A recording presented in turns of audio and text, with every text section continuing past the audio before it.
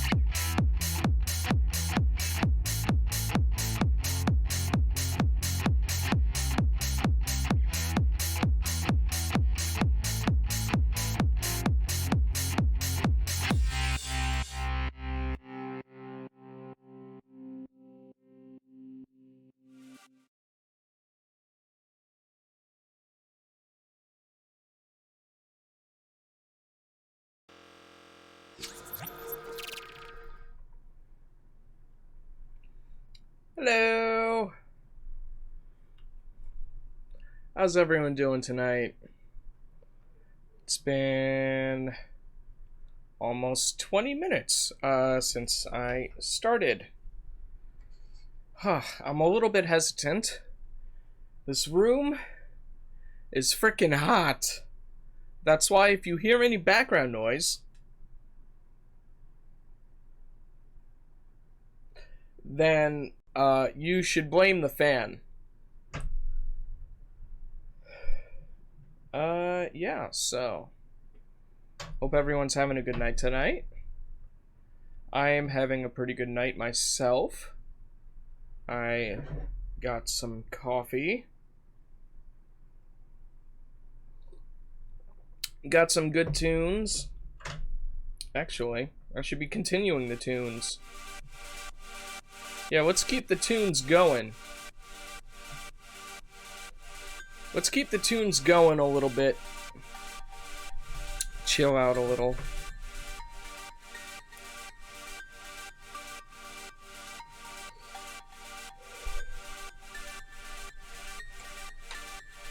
I need to start coming onto the stream earlier, I think.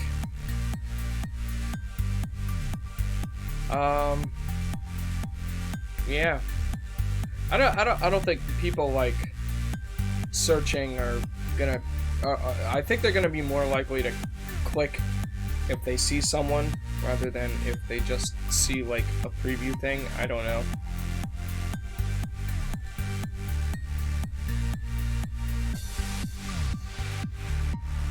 Also, I usually don't like starting until there's at least a couple people in here.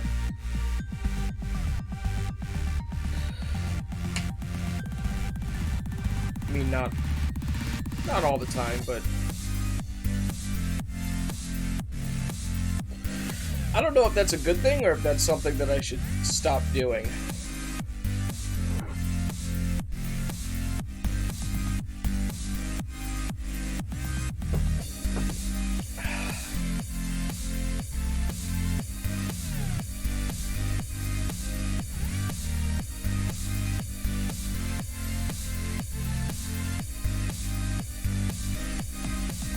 Let's see how the poll is going.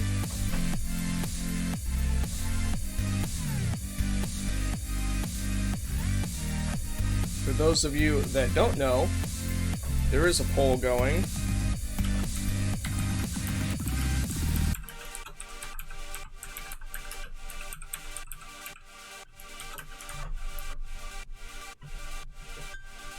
And I think by 8 o'clock we'll be playing Minecraft.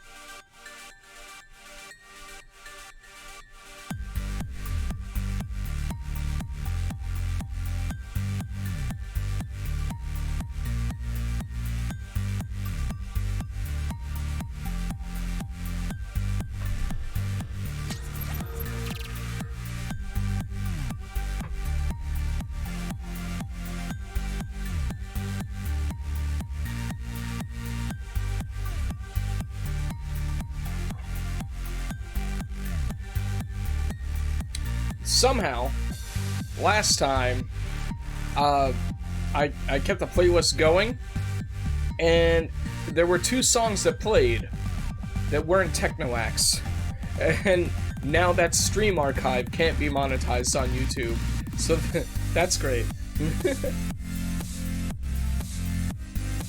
I don't know how that happened.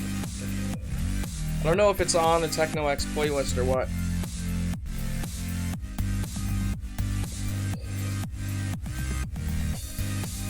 Okay.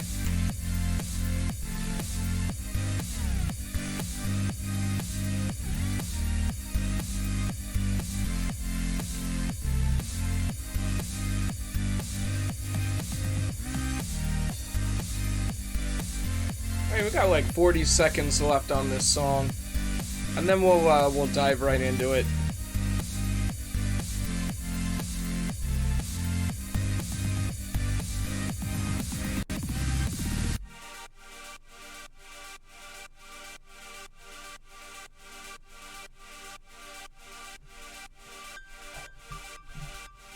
take one more hit.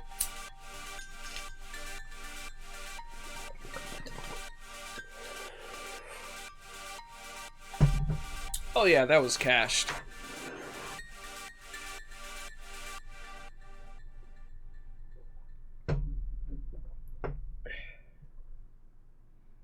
Cool.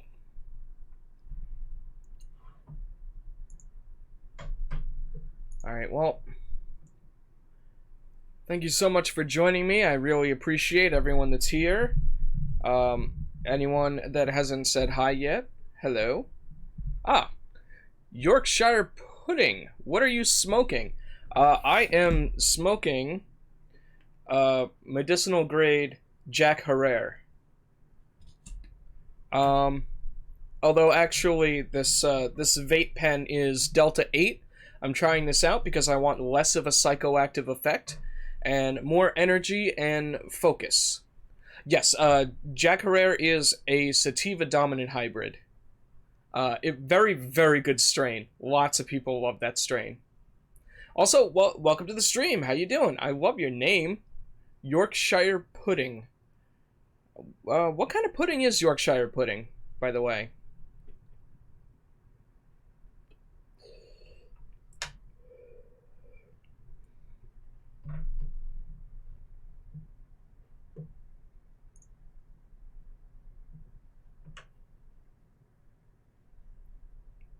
Oh, you're very well. Oh, that's good to hear. I'm glad. I'm doing pretty good. It's hot in this room. And you know, I'm a little bit anxious to be alive. Usually, that's normal. You know, because I'm not like 100% into streaming today, but I got the time. I got nothing better to do. I got really important stuff to learn about. So, you know. I'm doing really good other than that though. Oh, it's the type you have with roast beef. Pudding with roast beef. That sounds interesting. Alright, cool. Well, excuse me. I hope you're ready for some learning. I'm ready for some learning. Okay, so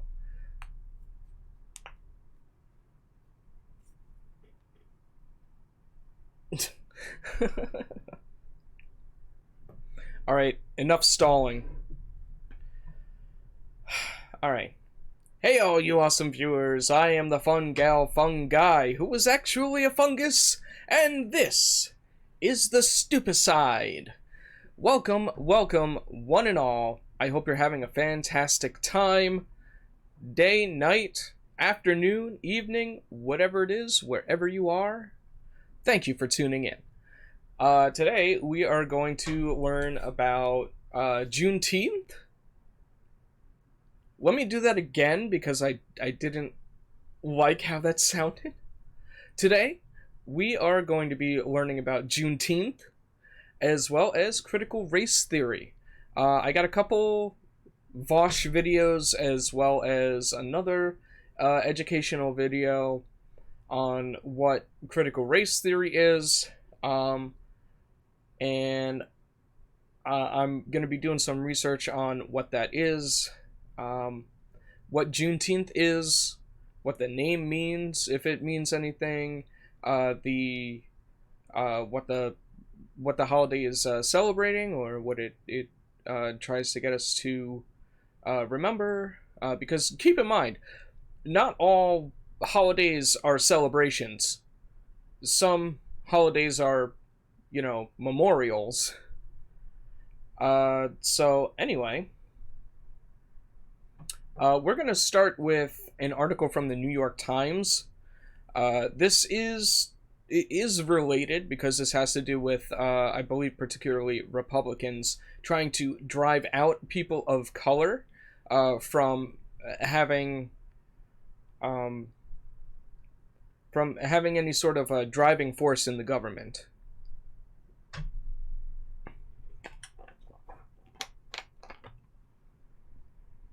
Lots of gravy.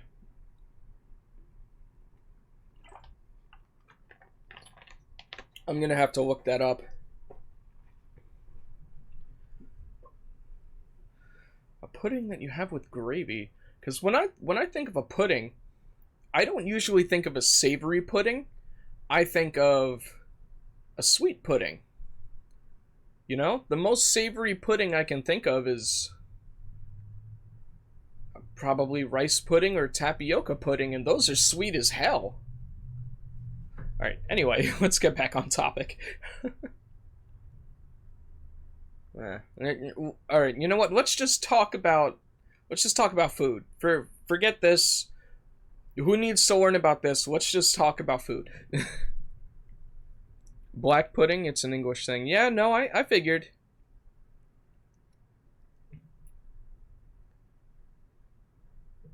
I mean, you got there's freaking pudding made out of blood. I mean, come on. If that isn't savory, I don't know what is.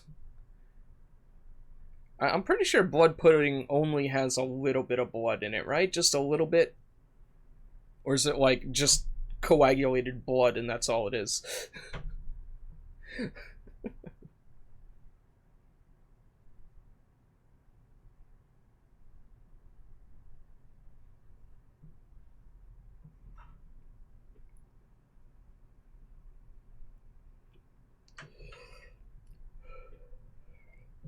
All right, LaGrange, Georgia.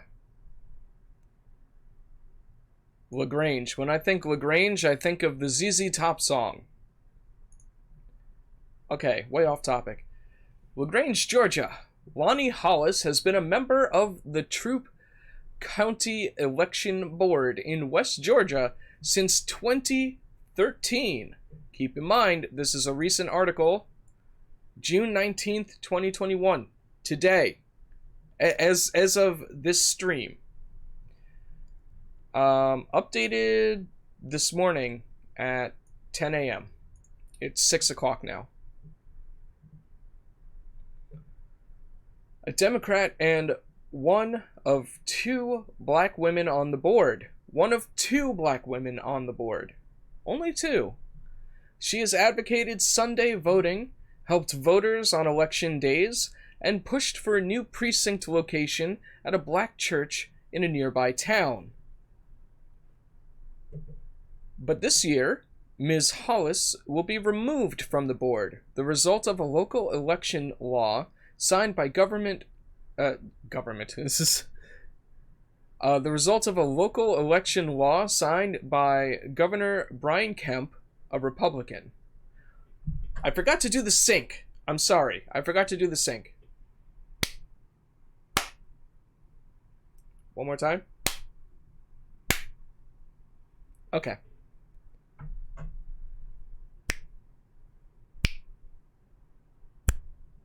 Okay. I swear, one day I'll get it down. I'll get it down to like a regular thing. Let's see.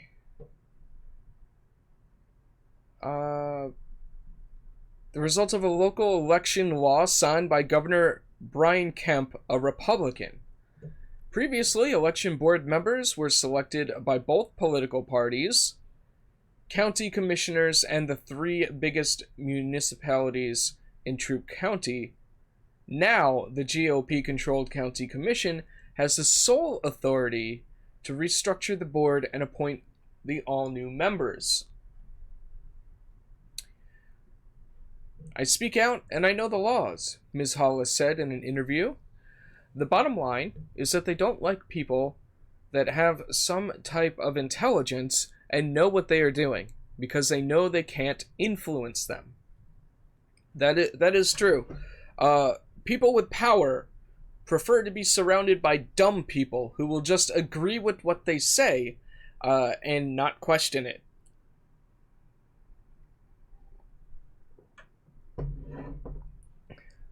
Pretty common, I think. Ms. Hollis is not alone. Across Georgia, members of at least 10 county election boards have been removed, had their position eliminated, or are likely to be kicked off through local ordinances or new laws passed by the state legislature. at least 5 are people of color, and most are Democrats. Though some are Republicans, probably more left-leaning Republicans, or Republicans with some left-leaning values, and they will most likely all be replaced by Republicans. See, that's sad, you know, because when you have a two-party system, right, and it's based on whoever has the majority of control, then you got these two parties that are constantly fighting each other, and if one gets the majority, then it's like, I rule now, like I get to do whatever the hell I want. And it's not representative of the people of the country as a whole, which is a big problem, because, you know, we're a democratic country. You know, the people in charge need to be able to represent the views of the majority of people.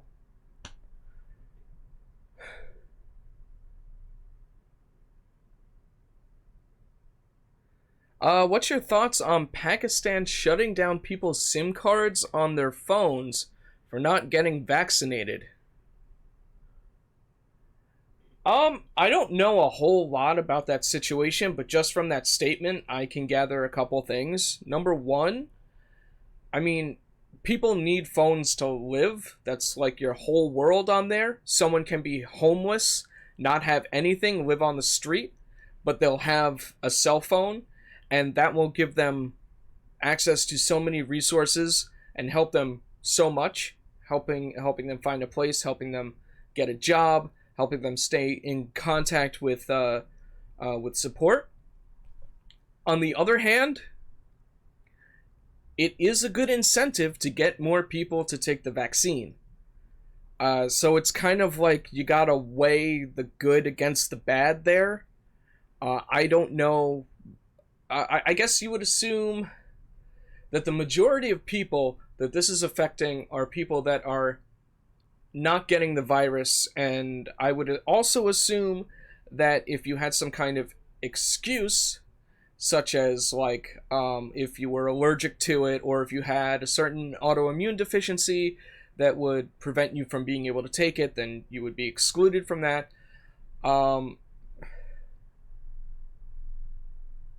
But yeah, I don't know. It sounds like it might do more harm than good at first. I mean, because let's face it, if you're homeless, you're probably getting the vaccine. You know? I don't.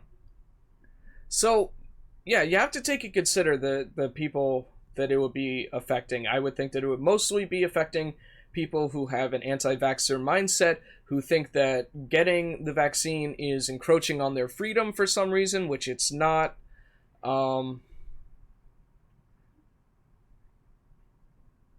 Yeah, seems like a pretty good incentive to me, to be honest.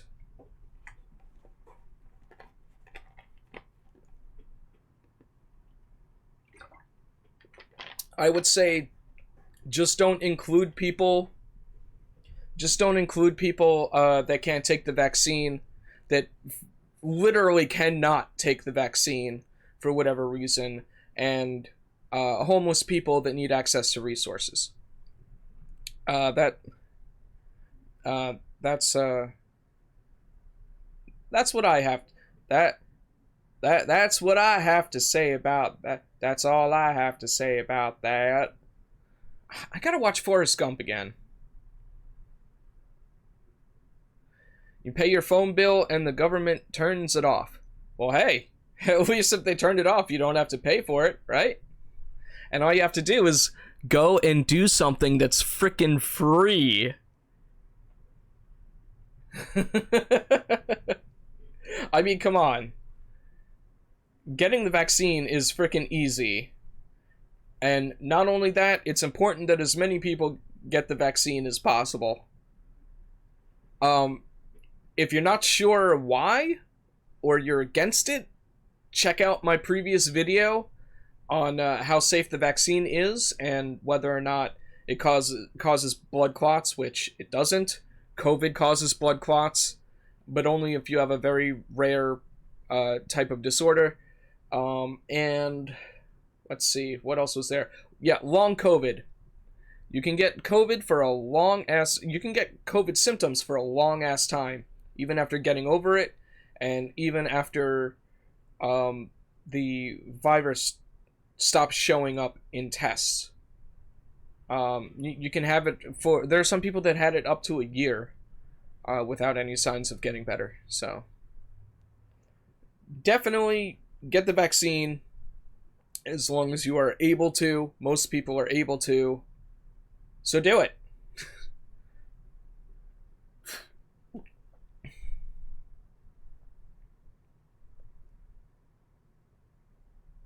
Alright, so let's get back to this here.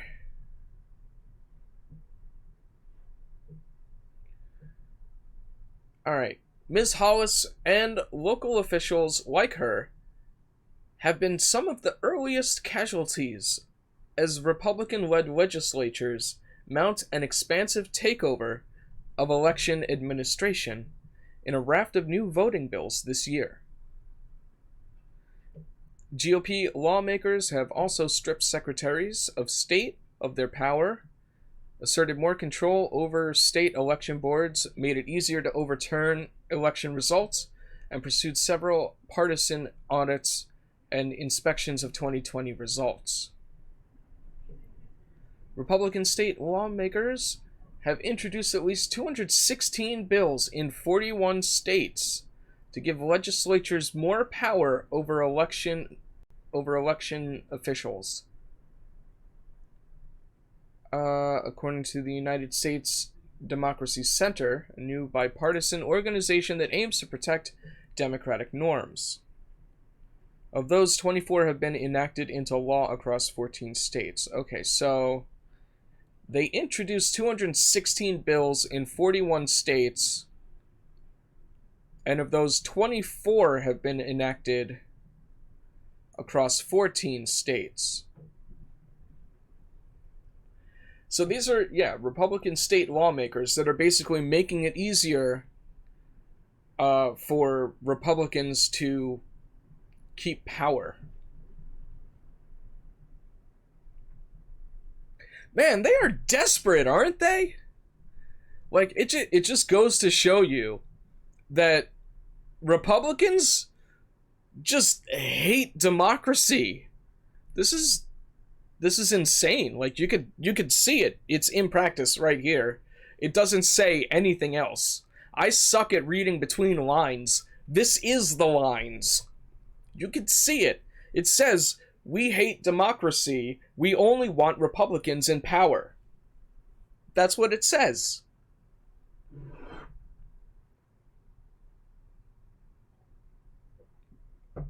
This is sad. This is very, very sad.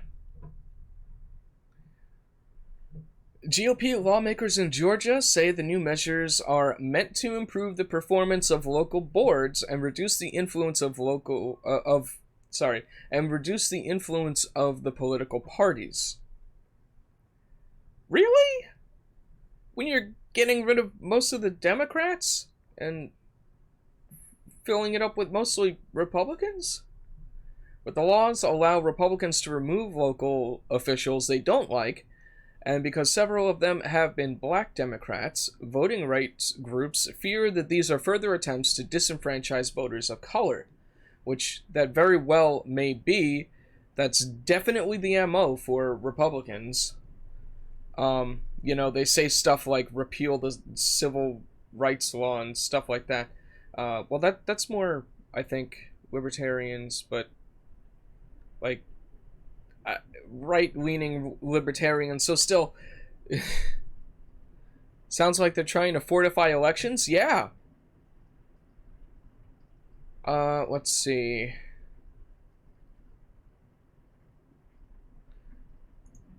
Let's look at this. Oh boy, it started raining out there. California tried to repeal civil rights law last election. Oh boy. Also, Didi, welcome. Welcome, welcome, welcome. Hope you enjoy the stay. Hope you can learn something with me here. How you doing tonight? It's good to see you. All right, so let's see what this says. Georgia bill could shift power over elections to GOP appointees.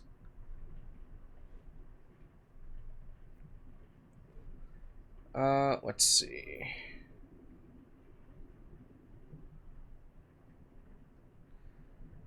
State election board, Republican-controlled state election board.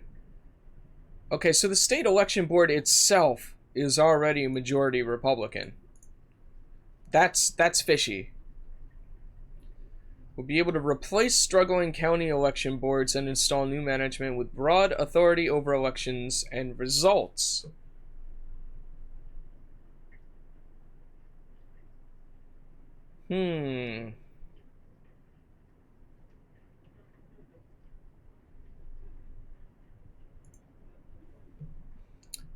Going down a link rabbit hole here.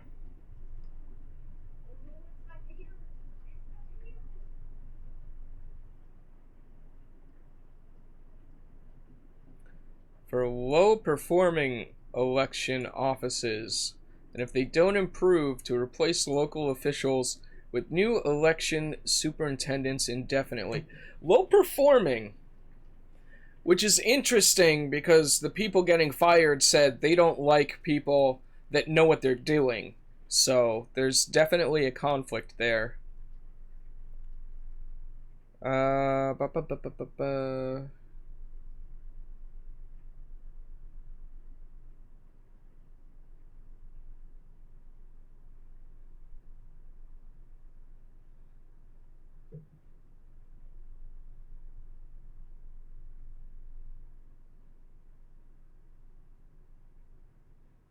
What this bill is really trying to get to do is removing local election superintendents.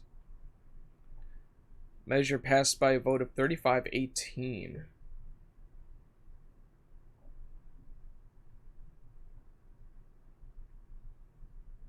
Proposed doing away with no excuse absentee voting, limited early in-person voting. Pretty sure that trying to get rid of those things is bad. I was hoping that one of the links would be a link to you know, like the other side's point of view. That way I can try to see what it's oh, whoops. There we go.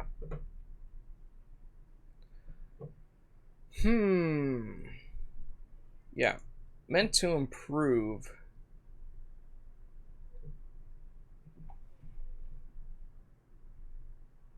Could change the outcome of future elections. So yeah, this all could be conspiracy to try to get Trump back.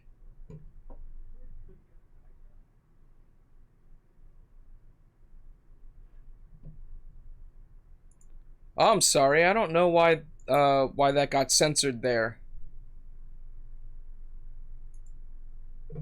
Let me see.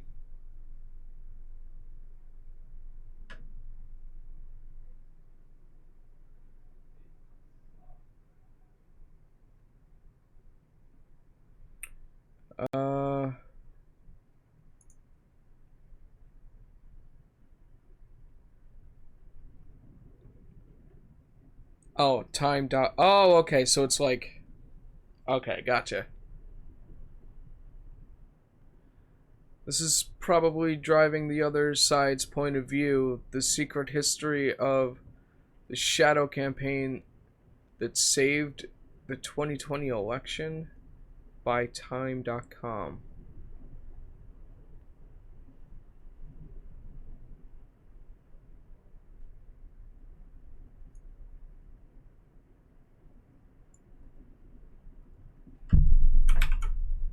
I gotta stop bumping the mic.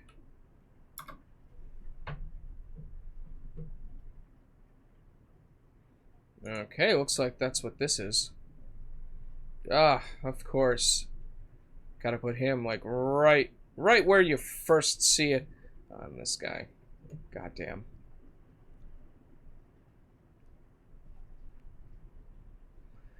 Okay, let's see.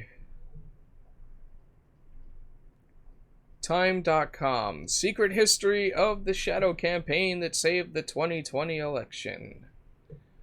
A weird thing happened right after the November 3rd election. Nothing. The nation was braced for chaos. Liberal groups had vowed to take to the streets, planning hundreds of protests across the country. Right-wing militias were girdling for battle.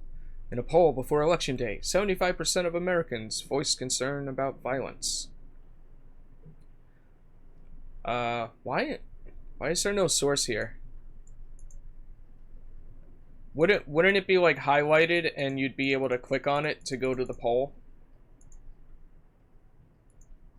Okay. Instead, an eerie quiet descended as President Trump refused to concede. The response was not mass action, but crickets. Oh, wait. Hold on. I gotta think for this. Shit. Are you kidding me? What the hell?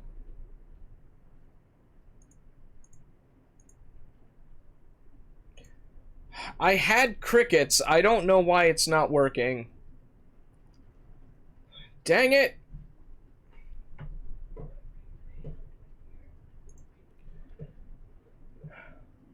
Anyway, when media organizations called the race for Joe Biden on November 7th, jubilation broke out instead, as people thronged cities across the U.S. to celebrate the democratic process that resulted in Trump's ouster.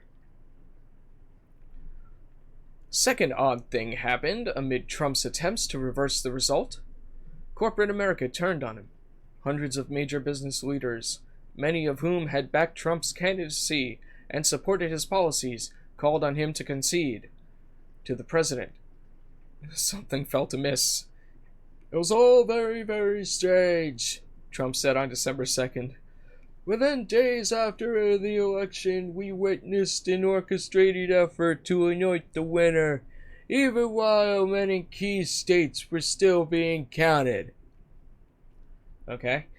By the way, the reason why Republicans that supported him were, like, disavowing him and telling him to concede is because he didn't frickin' win, and he was wrong about not losing the election.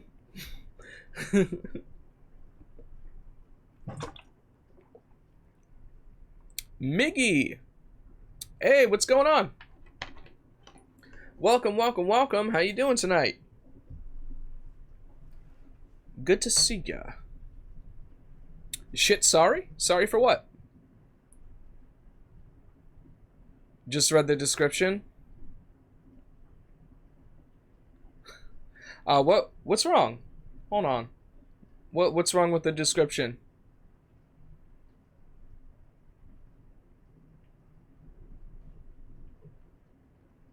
Oh, for the hey bro. Oh, that's okay.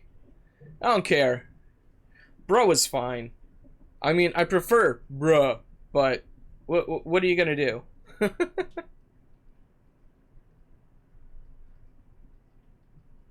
Bruh. Okay.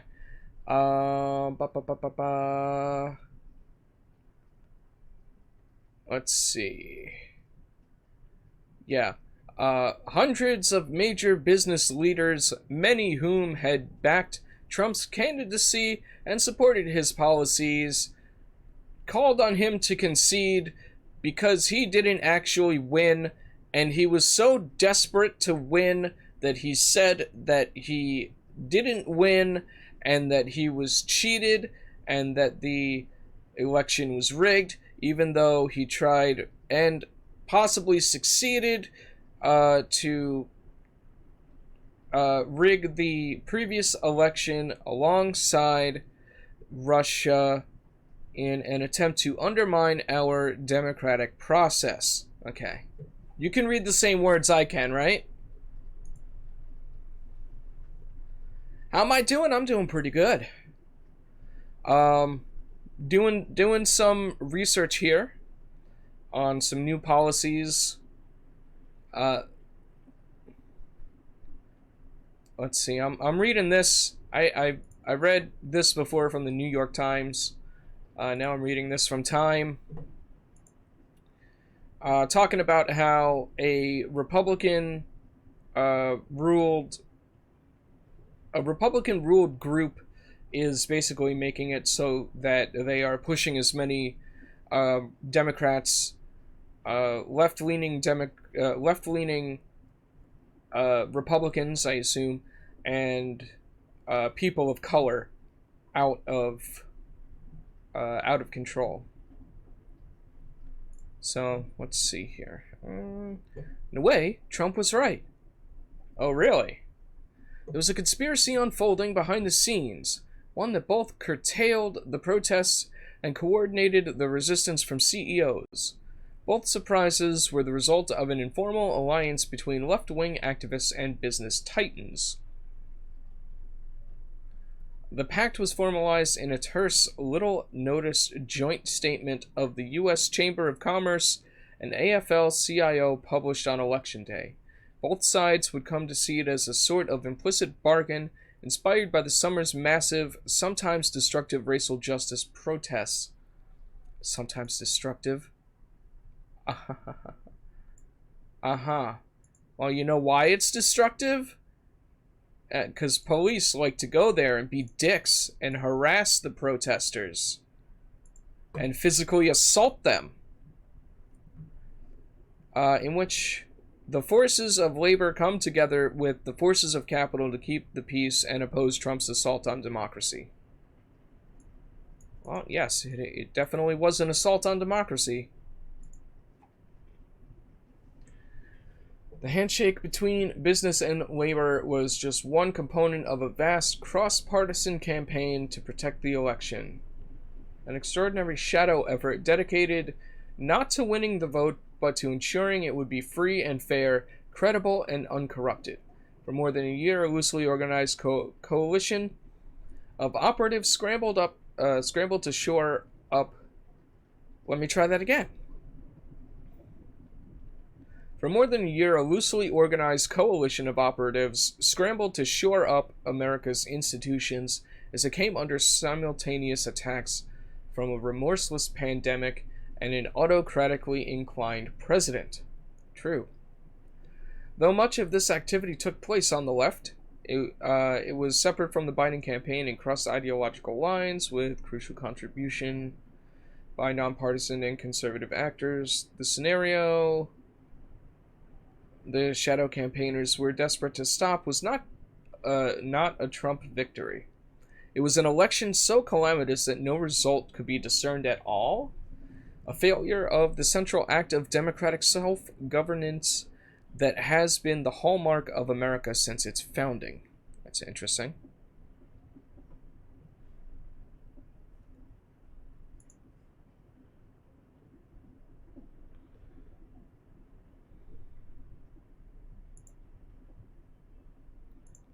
Bye-bye.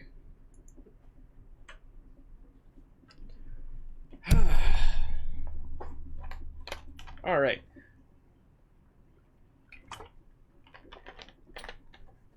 So that's interesting. What is this regarding? They got states to change voting systems and laws and help secure hundreds of millions in public and private funding. They fended off voter suppression lawsuits, recruited armies of poll workers, got millions of people to vote by mail for the first time. They successfully pressured social media companies to take a harder line against disinformation. Oh, okay, so this was a shadow campaign. So there was a big shadow campaign that was like, hey, let's do this good, I guess.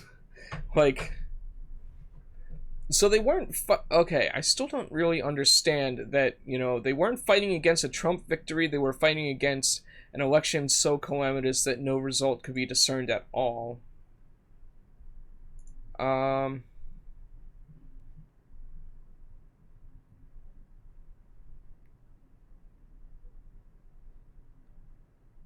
Let's see. For Trump and his allies were running their own campaign to spoil the election. The president spent months insisting that mail ballots were a Democratic plot and that the election would be rigged. Yup. And at the same time, before that, he was telling his voters to vote in person and by mail. So he was telling people to do both, to vote twice, basically. His henchmen at the state level sought to block their use, while his lawyers brought dozens of spurious suits to make it more difficult to vote. Okay.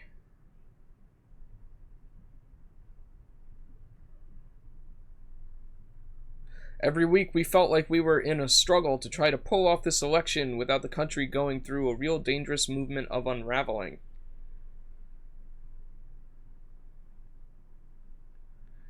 I still don't understand what they were trying to stop.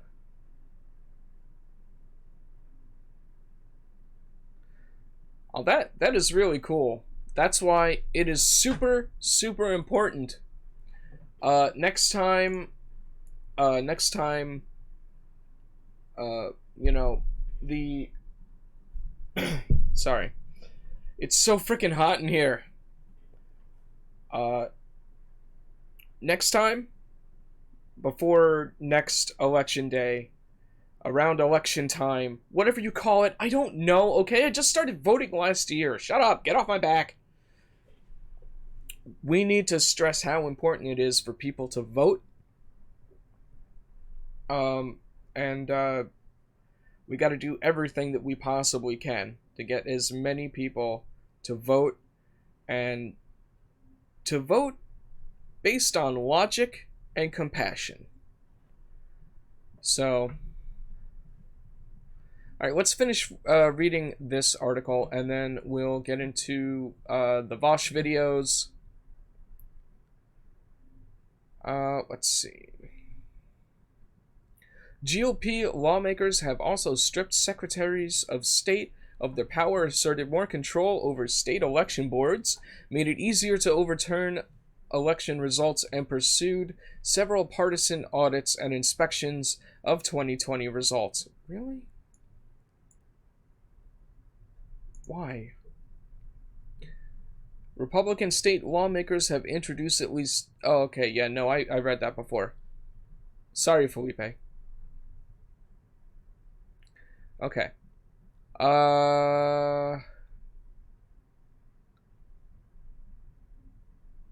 Okay, here we go. The last... Sorry, one more paragraph. How about if they turn your phone off if you don't vote?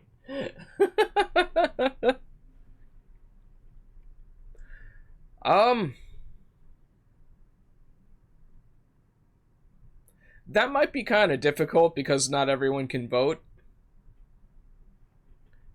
And also voting isn't, you know, a state of health emergency, although it is a state of democratic emergency.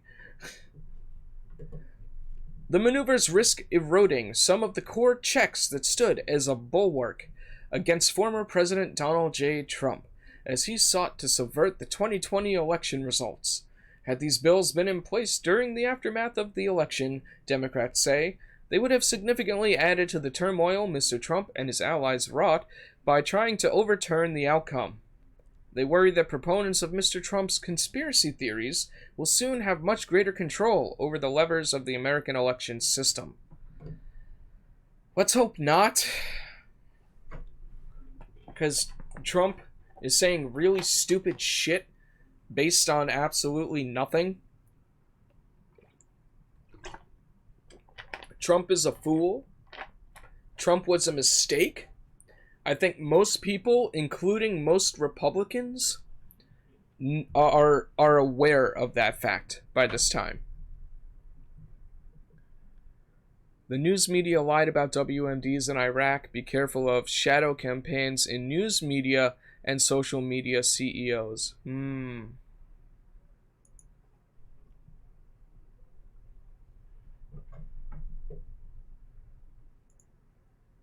Alrighty. You guys ready for a Vosh video? This is the part of the stream where I get to sit down and watch videos and then repeat the things that people say, adding absolutely no additional value.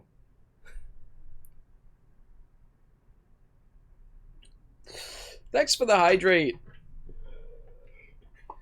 I think you're the first one besides my mod to use a redeem. Congratulations. Actually, that might not be true. I don't know.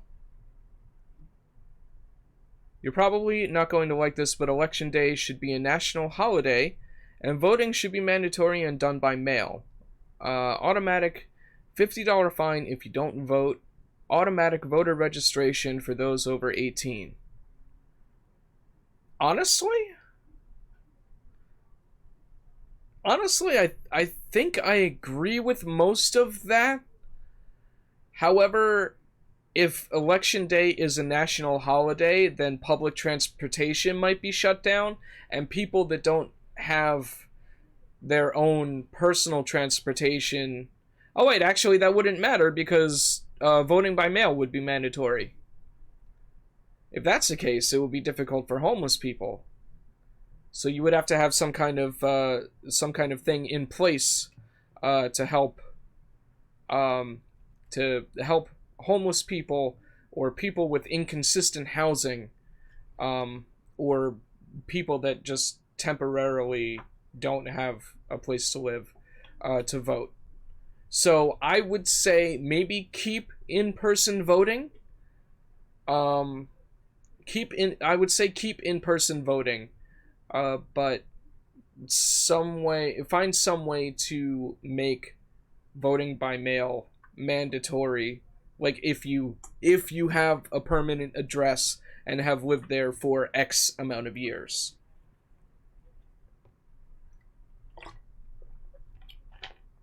Also, Crap TV 69, great to see you here. I hope you've been well. And I really mean that. I really, really hope that you've been well. Danabo, thank you so much for following. Welcome to the Portobello Posse. Really appreciate it. Alright. Let's watch some Vosh, someone way more popular than me. Okay, is this gonna give me views? I don't know. Should I put Vosh in the tags? See what happens?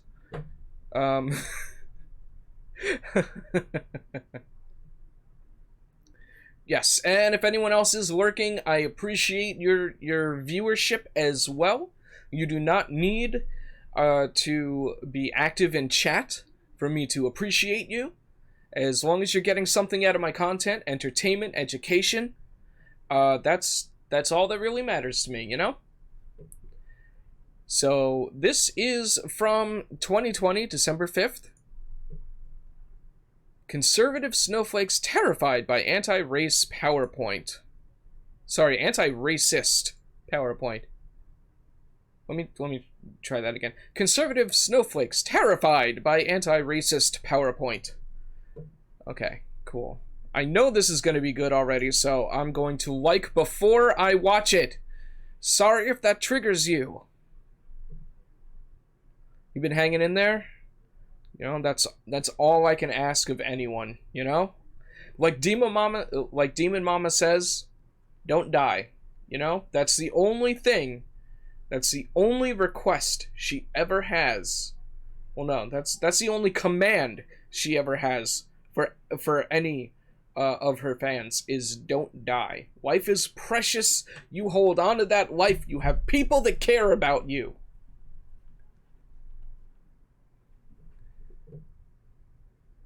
That creates a situation where the political group with the most influence in social media and general media will consistently retain power using low information voters.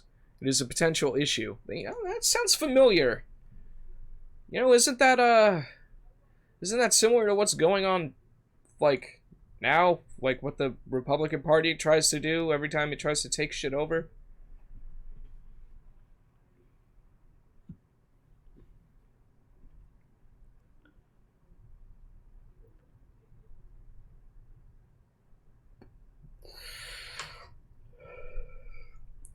I have been on Reddit, yes, but I'm not on Reddit often.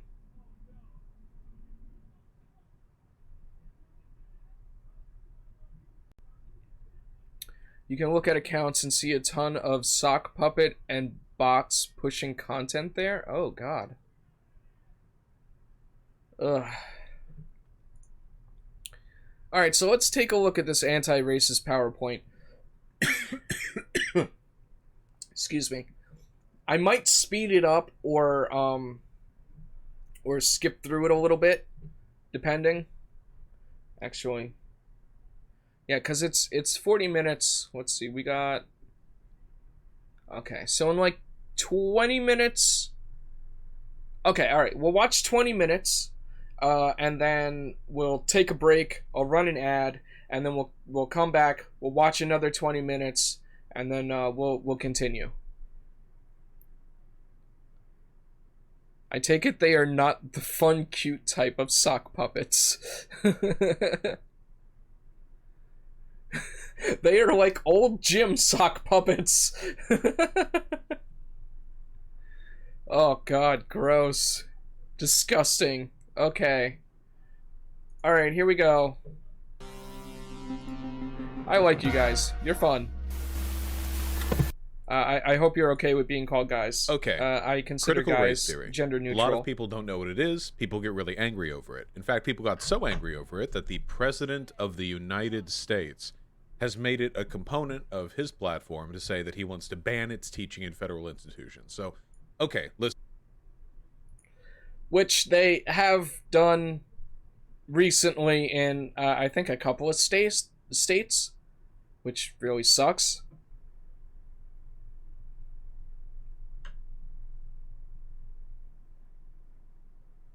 Yeah, see, that's one thing that that Republicans and right-wingers in general are really good at, and that's flooding information gateways and like attacking your senses. They're really good at that. And like Hassan and Vosh and other people, they say that people on the left need to be more like that. They need to be more aggressive. They need to, push their information more and better and more intensely. It's kind of difficult though, and like hearing that is one reason why I'm like, okay, I gotta talk about politics now. Like I really want to get in this and I want to spread it around, even though I'm not really very popular. A lot of people think I'm entertaining, so I figured why not include this in my content and get the word out on some important subjects. I'd argue that the left seems to be better at that. Say a moderate point in Reddit and you get downvoted. Possibly.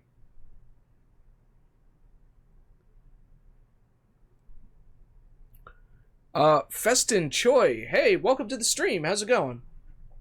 Don't know you. What you asking for? Well, I'm not asking for anything. Just asking for you to have a good time.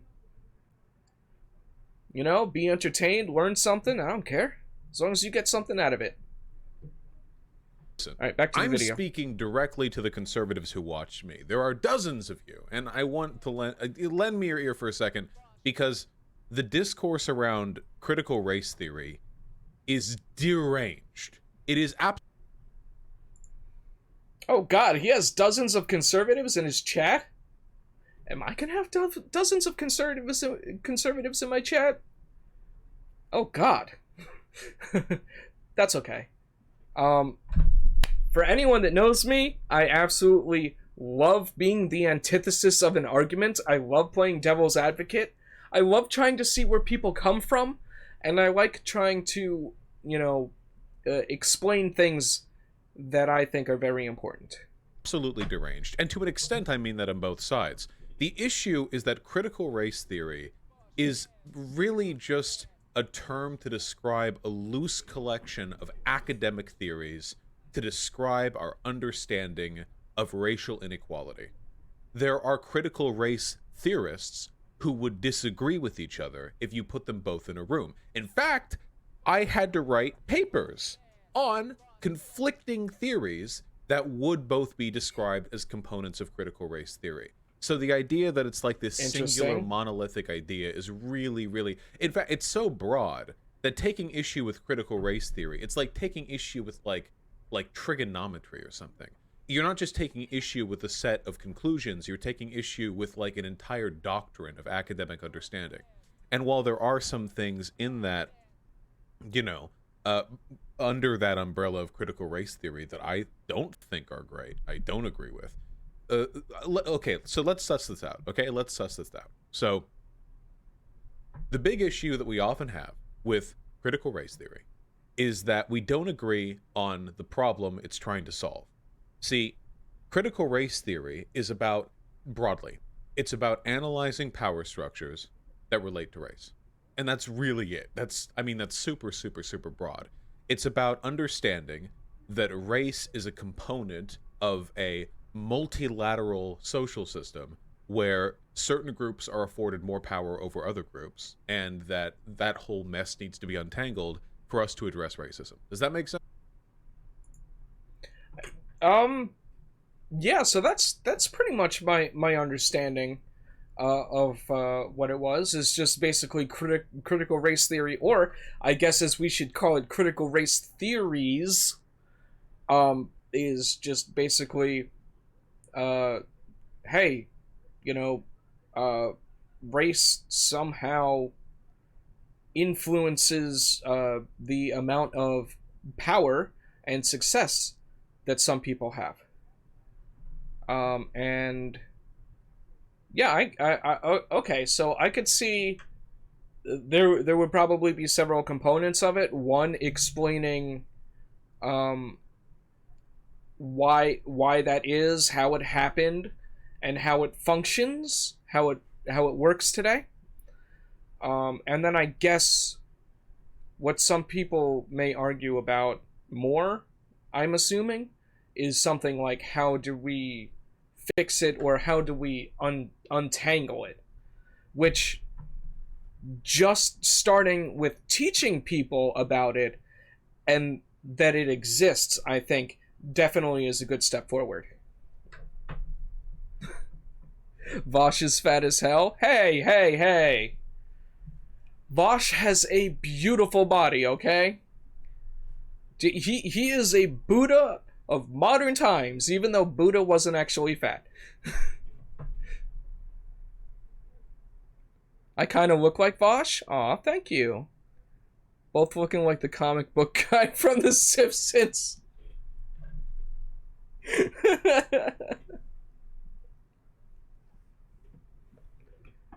Worst take ever.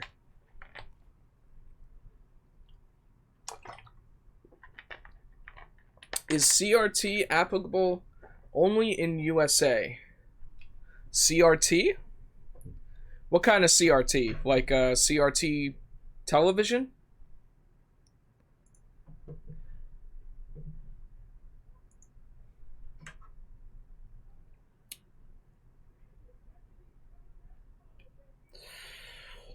Oh, critical race.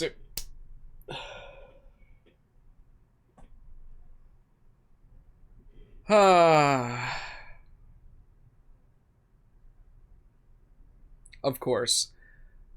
Is it only applicable in the USA? I don't think so, because I believe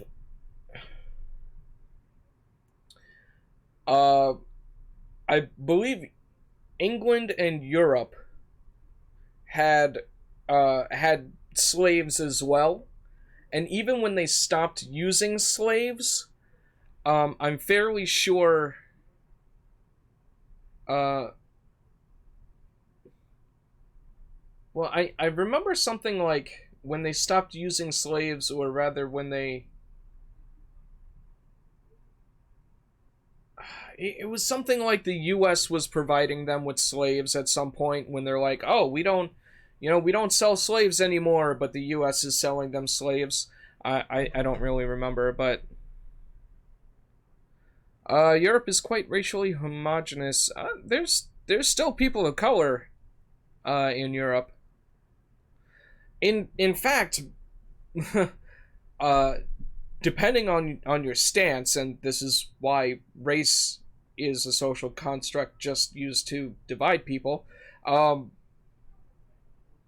Some European people used to be considered people of color, like Irish people and Italian people used to be considered people of color, and depending on your stance, they still can be. It's really weird how race works. I still don't completely understand it myself. I'm a newbie. There's also in general critical theory. Ah, interesting. Yeah, many cultures over the world had slaves. Well, okay, yeah, you can live in Europe, but you don't live everywhere in Europe, right? Different people have different experiences. That's why we have to go based off of averages. U.S. still has slaves. 13th Amendment still allows slaves if they're a prisoner? Wait, really? No way. No way.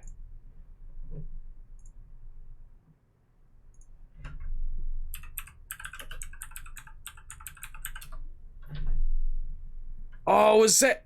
Wait, is that why we have people... Is that why we give people unpaid jobs in prisons? You could check the data. USA is a very atypical country.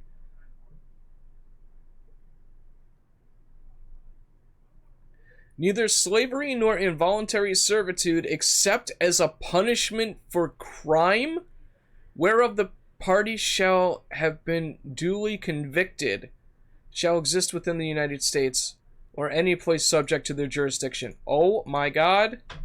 No, wait. Hey. Nope. Stop it. Holy crap! Except as a punishment for crime, whereof the party shall have been duly convicted. So this is probably why we have prisons give prisoners like labor with no pay. That's technically slave labor. So prisons not technically, prisons enact in slavery in accordance to the Constitution. God bless America, where slavery is still technically legal as long as you're convicted. Oh my god. Thank you so much for that, by the way. Oh my god. Wow. Just wow. It's like the basic premise is really, really simple. The issue is a lot of right-leaning people don't really think racism exists, so they're never going to put critical race theory in an appropriate context. So when somebody says, yeah, when they stopped doing segregation stuff, then racism just magically disappeared.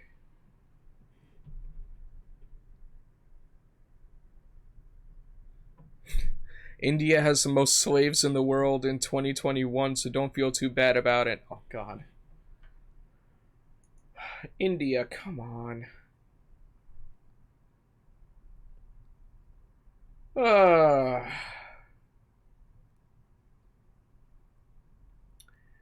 Look, the only slaves I want to talk about, alright, are kink related. But we're not getting into that, okay? Not yet, anyway. Something like white people have some kind of internalized racial prejudice against black people in general. Which sounds That's right. Some people actually believe that racism is natural, like a natural state. No, no, it's been proven. I'm pretty sure it's been proven that it's learned. It's something that is learned. You'll like a learn a it. fairly sort of harsh statement. Like, I'm not racist, a lot of conservatives will get really, really, really angry about that. Like, really fucking angry, though, because their morality is being impugned in that respect. And the issue is that, first of all, facts don't care about your feelings, and second of all, we can't actually talk about the importance of academic theories, which are meant to describe these problems and solve them, unless we. That's a lot of slaves per country and in total. Holy shit! I bet most of those slaves are children too. I bet that's like child slave labor. Oh, and probably child soldiers too. Do you guys know about child soldiers? I have an unfinished song about child soldiers, and I'm definitely going to do a segment on that at some point. It's disgusting. My my English teacher in high school taught me about it. He's also the one that introduced me to existentialist philosophy. Yeah, not just adults, kid slaves as well. Yeah, no, I would argue that probably the majority is kids. Can agree on the problems. I've talked about systemic racism a million times in the past, but if you want a brief refresher, and I have stuff in the document about this, it is a factual, empirical, provable point that in this country, people of color, black and brown people, and it gets more complicated with Asian people because there are different these sort of demographic extents to which their oppression is extended. But generally speaking, non-white people in this country got the short end of the stick for a wide variety of cultural issues. We're not talking about biology. We're just talking about like how the dice of history end up rolling. You know what I mean? Because of things like systemic inequality and generational inequality. If a group of people have less money 100 years ago because of slavery, and groups of people tend to keep roughly the same proportional amount of money without any kind of redistributive program, then that thing's going to continue into the future. Generational wealth. Yeah. Unfortunately, there's little to no trickle down because the people that have accumulated wealth hoard and keep that wealth, and they only give it to their next of kin. And then that repeats and repeats and repeats. So the people that are born poor into poor families in poor areas are much more likely to stay poor, and such is as with the rich people staying rich.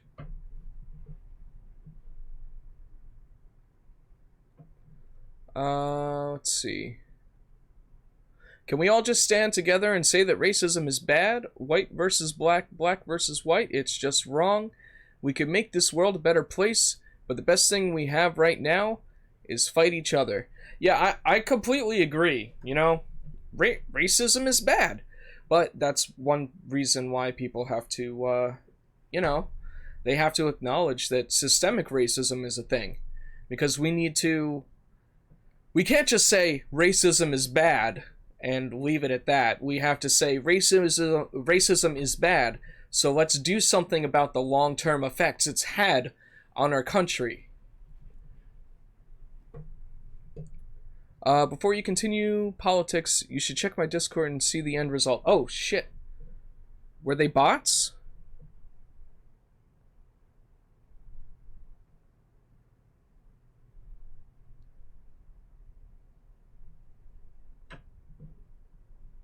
Yeah, and that's another thing. People with hatred in their hearts, hateful people, will always find a way to use hatred, you know, to be hateful. They'll always find some excuse. Alright, let's see what happened with your server.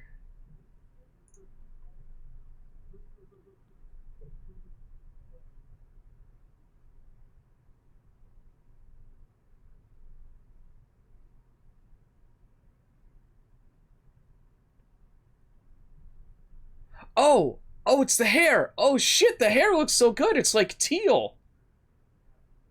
Oh, that's cool! It's a nice teal color. That looks so good on you, man! Oh, that's awesome. Not gonna lie, it looks like my girlfriend's color. You look so good. So good with that. Yeah, love takes little to no energy, but hatred takes a lot.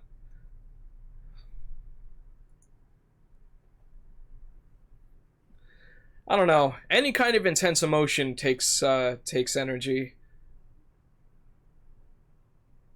How about we don't push racist ideologies? It's not only the right that does that. I don't know of any racist ideologies that are pushed by the left.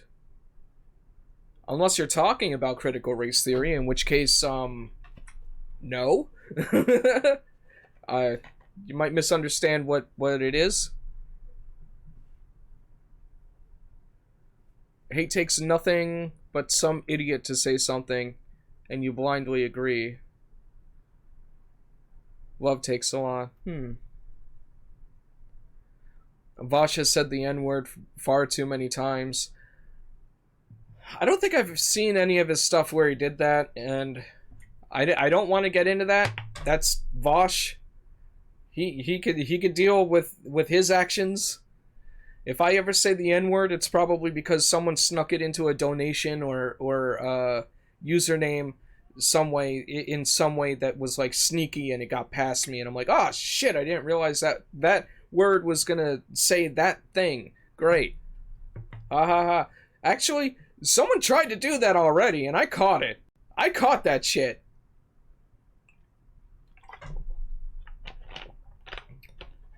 Tactical N-word. Oh my god.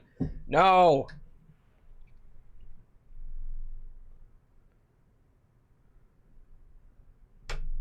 But yeah. Your hair looks so freaking good, Dan. And by the way, anyone that doesn't know Dan... Okay, it's not letting me... It's not letting me do it.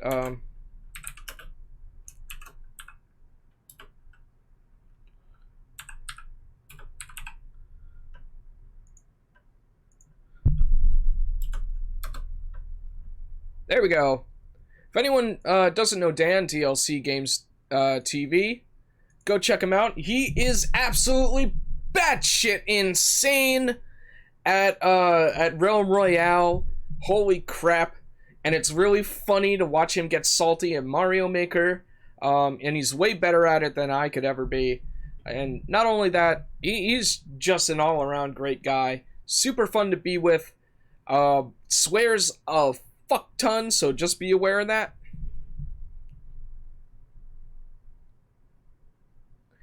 Oh wow, really? It was Pink's first time? Yes, she did a good job. There's like barely any spots on there.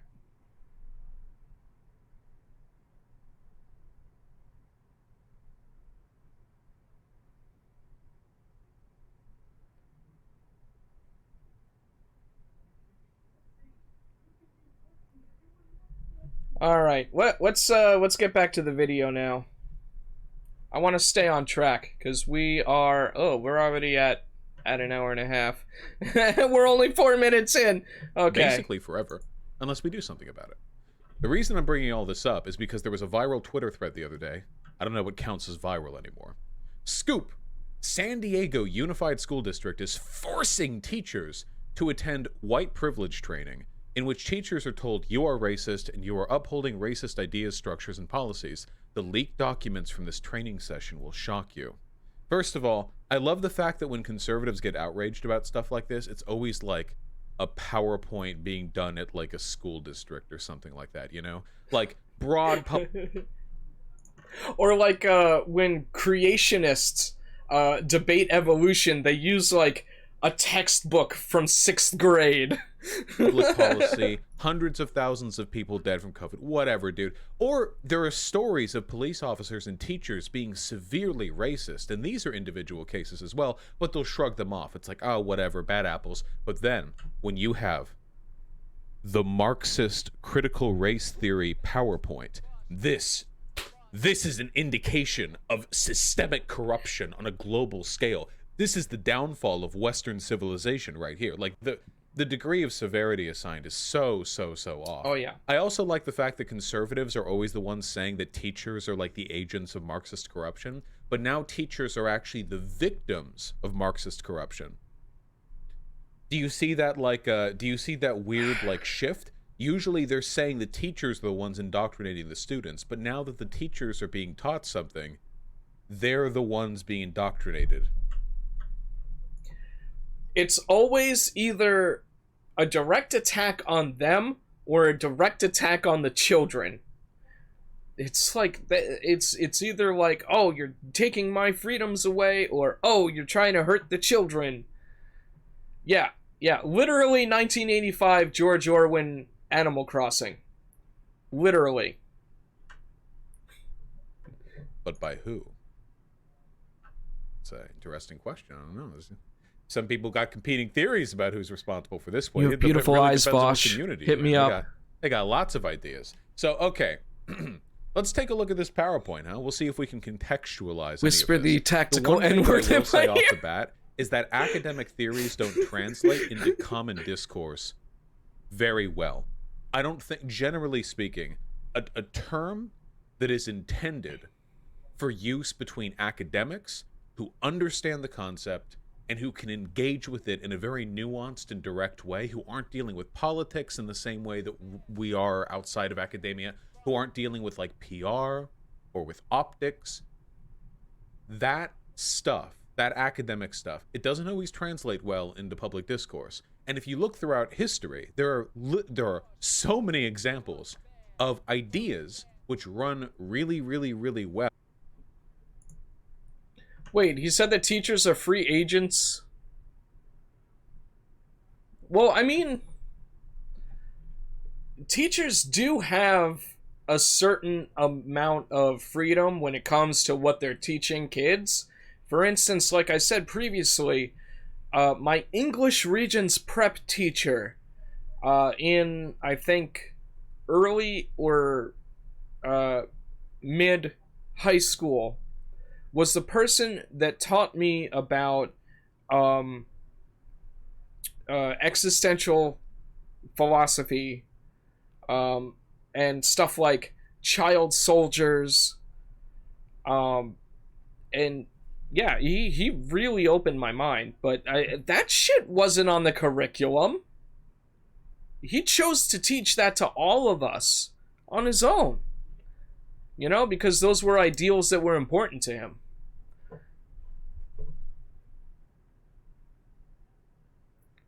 Remember that time he debated in a pool?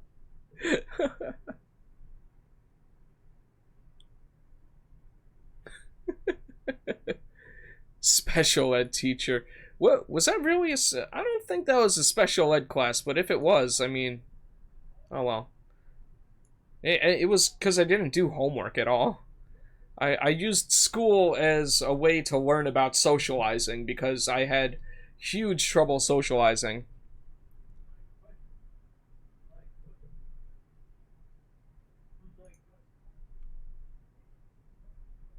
Yeah, that is true. It does depend on the district. I'm sure some schools can be much more strict than others about that. Well, in an academic community, suddenly looking like really bad and optically terrible outside of that community. Usually this falls within the purview of sociology, law, political science, and, well, oh god, how many, the term white fragility, the term privilege, the term, oh, colonizer, oh god, when 14-year-olds call people colonizers on Twitter, I'm gonna kill myself. There are so many terms that just get used and abused, but So with that being said, toxic masculinity is a big one. Yeah. Triggered. Yeah, on trigger. The term triggered didn't always mean angry online. The term triggered used to be like it referred to a specific physiological reaction that people with PTSD got certain stimulus, you know? Like you would say like Oh, really?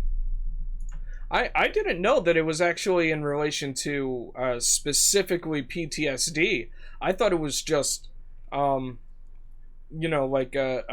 anxiety or PTSD or, um, any kind of like strong emotional connection to something that might trigger your condition. I thought that's where the original phrase came from. Voshnis. Okay, come on.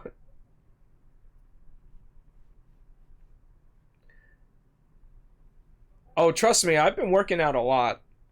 I've been working out a lot lately. I go to the gym regularly now. I'm actually losing a bit of weight.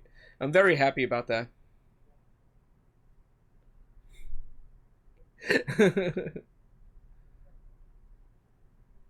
All right, Dan. Great to see you. See you later. You enjoy your meal.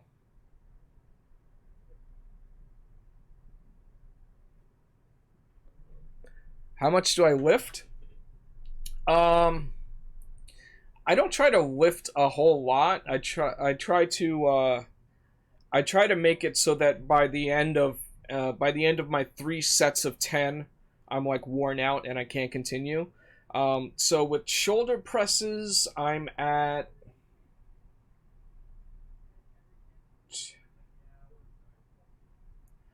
I believe I'm at 20 pounds. And then I'm on the row machine. I do 45 pounds.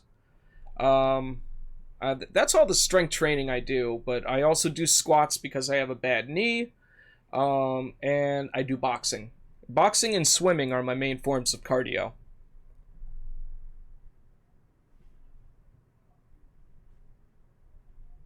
the Vietnam War veteran was triggered by the fireworks. But now, if you say that, people will laugh. It's considered an insult. If I said, like, the war vet was triggered by the fireworks, that's like, that would be considered an insult because now the term triggered involves, like, an understanding of triviality. Like, I'd be. I mean, I get that, but I still see the word triggered as, like an actual um, medical term associated with mental illness. I get that words change and we ascribe new meanings to things that were once in medical textbooks and stuff like that. I mean, like uh, idiot and stuff like that. Idiot, stupid, mute, lame.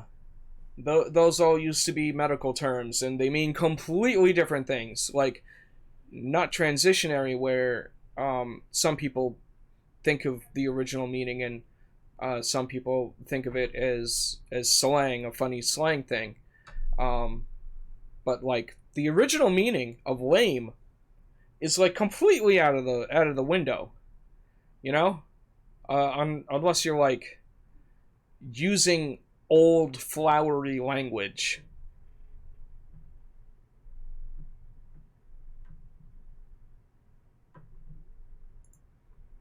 Don't get me started on Shu apparently said some fucked up stuff about was it Shu that said fucked up stuff about girl boss Marcy? Yeah, I cannot speak.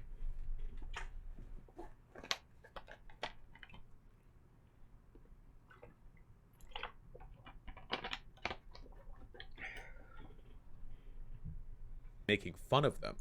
Is triggered ableist? I don't, whatever. It's whether we like it or not, it's common discourse now. So Well, I mean, if you use it in the context that he's talking about, yes, it would be ableist. Using triggered would be ableist because you know, it came from a term having to do with mental health. Yeah, I would say so. Look, the training begins with a land acknowledgement. Can you not just say... You can't even say yes, Vosh? Come on, that was easy. That was easy to put together. You know, if it came from mental health, and now it's a funny haha slang word, then yes, it would be ableist. That's like if I said the R slur. Is that ableist? Gee, I don't know. Squatting Squaw, thank you so much for the follow. Welcome to the Portobello Posse. I hope you enjoy your stay. I hope you are entertained. I hope you learned something. You know, as long as you get something from the stream, that's all I care about.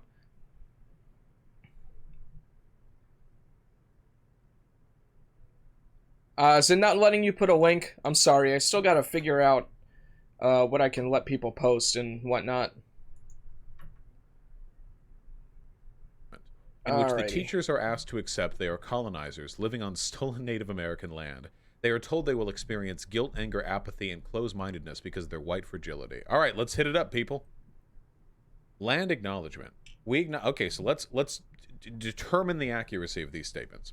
We acknowledge that we meet on stolen land taken from indigenous peoples. That's objectively true. Again, this isn't being given to students. This is being given to teachers. These people all have degrees. We're not giving this to 17-year-olds. We're giving this to adults. And this is true, okay? I am speaking to you from Kumeyaay land. We must acknowledge the hidden history of violence against indigenous peoples in an effort to move towards justice.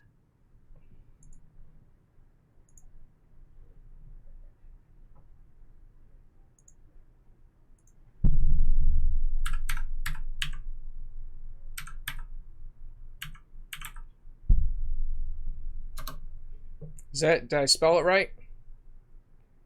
Damn it.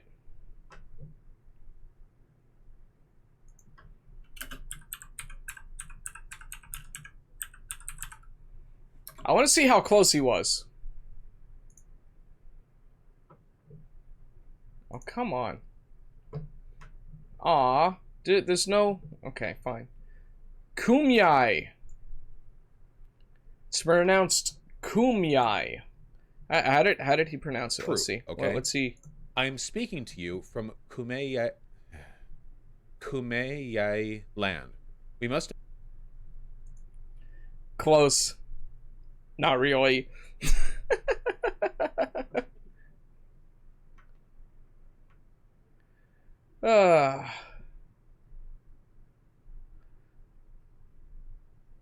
Critical race theory isn't... from what I know about critical race theory, it is not racist. It is acknowledging that, you know, racism has not gone away and that it has intertwined with our what's it called? With our society.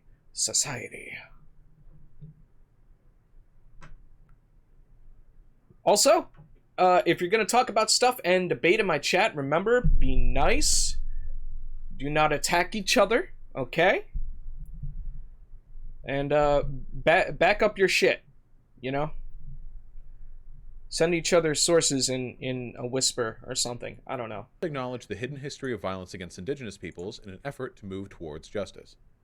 Yeah, this is factually again, facts don't care about your feelings. There's nothing... Again, we're talking about teachers here. These aren't students. Like, teachers... If there is a workshop where people are meant to be explained sociological issues in like a harsh tone, teachers are literally the #1 group of people that should be able to handle this. That is very true. You know, teachers are very, very well equipped for something like this. Yo, why do I have people in my chat agreeing that critical race theory is just a way to divide everyone?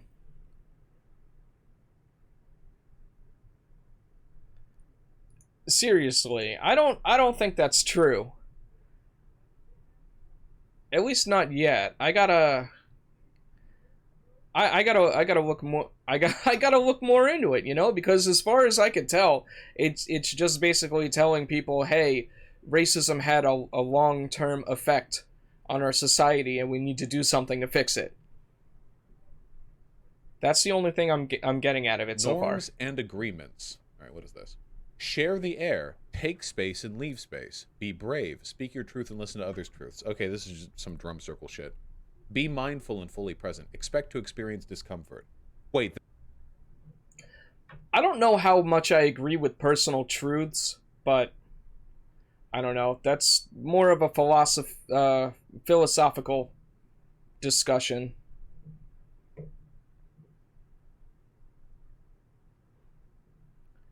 Fix it how? All it's doing is creating resentment? That's not true. How is it creating resentment? Do you have any basis for that?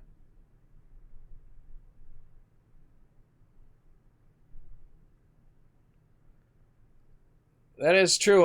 American schools are pretty shit. They underline that?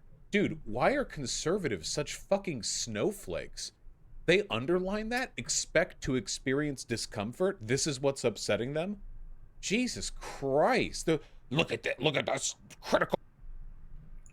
I mean, that expect to experience discomfort. I get that, you know? It's important to step outside of your comfort zone, especially if you need to learn new concepts and ideas. I don't know. Do you guys want to continue with this video, or do you want to try something else? I'm thinking...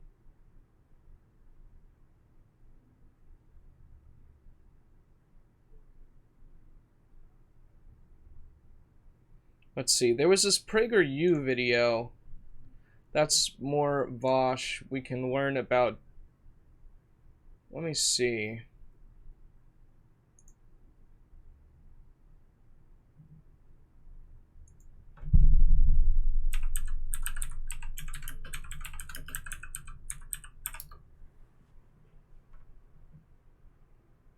Majority of Americans thinks it's stupid and weird. How's that helpful?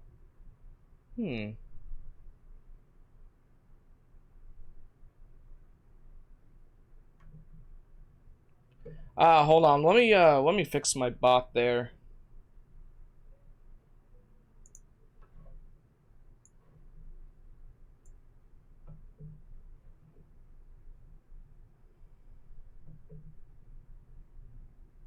Oh wait, actually no, because that shit's going up on YouTube, so I don't.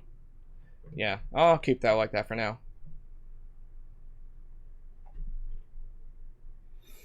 Oh yeah, there was this one. So Texas and Florida are the latest states to ban the teaching of critical race theory, which is in part the belief that systematic racism is a part of American society and impacts our legal and societal systems, as well as other systems.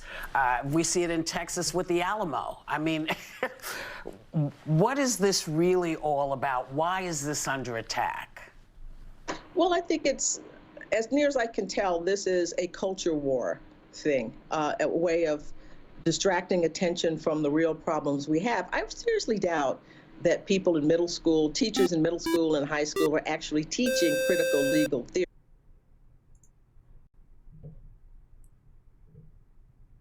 Hey, thank you so much for... Wait, was that a follow?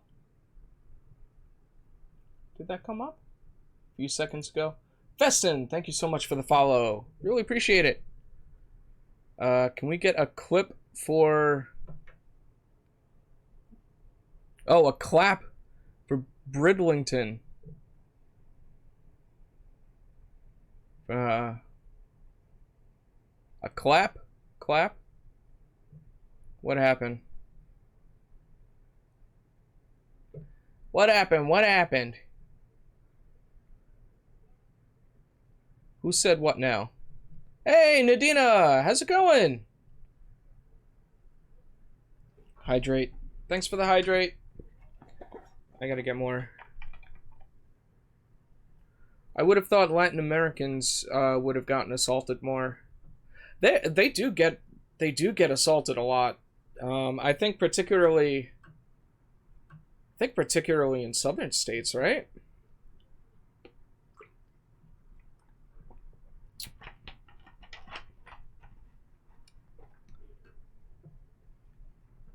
Clap for Bridlington. Why?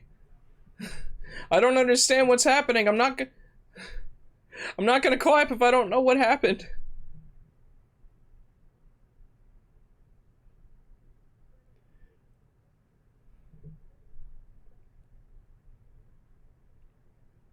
Since you had bad reactions in the past, that they would stay with me longer if need be to make sure I don't react badly. Oh, that's awesome. That's good to hear.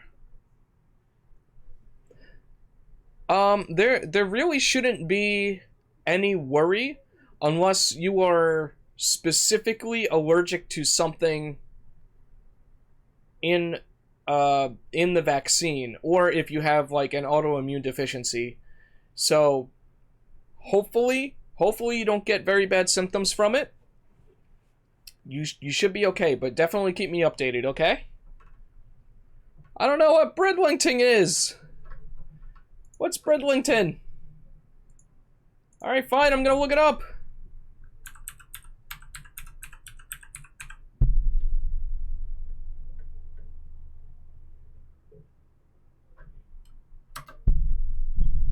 Oh my god, I keep bumping into the stupid mic. Coastal town and civil parish. Okay. Nicknamed the lobster capital of Europe. All hail the Leviathan lobster god. The Lord is coming. Okay.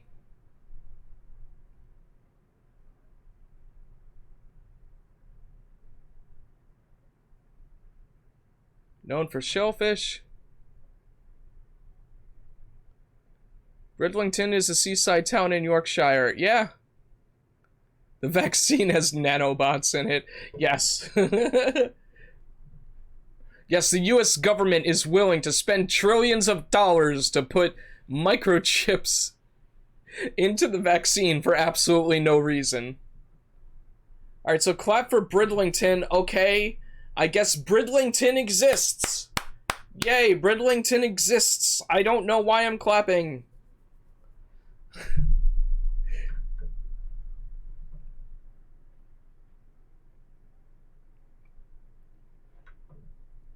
Oh yeah, that's right, you did have COVID.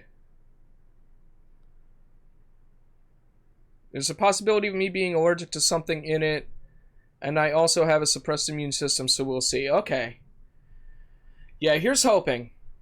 I'm glad you're getting it, though. It's super, super important. Dad's still in the hospital dealing with the side effects of COVID. Mom is dealing with side effects by having viral pneumonia that could take a year to get rid of. Oh, God. Oh, I'm sorry to hear that. I really hope things get better for your family soon.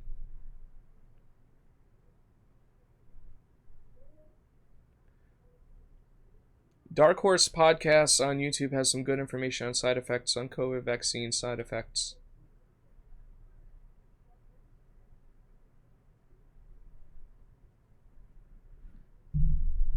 Yeah, don't want that shit again. I'm hoping that the vaccine has some kind of effects to prevent or stop long COVID. That's what I'm hoping. Because long COVID is scary and it sucks, and I don't want anyone to have it, you know? No one should go through that shit. Alright, let's continue watching this. I mean, I went to school with one Let's of the people see if we can get any new information out of this. And Derek Bell, who also taught at Harvard. And I know what this is. This is something that we talk about in law school. It's just hard for me to imagine that people in elementary, middle school, and high school are actually teaching critical race theory. What they're doing is talking more about race and the problem of race. And I think that makes people very, very uncomfortable. But I think it's a way of distracting us from more.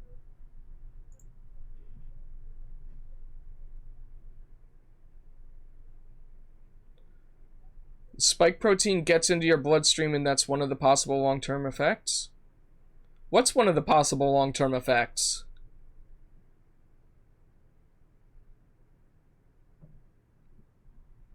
The spike protein gets into your bloodstream. That's how it works. The damage from the spike protein? What damage?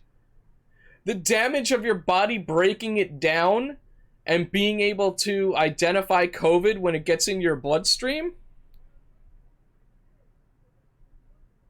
It should stay in the muscle? Vax are supposed to stay in the muscle. Well, it's intramuscular, but how is it not going to get into the bloodstream if you put it in the muscle?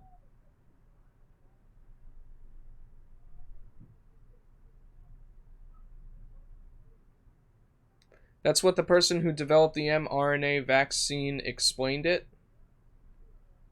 Okay, but here's the thing. What's the damage? What's the damage if the spike protein gets in your bloodstream, right? Because guess what's in your bloodstream? White blood cells. What do white blood cells do? They identify foreign bodies and eliminate them.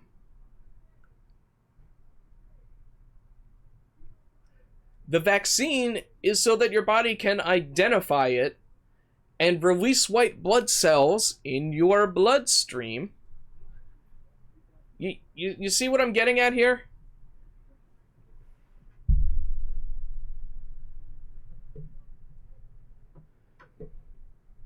More serious issues.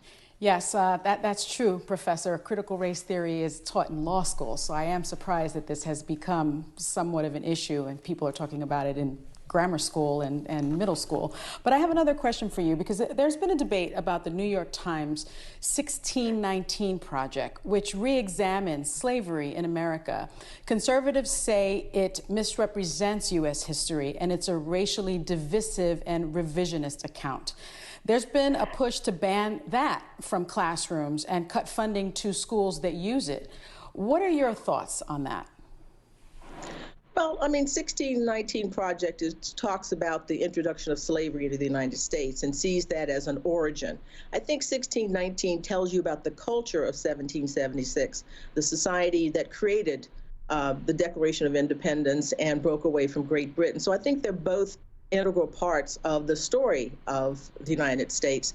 I don't think that lawmakers should be banning discussions of 1619 Project. People can discuss it, disagree about it. It's an integral part of our American history, and I think the date itself is something that should be known, and what it signifies should be known. We shouldn't run away from that. From what I hear, and from what I remember hearing, is that the 1619 Project was not about what did they say? That it was it should be known and worry about it. Parts of the story it talks about presents U.S. history and it's a racially divisive and revisionist account. Revisionist, okay, yeah. From what I hear, it's not revisionist, it's just adding more information about our understanding of America's culture and the way the system worked at that time. So, I mean, it's not revisionist. What they mean by revisionist, I'm pretty sure, is our interpretation of America's history is going to change because it's going to be more accurate, and we're afraid of that because it's not in line with our agenda.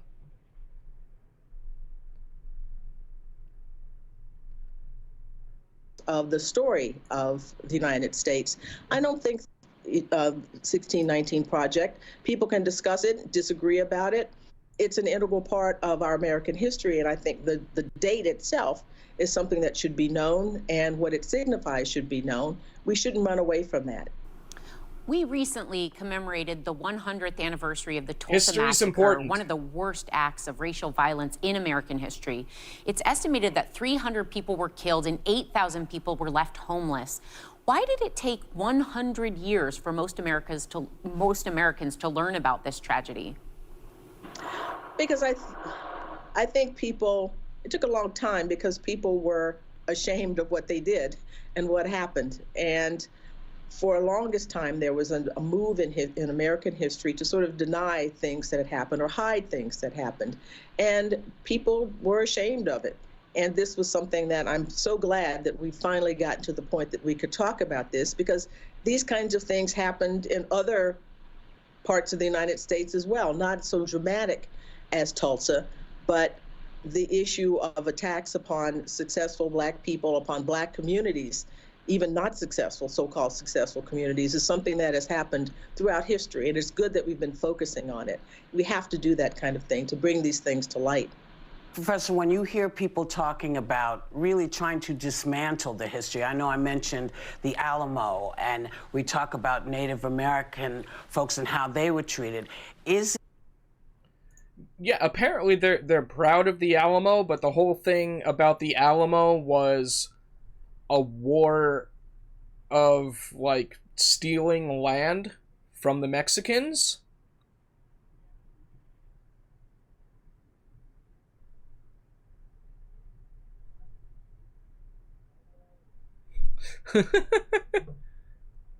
I use as a pathway accuracy, truth hurts, owie, sugarcoat that shit, twisted words, lies, I feel better now.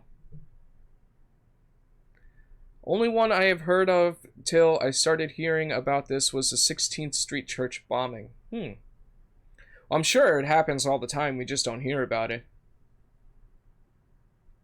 Texas and California broke off of Mexico. Yeah.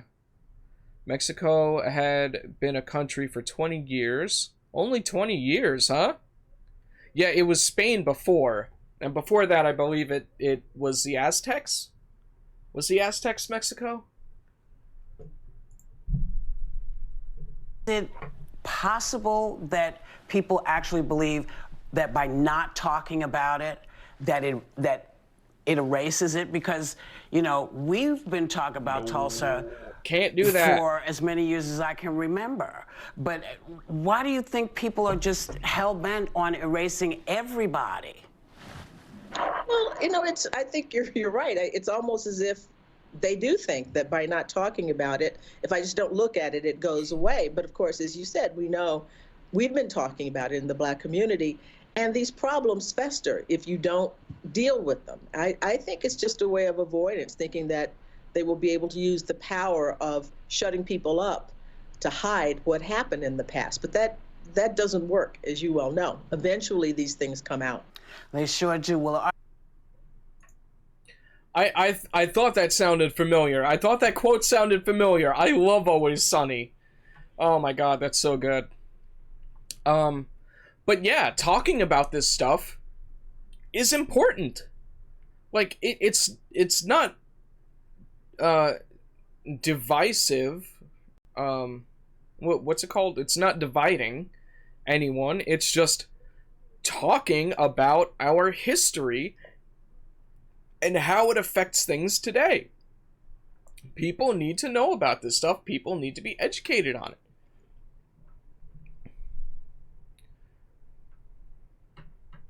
Who didn't know slaves were around before 1776?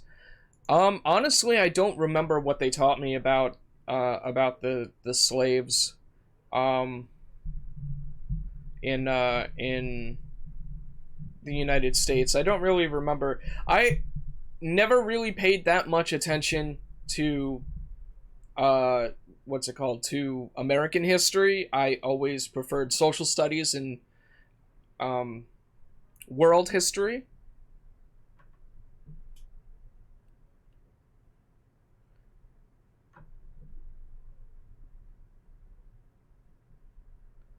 Yeah, slaves have been around a long, long time. Oh, I thought you meant slaves in America. You mean slaves in general? Yeah. No, I knew that slaves in general existed.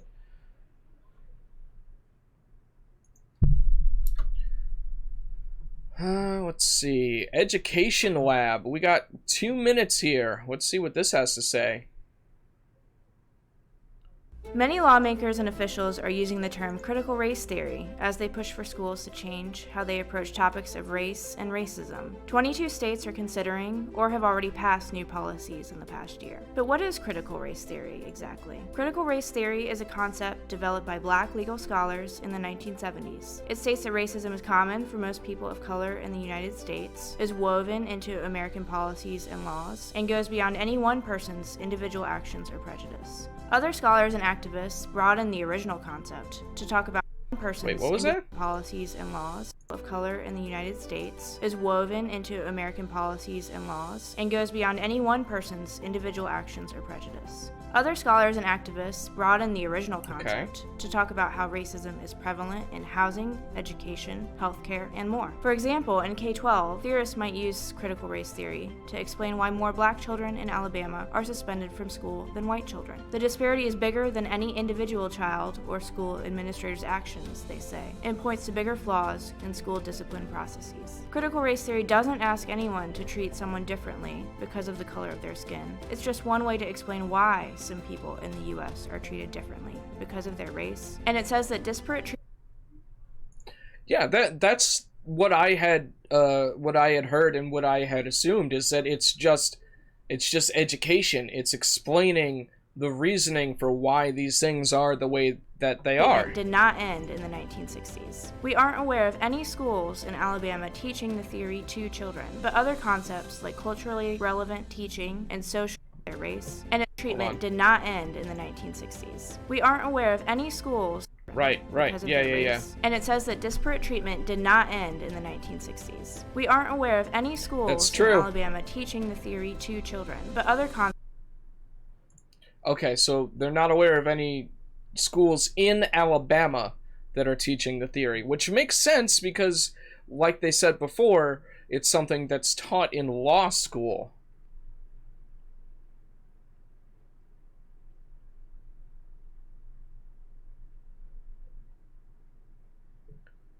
Let's see.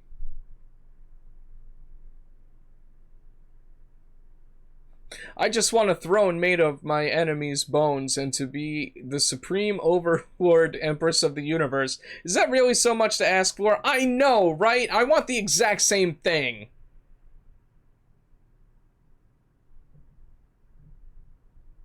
Have fun watching this fat slob with a wig. I'm not watching someone with a wig. This is this is a video. This is like a documentary educational video. Aw, you didn't have to ban them. We could have kept them as a pet. Oh, okay, timed out. Okay, time out. Hopefully they come back and bitch about it. Like culturally relevant teaching and social emotional learning are used in teacher professional development and diversity training. Those concepts ask teachers to think of curriculum that might resonate with individual students and their unique family and cultural backgrounds. But again, those terms and techniques don't mean educators are using critical race theory or that any efforts are being made to make children hate themselves or their history. Conservative lawmakers say they think some recent efforts to talk about race and racism in the classroom are unpatriotic and divisive. They point to some recent... Unpatriotic? Really? How is learning about the accurate history of your country and making it common knowledge, how is that unpatriotic? That's the reverse of unpatriotic. That is patriotic. You want to have an accurate knowledge of your country's history.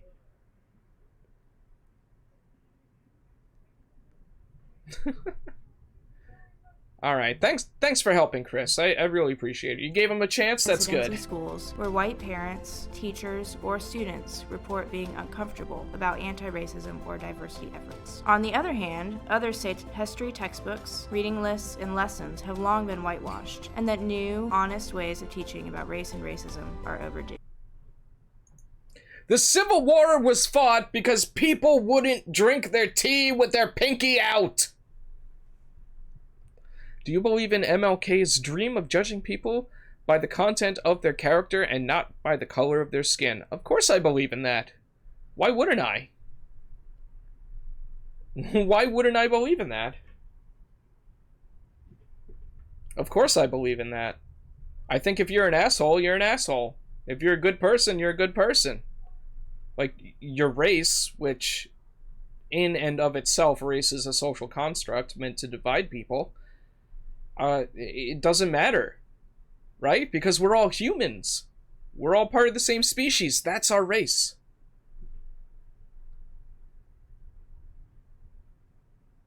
Critical race theory involves judging people by the color of their skin. In Alabama, All right, I'm gonna State look Rep that Chris up. Pringle has pre-filed a bill to ban critical race theory in schools, which means we'll be talking about this one way or another for a while. With the Alabama Education Lab at AL.com, I'm Ruth Servin-Smith.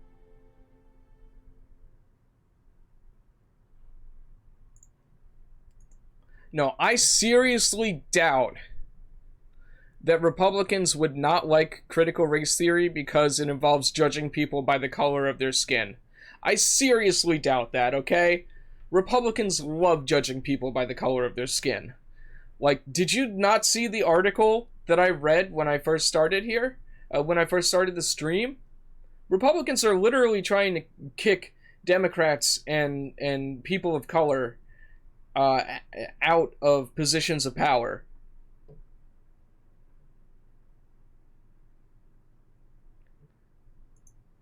Alright, let's see.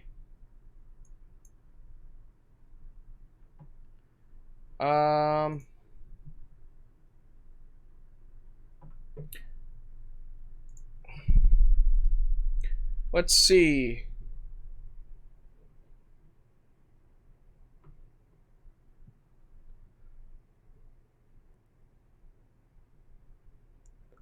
Involves judging people by the... Okay.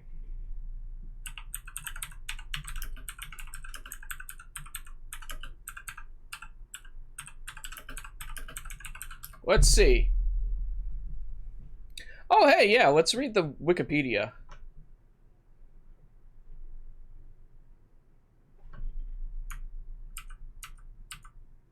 Alright.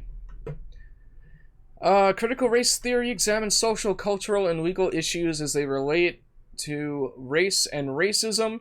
It's an academic discipline composed of civil rights scholars in the United States who seek to critically examine the law to show, first, that it maintains white supremacy, white power, and enforces societal or structural racism, and second, that transforming the relationship between law and racial power, and also achieving radical emancipation and anti-subordination more broadly is possible. Okay, so it is built into the theory that it's possible that we can undo the damages that have been done by systemic racism. Critical race theory examines how the law intersects with issues of race and challenges mainstream liberal approaches to racial justice. Let's see.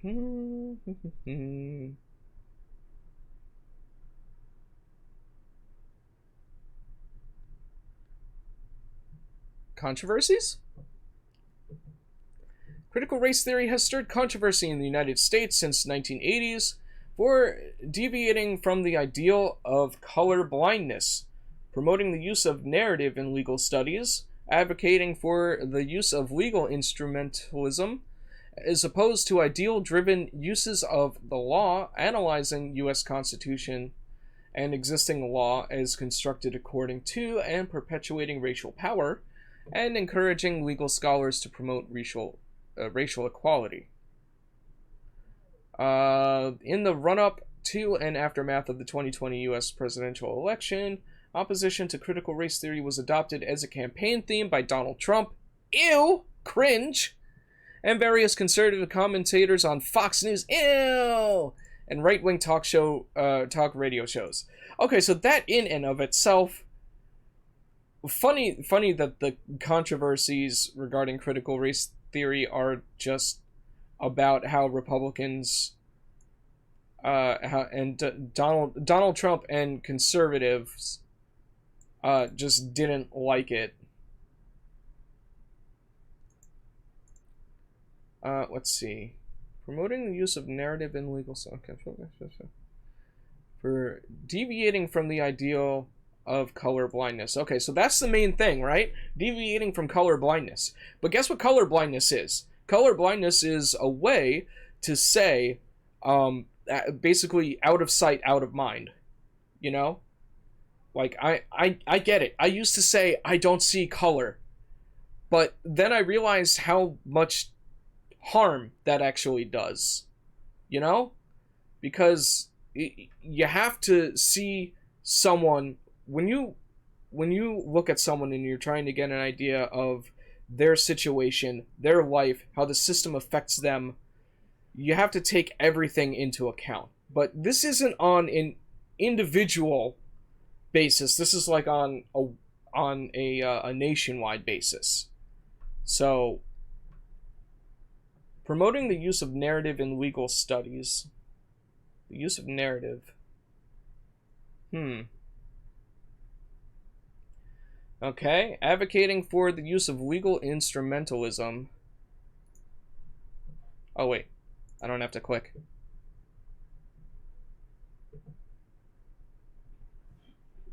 I do judge people by the content of their character. I agree with that. In philosophy of science and in epistemology, instrumentalism is a methodological view that ideas are useful instruments and that the worth of an idea is based on how effective it is in explaining and predicting phenomena. Okay. Oh, is that like contrary to consequentialism?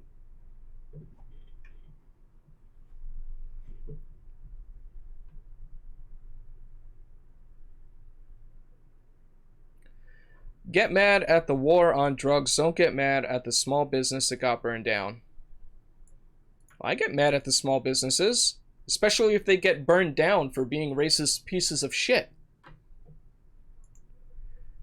Because more than likely, that's what they're getting burned down by. Because they're racist pieces of shit.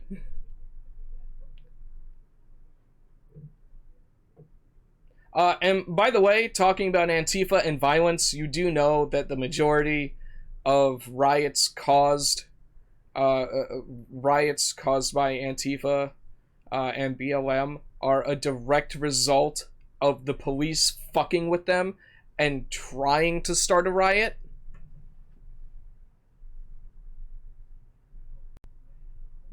I know, Nadina, it's a lot to take in. I usually don't have this many people in chat, and I'm taking on new stuff. I'm sorry if you're confused.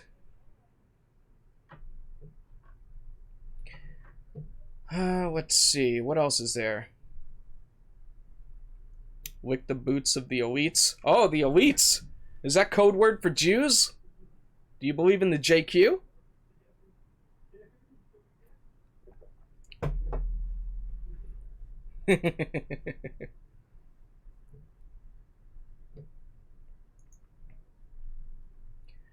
Let's see.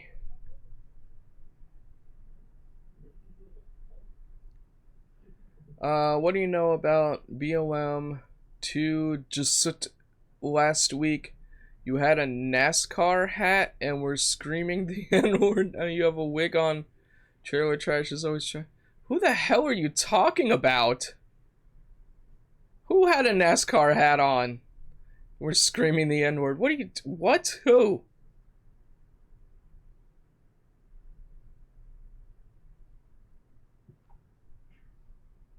About me. Yeah, okay.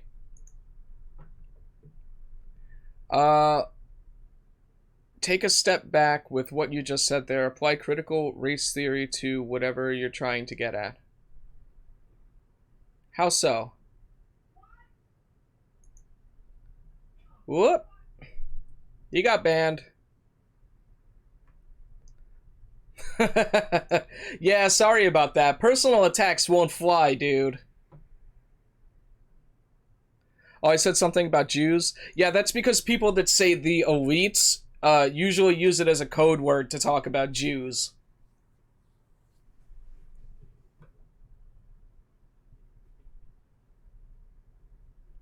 Thanks, Nadina. You're the best. All right, let's find out what else is controversial.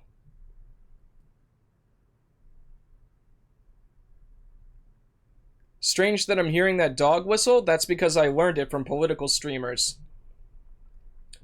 They talk a lot about that stuff because they know how to identify it. Let's see. Bill Clinton's nominee for Assistant Attorney General was attacked by Republicans in part for her association with CRT in an attempt to block her nomination. Okay.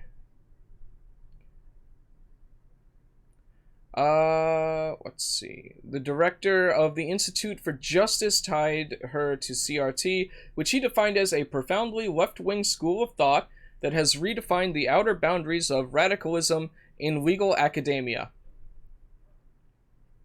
I don't think it's that radical to have, you know, good, accurate information about the history of your nation. Good, accurate information about the history of your nation. No, I don't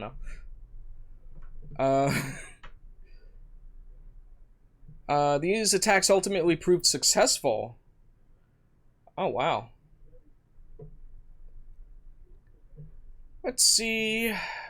Mexican American Studies Department program in Tucson, Arizona were effectively banned due to their connection to critical race theory, which was seen to be in violation of a recently passed state law that prohibits schools from offering courses that advocate ethnic solidarity instead of the treatment of pupils as individuals. Prohibits schools from offering courses that advocate ethnic solidarity instead of the treatment of pupils as individuals. Offering courses that advocate ethnic solidarity? I wonder what courses those would be. Instead of the treatment of pupils as individuals.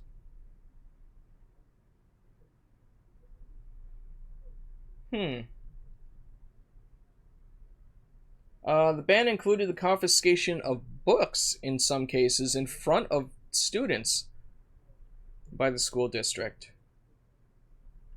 Young adult novel Mexican White Boy was banned for containing critical race theory. However, this ban was later deemed unconstitutional on the grounds that the state showed discriminatory intent. Both enactment and enforcement were motivated by radical animus.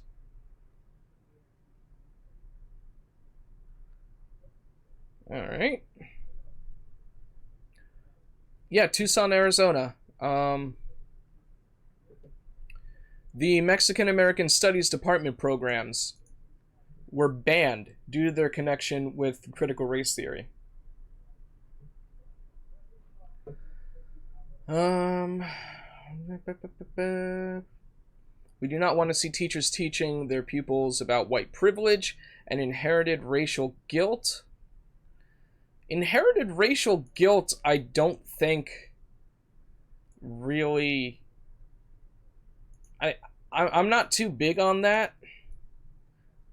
Like, I'm not proud of what my ancestors did, but I mean, I'm me. I live in this time, and there's nothing that I can do about it. The only thing that I can do is try to change the world so that everyone is viewed equally. Let's see. But, yeah, primary and secondary schools.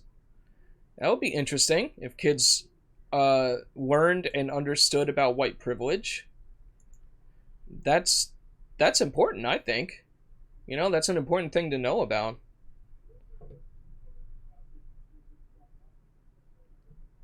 Let's see. Which promotes partisan political views such as defunding the police without offering a balanced treatment of opposing views is breaking the law.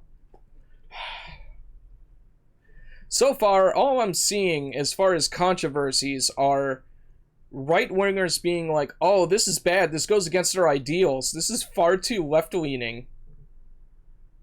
That's the controversies, is that it's far too left-leaning? I'm not seeing anything about saying that critical race theory says that you have to base someone that you have to judge someone based on their skin or on their race. They implied that when people complain about the elites, they're only I didn't say that they're only complaining about the Jews. I said that it's common that they're complaining about the Jews. I find that interesting since Trump's kids married Jews, for example, and how he made 4 peace deals with the Jewish state. Doesn't seem to connect. Okay.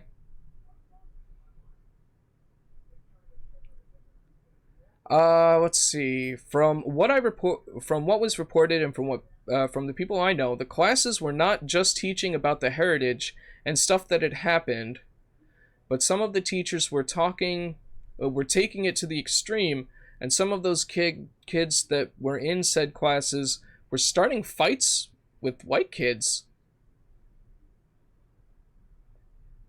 Okay, that's weird. They were teaching it at the high school level, and people were saying that the kids should be taking it at the college level instead. Hold on. Go away, please. Let's see. What does it say here? Donald Trump.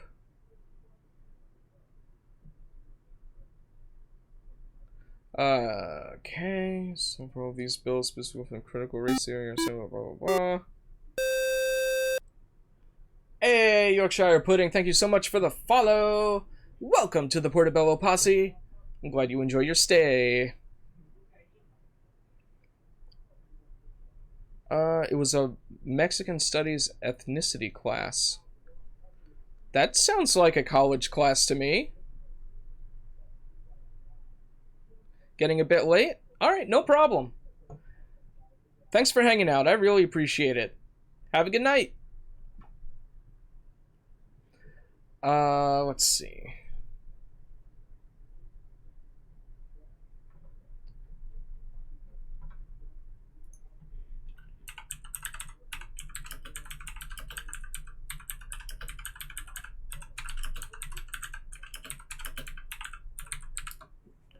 Let's see if I can find anything on that.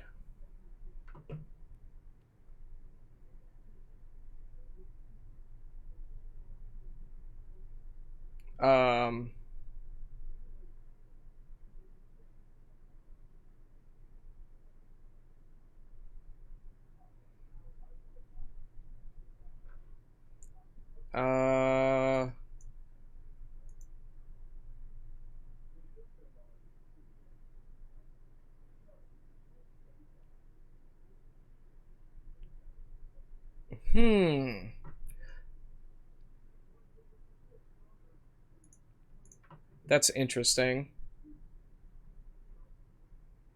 Unfortunately, I'm not seeing really anything about it.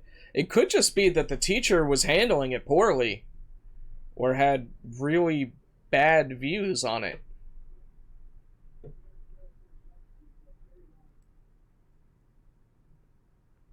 Use DuckDuckGo, you political noob. I'm sorry. Is DuckDuckGo good?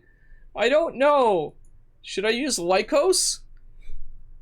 What about Ask Jeeves? That's where you get the juicy stuff? I don't know. I'll have to look into that. Let's see. Alright. Alright. I'm gonna take a quick break. We are 2.5 hours in. I'm gonna run an ad.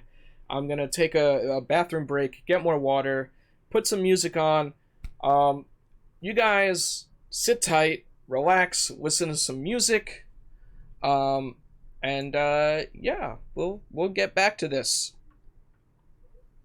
If you have any links that you want me to look at, let me know, and I'll see if we can.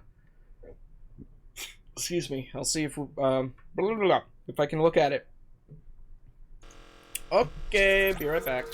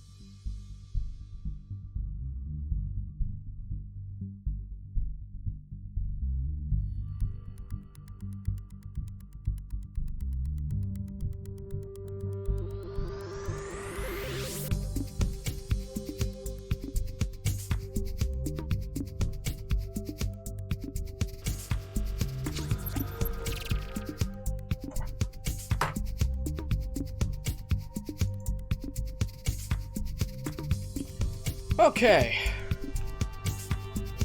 Still taking a little bit of a break here.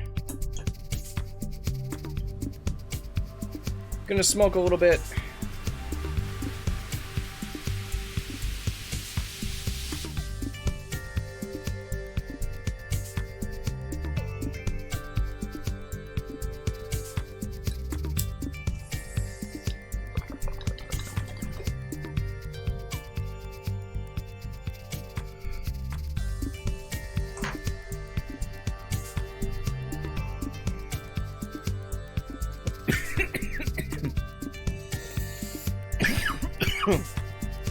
Excuse me.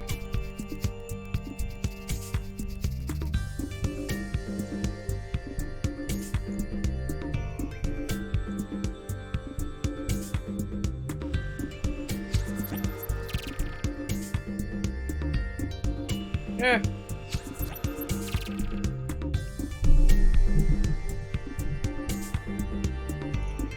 Alright, yeah, we'll keep it on here for now.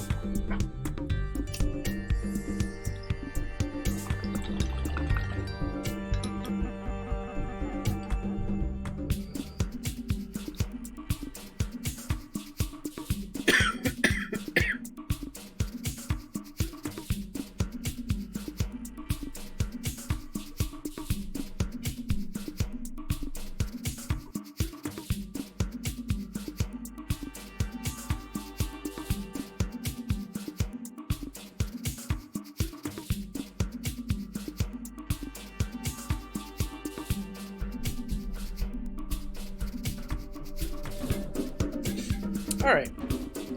So, let's see. Alright, we got about another minute. I'll let this song finish and then we'll get back to it.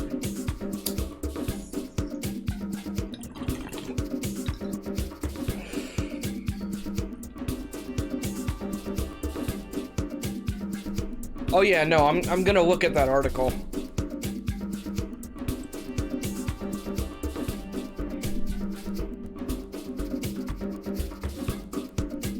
There's a lot done behind the scenes on this particular issue, so not a lot of it made it into the media. What was done behind the scenes?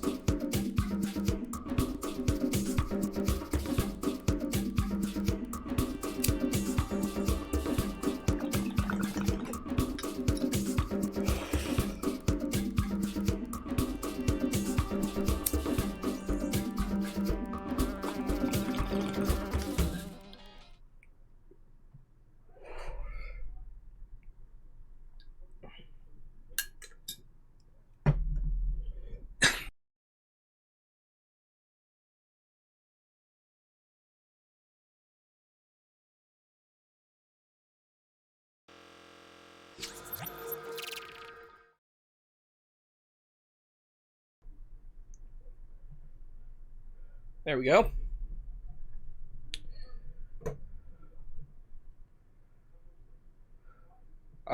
Let's see. The biggest thing was the one teacher being fired, but they also discussed how the classes will be taught from there on out and what teachers could teach it. Yeah. Seems to me like this might not be the result of critical race theory. This is probably the result of a teacher that taught critical race theory in a very bad way, or maybe said some untruthful things. Some of the board thought it would be better if a white teacher taught the classes instead, which enraged the students even more. Oh, God. Oh, God. See, yeah, I don't even feel comfortable sitting here talking about it, you know? I'm trying not to talk about it like I know about it. I'm trying to learn about it. Alright, so let's check out this article. Thank you, Nadina, for this article. This is from NBC News. Arizona judge declares ban on ethnic studies unconstitutional.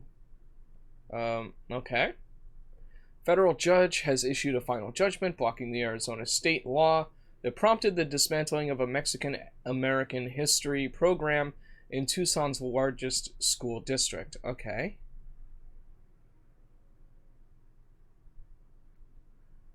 U.S. judge permanently blocked an ethnic studies ban in Arizona public schools that dismantled a popular Mexican American studies program, dealing a final blow to a law that he found to be racially motivated. Blocked an ethnic studies ban. Okay. That's good. Following a 7-year-old court battle, wow, 7 years, U.S. District Judge A. Wallace Tashima issued a final judgment Wednesday that prohibits Arizona education officials from enforcing the 2010 law. Oh. Ah! My face. My drink squirted me in my face. Sexy. Let's see. Which stirred up more allegations of racial discrimination by a state that passed a landmark crackdown on immigration the same year. Okay. Tashima had previously ruled that racism and political gain were behind the band's creation, finding that he reiterated in this week's decision. Okay. Not for legitimate educational purpose, but for invidious, discriminatory racial purpose and politically partisan purpose. Okay.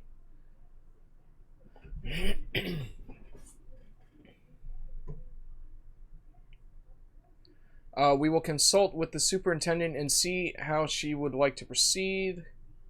Additionally, we have an obligation to evaluate the likelihood of success on appeal for the individual findings.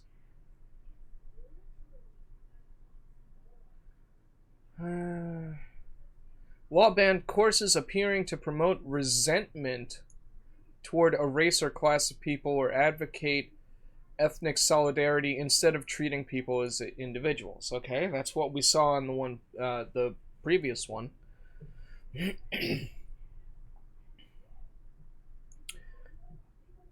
I mean, on one hand, I feel like ethnic solidarity is important for some people, particularly like downtrodden people. I don't think white people need ethnic solidarity too much, but I mean, again, we need solidarity in the respect that, you know, we all need to come together for a common goal. I can see how ethnic solidarity can, even if the intent is good, it can kind of create a barrier.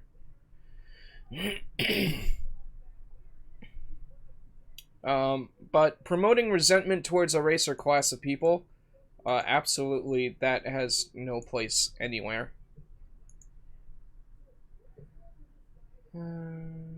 Okay. Passed it after Tucson Unified School District began offering classes in 1998 focused on Mexican American history, literature, and art. Stephen Rice, an attorney for Tucson students who sued over the law, was pleased by the ruling. Okay.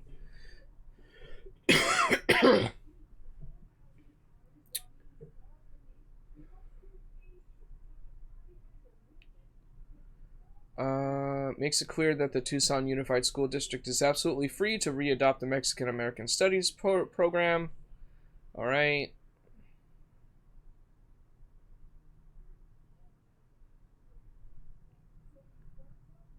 Okay. Yeah, attacking the Mexican American Studies program sends the wrong message to Arizona's students and denies the state's rich and diverse history. That is true. It's important for Arizona to teach the history of minority communities of the past and present day. That is also very true.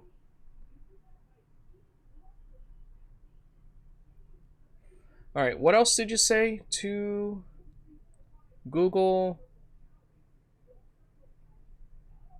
Tucson High School Ethnic Studies class.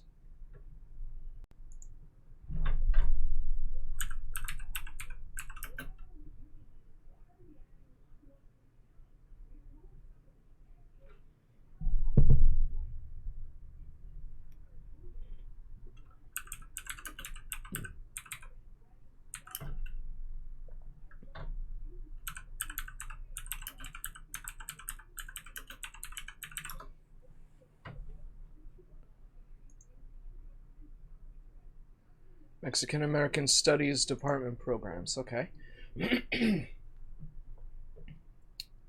Okay, cool. So we can actually see what the program was about. No, I didn't say Google. Jeez, go away. Stop it. Alright, let's see. Provides courses for students attending various elementary, middle, and high schools within the Tucson Tucson Unified School District. Some key components of the program include student support, curriculum content, teacher professional development, and parent and community involvement. Okay. In the past, programs helped Chicano and Latino students graduate, pursue higher education, and score higher test scores. A study found that 100% of those students enrolled in Mexican American Studies classes at Tucson High were graduating, and 85% were going on to college. That's good. The program was targeted by white politicians like Tom Horn, who wrote Arizona House Bill. I feel like white might be unconsequential to mention here. Like, you could just say by politicians, and then it would be, when you do research, it would be apparent that they're all white. Who wrote Arizona House Bill 2281 that was signed into a law by Governor of Arizona, Jan Brewer, in 2010, which effectively banned the program. The ban was ultimately ruled unconstitutional in 2017 and was determined that the ban was motivated by racism. Oh, yeah, the ban was motivated by racism, yeah. Okay. The ban was ultimately ruled unconstitutional in 2017 and was determined that the ban was motivated by racism. It said the ban twice and I still didn't process it.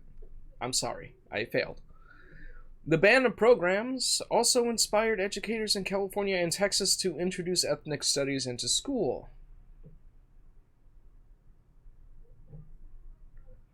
Curriculum. Let's go to curriculum. In the English Journal article Developing Critical Consciousness, Resistance Literature at a Chicano Literature Class, Curtis Acosta, a teacher and creator of the Mexican American Studies curriculum, outlines the class curriculum he used while teaching at Tucson High Magnet School. The class in the Studies Literature class, as well as Raza Studies, could be taken instead of American History. Oh, okay.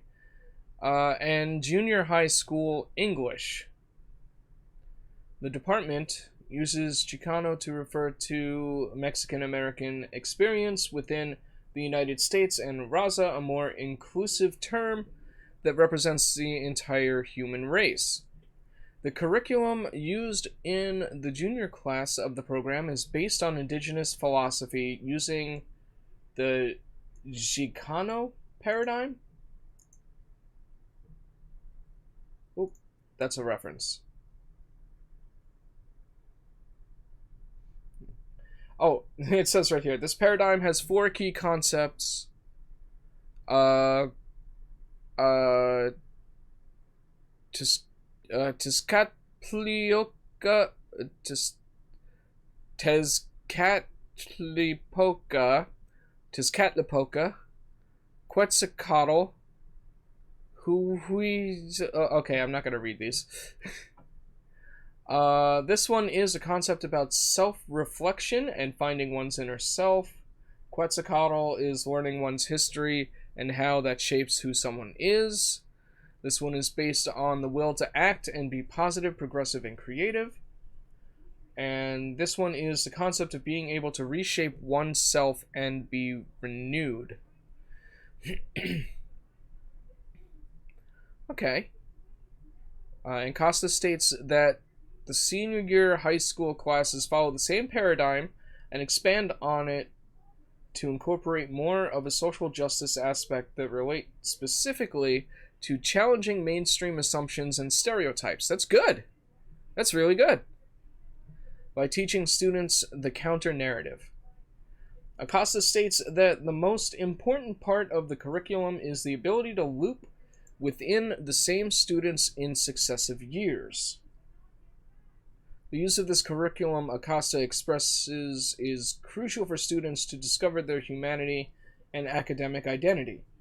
A part of the curriculum was also that students were required to go to community events. Additionally, the teachers tried to engage and collaborate with parents. Oh, so the teachers actually tried to engage and collaborate with the parents. Okay. They had to go to community events. They had to take it in lieu of American history, but I assume that they're still also learning American history, just from, a bit of a more progressive stance. Those are Native American names. They are, I'm pretty sure they're Aztec, aren't they? Isn't Quetzalcoatl Aztec? The teacher who created it was not the problem, though. Well, no, that's the curriculum. That's not the teacher that made it. That's the curriculum. That's what the curriculum tries to teach.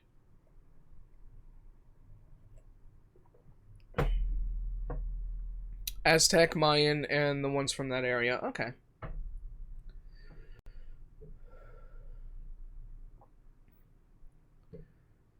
Okay.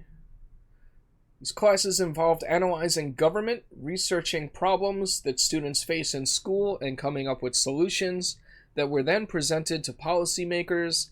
Additionally, students engaged with history that included a variety of experiences, perspectives, and contributions, specifically those of Mexican Americans, that often were left out other United States history courses. That is true. A lot of that stuff is left out. You learn about the Alamo, but you don't learn about the significant impact that, that stuff has on pretty much everyone and people of specific backgrounds.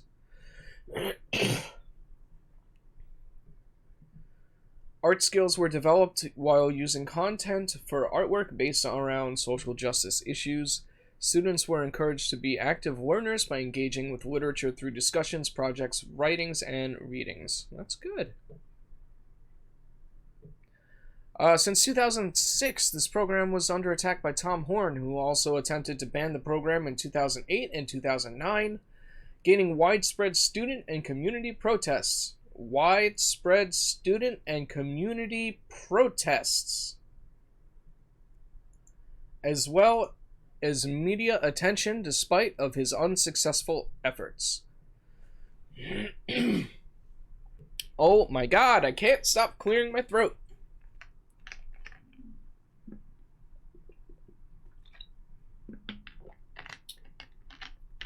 Right, so what you're saying is the problem wasn't the curriculum itself, it was the teacher that was teaching the curriculum, apparently. Not all the teachers taught it according to the curriculum, so that was where the issue arose. Also, Tom Horn was a dick. I agree, he seems like a dick. Okay, Governor of Arizona signed the law. Okay, bill was written stating the terms that no program promote the overthrow of the United States government. Weird that that's number one. Promote the resentment toward a race or class of people, are designed primarily for pupils of a particular ethnic group. Advocate ethnic solidarity instead of the treatment of pupils as individuals. This to me kind of sounds like erasure. This sounds like a big out of sight, out of mind thing, you know? We don't want you talking about your history and how the United States affected you and your family and how it's going to continue affecting your family, so stop talking about it. That's what I'm getting from this. The bill came into effect on January 1st, 2011, with the original intention to completely get rid of the Mexican American Studies Department programs, threatening that the teachings were not in accordance with the new law, which would consequently result in the loss of 10% of a certain school district's funding. Always have to threaten the funding, don't you? Public schools get such little funding as it is. It's sad. Consequently, in a court hearing with the Tucson Unified School District on December 27th, 2011, the decision was made that the MAS program did not abide by the new law. Okay, deems 7 books in the MAS program to be in conflict with the law. That's sad.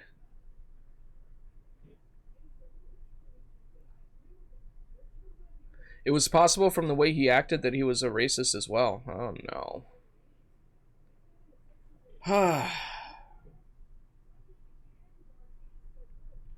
Yeah, so, alright, so the problem here is not with the problem of critical race theory. Critical race theory seems to be good and actually help students. It helps educate students. It helps bring students of ethnic backgrounds together. It strengthens the community because they participate in community events, and it leads to more graduations. It leads to higher education. I mean, that makes sense, right? If there's a system that is holding you down a certain way, if you learn about what your limitations are in the system and how that system affects you because of your background, then you know how to work around it, right? Or at least it's easier to work around it. That makes a lot of sense. So it's definitely not an issue with critical race theory or the curriculum itself. It's the teachers that are not abiding by the curriculum, which in and of itself seems to be really good. Seems to do a lot of good.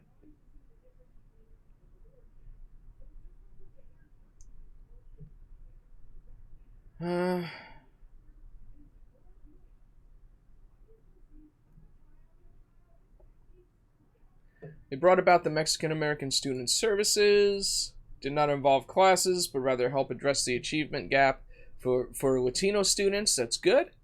Students and teachers who have been a part of the Mexican-American Studies Department programs appealed the ruling of the program, the ruling that the program should be eliminated. That's good, yeah. A federal court decided that culturally relevant courses should be in place, specifically Mexican-American Studies and African-American Studies, in order to comply with desegregation. Excellent. That's awesome. Yeah. Looks like critical race theory is poggers. And it helps the kids. I didn't know that. I didn't know it actually helps the kids. Teach that shit to middle school students and high school students. Do it. They need to learn this stuff. Oh, I missed the other part of it? What other part? Oh, you met him? He was a male you met Tom Horn. He was a male chauvinistic pig, one of those that believed women belong in the kitchen and to serve men. That's bullshit. First of all, everyone's place belongs in the kitchen. Everyone belongs in the kitchen. You want to know why? Because food is life. Hot take.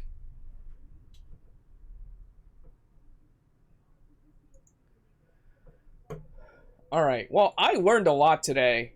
I learned a lot. Now let's see. 3 hours in.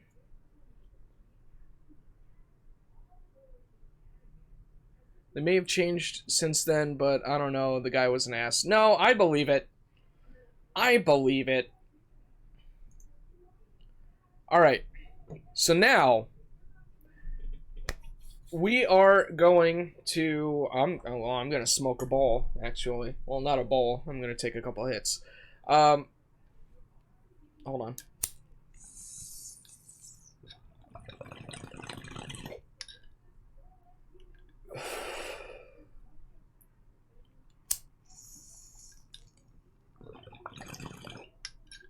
Also, Nadina, thank you so much for hanging out.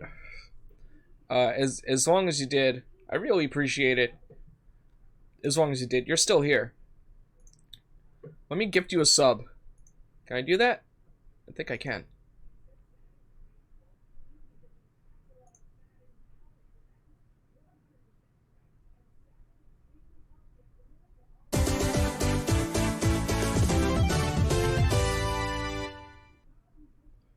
There you go. Alright, enjoy the emotes and the sub badge. When you talk about Tucson, Arizona, I got sources. Yeah. Hell yeah, Nadina, you came in clutch. No problem. Thank you for helping me out. I really appreciate it. You're super heckin' awesome. Oh god, my arms. I believe I can fly. I believe I can touch the sky. Alright, I'm done. I swear, one day these arms will be nice and tight, and they will be nice and toned, and you will be able to tell that I will be able to penetrate someone's temple with my fist.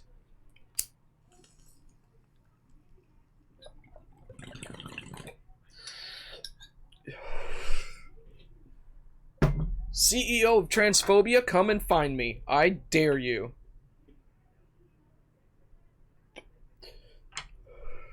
Hey, that's good to know a lot about your state. That's good.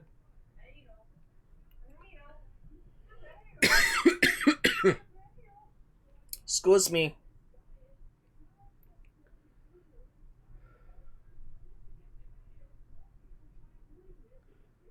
I yelled at someone one day jokingly, I'm running out of places to hide the bodies because of all the developments around here, and they thought I was serious.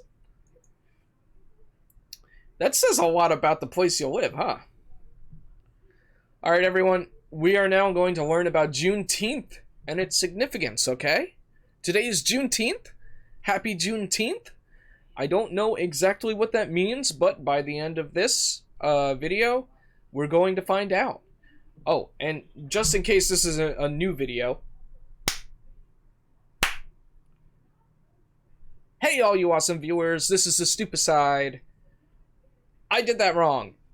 Hey, all you awesome viewers. I am the fun guy who is actually a fungus, and this is the Stupicide. Today, we're going to be learning about what Juneteenth is and what the significance of it is. What it means and all that.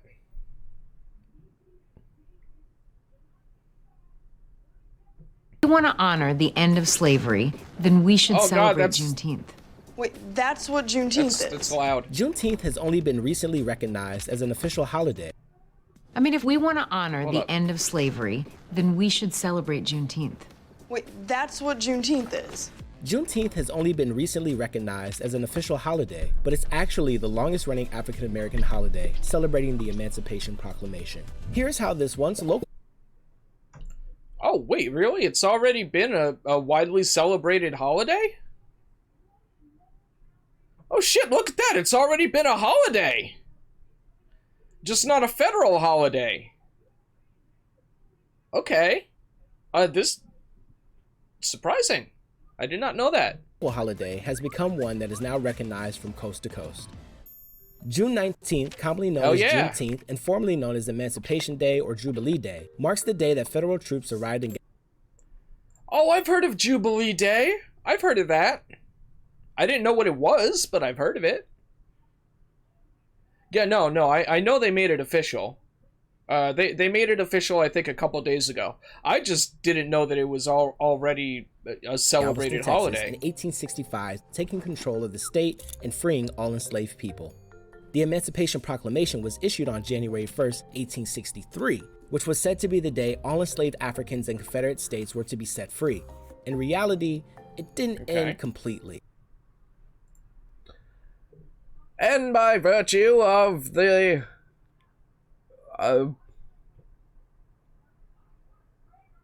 and by the virtue of the power and for the purpose aforesaid, if do enter and declare that all persons held as slaves are therein said designated states and parts of states are and henceforward shall be free, and that the executive government of the United States, including the military and naval authorities thereof, will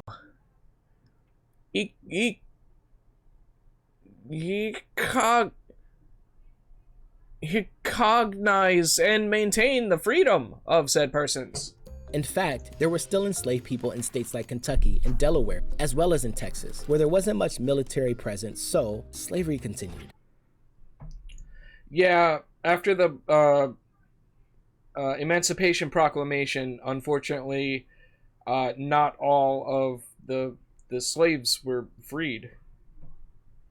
So, yeah, the slaves weren't freed all at once. And even when they were free, they were made to be indentured servants, which were basically slaves. It wasn't until troops arrived in Galveston on June 19, 1865, that 250,000 people were freed. Juneteenth reached new heights in 1872 when a group of black ministers and businessmen established Emancipation Park in Houston, Texas. So now, 160 years later, the story of Juneteenth is still spreading. Today, Juneteenth is celebrated everywhere through family cookouts, parades, festivals, with residents, local businesses, and more. Texas was the first state to recognize Juneteenth as an official holiday in 1980. Since then... Okay, so it's been a holiday in Texas specifically since 1980. Okay, so it wasn't just like a holiday that people, made up to celebrate a very specific part of history, and it was like a cultural holiday. Since 1980, it's been a statewide holiday. It's been an official state holiday. 45 states in the District of Columbia have moved to officially recognize the day as well. In 2020, following the death of George Floyd, lawmakers reintroduced a bill to make Juneteenth a federal holiday. Hey, thanks. Oh, okay. All right, so they already tried to make it a holiday, but it didn't go through, and then they did it again. And it went through. That's awesome! That's pretty freaking awesome! Hell yeah, 250,000 slaves in Texas freed. Just like all at once. That's fantastic. I'm proud that is now a national holiday. Having a holiday, a federal holiday, that is more representative of what African Americans and black people went through is so important, Representation matters, and it's important to have accuracy and more knowledge of our history out in the open like that, So that's pretty cool. I was assuming I was going to need to find more information on it, but I guess... Maybe more critical race theory stuff?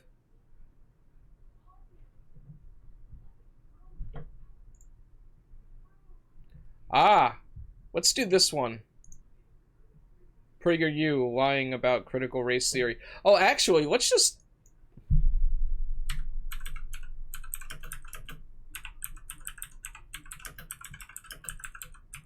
I'm pretty sure I've seen this before. Have you heard about critical race theory? I'm guessing you probably have. Yes.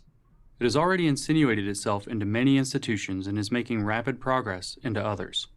If it takes hold, it will completely change the very nature of America and the way you live. I don't see how. I don't see how it would change the very nature of how everyone lives. Critical race theory holds that the most important... No problem, Nadina. I'll be here. Critical race theory holds that the most important thing about you is your race. The color of your skin, that's who you are. Not your behavior, not your values, not your environment. No, that's not at all correct at all. Based on what I researched, it's your environment is very important. Kind of a boring theory.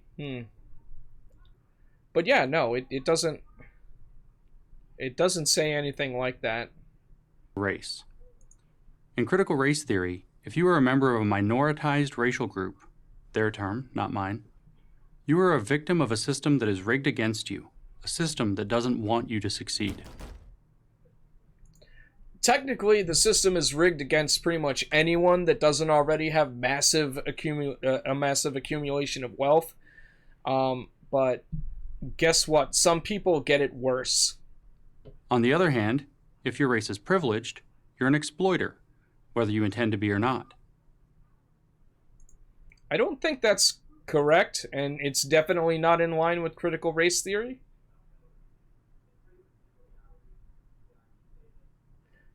Critical race theory begins from the assumption that racism occurs in all interactions. To see how this works, consider this thought experiment. Imagine you own a shop and two customers enter at the same time, one white and one black. Okay. Who do you help first? Two customers. The person that walks in first. To help the black person first, critical race theory would say you did so because you don't trust black people to be left alone in your store. That's racist. What? How does it... Wait, what? Hold on. Does this have any sources that I can look at? View script sources. Quiz. Okay, quiz.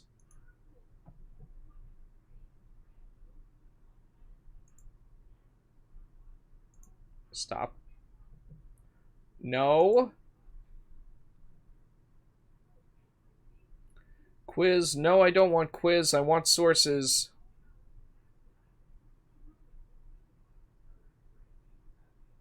No, I don't want to donate. I want sources. Oh, facts and sources? Okay, here we go. Ba, ba, ba, ba, ba.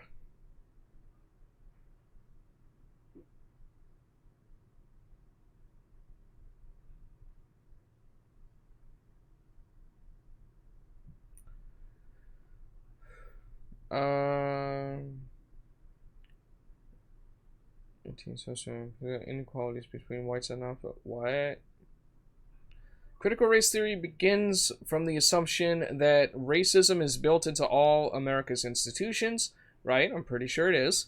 Critical race theorists hold that the law and legal institutions in the United States are inherently racist insofar as they function to create and maintain social, economic, and political inequalities between whites and non-whites, especially African Americans. True. Pretty sure that's true.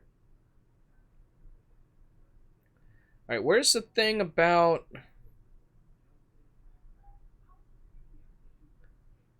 not trusting people? Offshoot critical theory.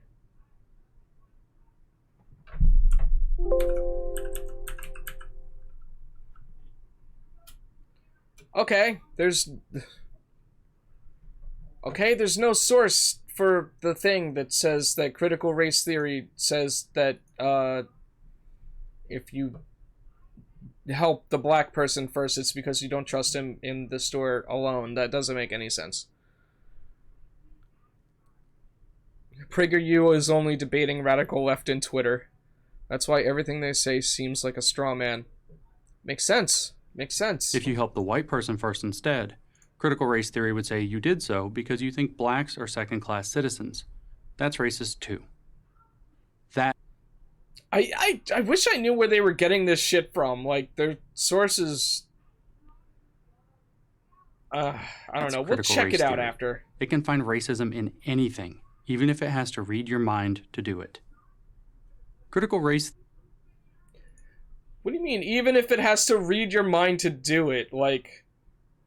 I mean, if if race is on your mind all the time, then I mean you're probably racist. White fragility. Oh, that's where they got it. It's a book. Huh. Also Inverse Impact, welcome to the stream. Thank you so much for hanging out with us. Hope you're having a good time. Theory is a uniquely American invention. Brewed up at Harvard Law School in the 70s, now part of the academic and media mainstream, it is also uniquely un-American because it rejects the core tenets of the American classically liberal Judeo-Christian value system. Okay, first of all, Judeo-Christian should not be in there because we're talking about government, right? It rejects core tenets of the American classically liberal Judeo-Christian value system. How? How? Teaching more accurate history about the country goes against the country? This is exciting and I like your shirt. Oh, thank you. Is pineapples. Yeah, most Western laws are based in religious values. It turns the bedrock American idea upside down. Here it is in the words of Richard Delgado and Gene Stefanchik, two leading proponents. Critical race theory questions the very foundations of the liberal order, including equality theory, legal reasoning, Enlightenment rationalism, and the neutral principles of constitutional law. It does this because critical race theory proponents assume racism is present everywhere and always, and they look for it critically until they find it. And they... Okay, I mean, isn't that what you do when you... when you're trying to solve a problem? You try to figure out where that problem is coming from and where that problem is present so that you can fix it. You want to find a problem first and figure out how it works so you can fix it, right? Right? always find it. It has to be there because that's how the imperial European powers and then America set things up. Here, as in all dangerous academic theories, there is a kernel of truth. Human beings were not preoccupied with race until the 16th century, when Europeans began to explore and then colonize other parts of the world, drawing distinctions between the race. Wait, did you say Europeans?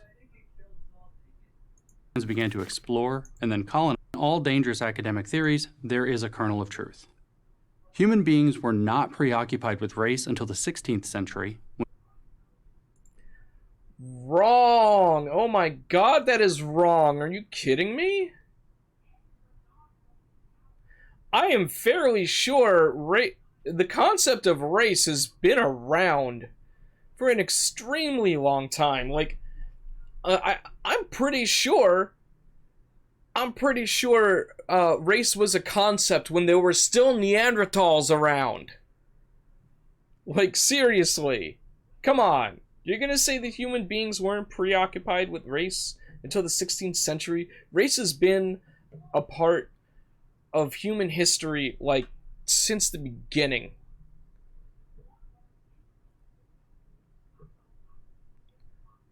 You cannot believe in religion, but you have to admit it served its purpose. I mean, I feel like we would have been way better off without religion. Probably would have succeeded at things quicker and wouldn't have had so much war. I mean, it's great if someone uses it as a crutch so that they can feel better about something and so that they can be, you know, more productive and become the person that they want, if that's what they think they need. But honestly, you can do that without religion. You know, it's just something that people use when they feel like they have no other options and they can't can't go through something on their own, you know, without some kind of help. Race was definitely a concept with China against the Japanese, Mongolians, and Indians. True. Maybe he meant white against black. I mean, who cares what he meant? This is what he's saying. This is supposed to be an educational tool. This statement here is just straight up wrong.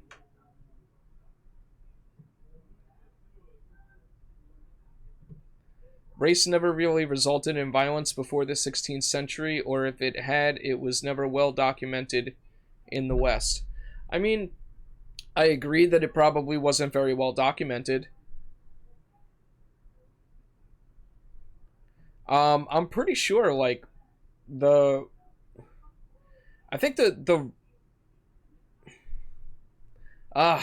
not very good at recalling history. I don't know. I feel like it wasn't very well documented, but I feel like there's stuff that was documented that would blow this out of the water. The Romans saw race as like, yeah, you exist and we're better than you, but we aren't going to kill you for that. Oh, okay, so they were racist. So they were racist. I would call that being preoccupied with race. Yeah, because if you see a person and you're like, yeah, you're a different race and I'm better than you. Like, if that's a thought that goes through your head every single time you look at someone that's a different race, that's being preoccupied with race. So, yeah, Romans were preoccupied with race. False statement. When Europeans began to explore and then colonize other parts of the world, drawing distinctions between the races reached its peak in the 19th century with the widespread use of slave labor in North and South America. No one denies this. But since then, the Western world, and most especially America, has spent a lot of time, money, and blood breaking free of its racist past. It's been a rocky... And we're still working on it, which is why I think critical race theory is important to help us do it. They arrested people with pants? You there! Are you wearing pants?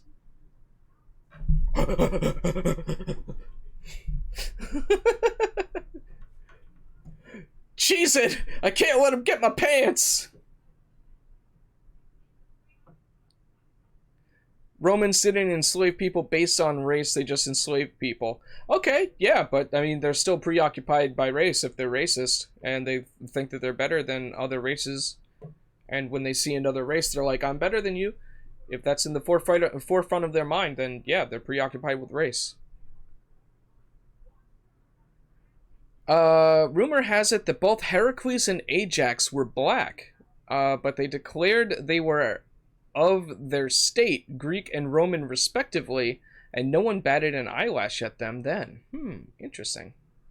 He road for sure, but great progress has been made. Critical race theory says all this progress is a mirage. Racism never died, never even faded a little bit. What? No, critical race theory doesn't say it didn't fade. What? It just says that it's still around and that it's like it's rooted into our system. That's all it says. I'm sure it doesn't deny the progress that we've made. Who would deny the progress that we made? It just hid itself better. Critical race theory, therefore, is not a continuation of the civil rights movement. It is, in fact, a repudiation of it. To critical race theorists, Martin Luther King was both wrong and naive. White Americans can never judge blacks by the content of their character. They can only judge them, always unfavorably, consciously or unconsciously, by the color of their skin. No, that's not how that works. It's like if you feel a certain way about someone, like, oh, I really hate this person, you know, I believe this person, you know, acts this way stereotypically, and then you're told the reason why you might be thinking that way. You can kind of like you know, weigh it in your head and be like, oh wow, am I really not thinking about this logically? You can adopt another way of thinking that is more neutral and more fair towards people. I think that's what critical race theory is trying to do. I love my friends based on how they treat me. Yeah, I love my friends based on how little they screw me over. Oh yeah, Twitter is fucked. Are you kidding me? Twitter is fucked. Excuse me. Ugh. Yuki is waifu. Is Yuki here? I don't see Yuki. Oh, you mean the emote? No, that's... I like that emote, though.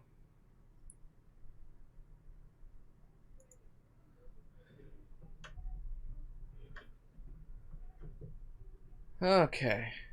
Ironically, not since the Aryan obsession in Germany in the 1930s and 1940s, or South African apartheid in the second half of the 20th century, has the social movement been so obsessed with race. Oh my god.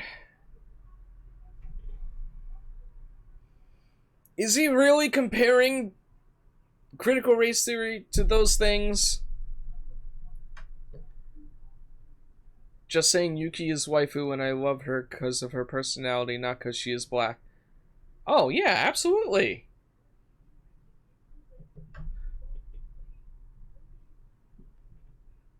Yuki is waifu, though. Yuki Critical is race awesome. theory is then, in a very real sense, a counter-American revolution. But that's a positive, not a negative to those who subscribe. You know what's a counter-American revolution? The Republican Party. They are literal regressives. Subscribe to the theory. The American experiment was given a 400-year tryout, and it doesn't work. So let's scrap it. That's what they believe. Is that what you believe? I'm going to guess that most of you don't. Wait, so what was give to those who so obsessed with race. Critical race theory is then, in a very real sense, a counter-American revolution. But that's a positive, not a negative to those who subscribe to the theory. The American experiment was given a 400-year tryout, and it doesn't work. So let's scrap it. That's what they... What? What are you talking about? The people that subscribe to critical race theory say, fuck the American system, let's completely just get rid of it. What are you talking about? We're talking about finding out how racism works on a massive scale in our country. Find out.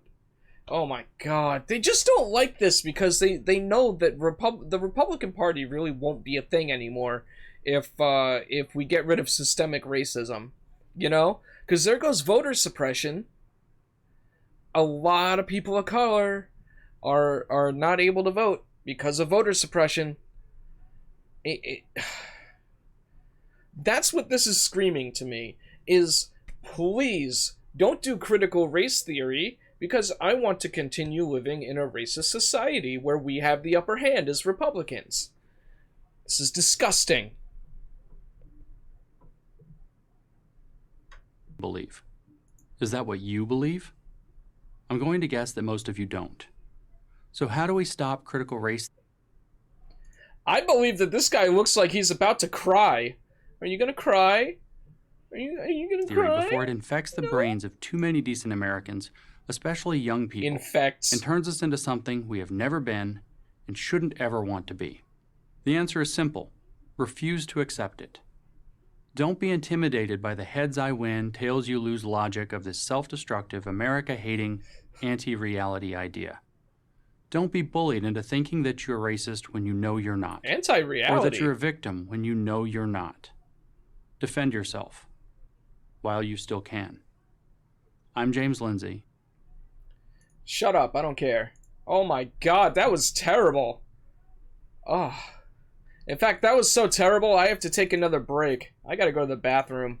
Ugh, I have to expel some nastiness out of myself. I'm gonna run another ad because I didn't do it earlier. I mean, I did one earlier, but I was supposed to do one before that. Okay. Be right back.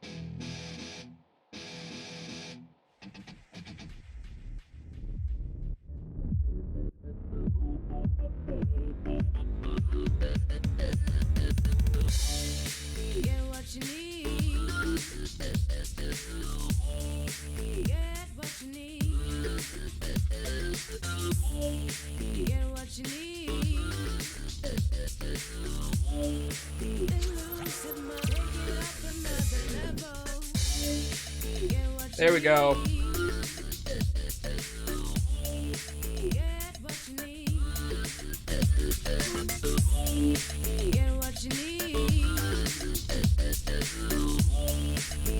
Oh, I love this song.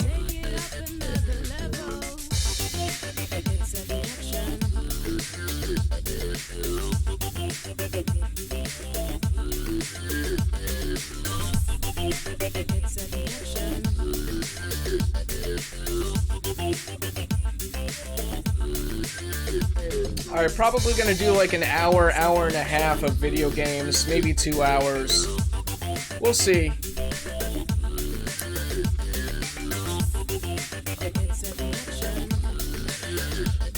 Oh, let me change the category.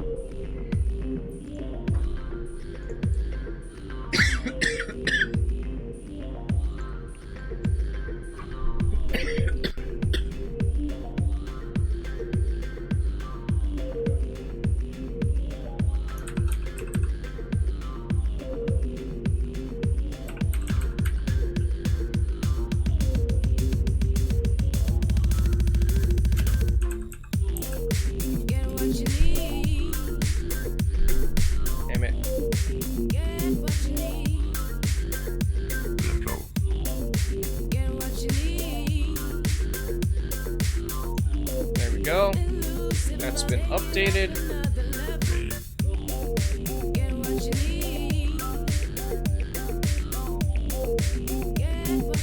Actually, I'll keep it on this.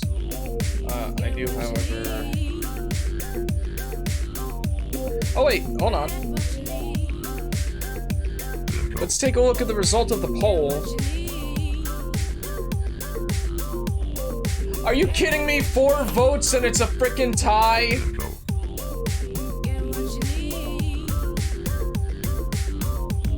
Alright, that's it. Can I do a poll on Twitch now? Can I do polls on Twitch? Can I... How do poll? How do poll? Stream marker, clip, edit. No, these are added. Manage your poll. Start a prediction. Oh, cool. I'll add that, Manage poll. Create new poll. Okay, here we go. We're gonna do a poll right now.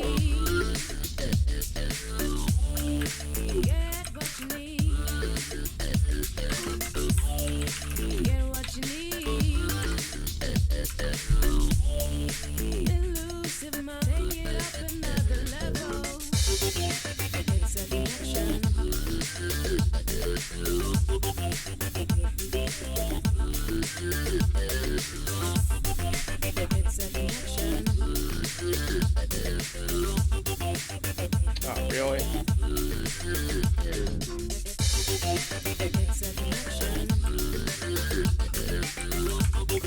Okay.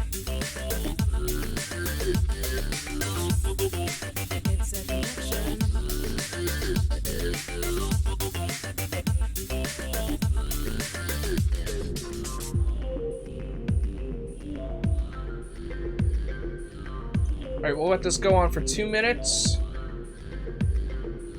Okay, I'm starting the poll now.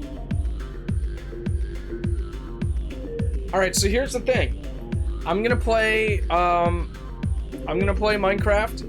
If I play Minecraft RTX, then I'm not going to get the updated 1.17 textures. If I play without RTX, then I'll be able to see 1.17 and all of the with all of the new textures. So please, please, please, please, do the poll thing, and we'll see how that goes. And I'll either play with RTX on or off for this series. And this is gonna be for the whole series too. Oh wow. I had 3 people on RTX off. How many people we got right now? 4? Okay.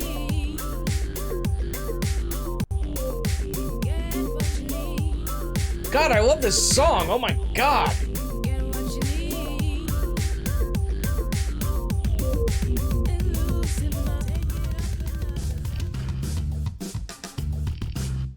What is RTX? RTX is fancy shaders.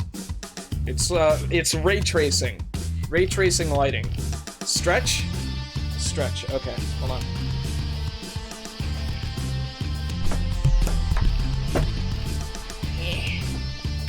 Oh my god, come on. Oh, I don't know if I can stretch on camera, but.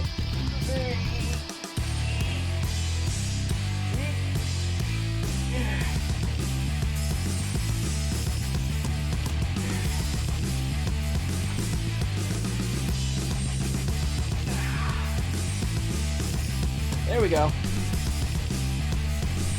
Hydrate. Okay. Fine.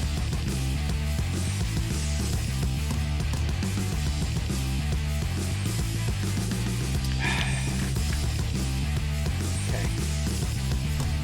We'll wait for the poll to end, just in case anyone jumps in, because I changed. Oh, that's hell what she yeah. said.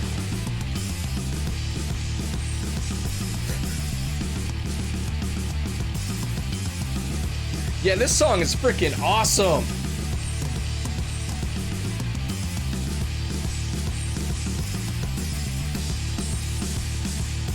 Stretched, hydrated, now you woketh. Yes, I am woketh. I am the woketh. I am the woketh. I am woke. About to get even more woke up in here. Oh, let's smoke a little bit of medicine. Have you ever heard of theta waves? The System of a Down song?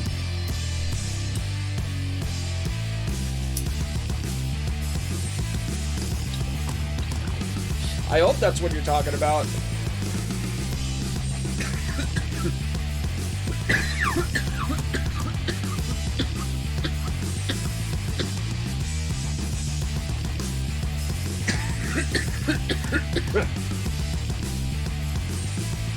Are you talking about binaural? Binaural beats? Excuse me.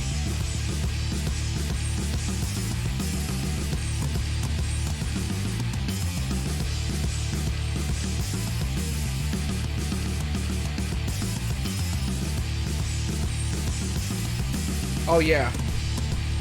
I love System of a Down. I love that song too.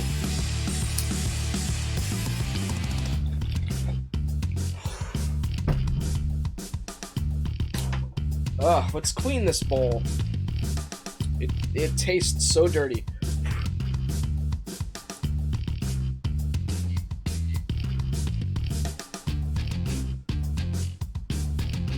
Ooh! This reminds me of Tool. Nadina, you gonna head out? For That's what she said. Okay, see you later.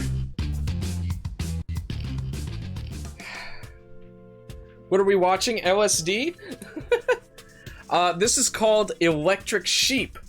It is a live screensaver that uses programmable algorithms and AI to make a seamless collection of amazing fractal art videos.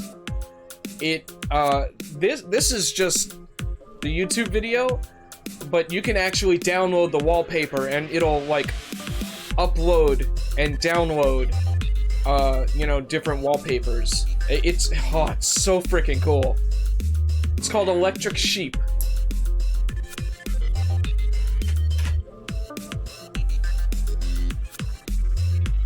This is also to hypnotize you, so that you like my content more.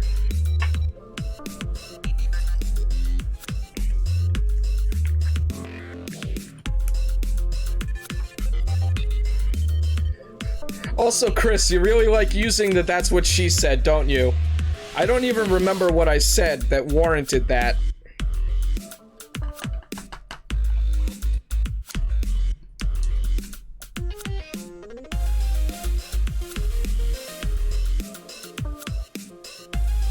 Music by TechnoX, by the way, if you're wondering.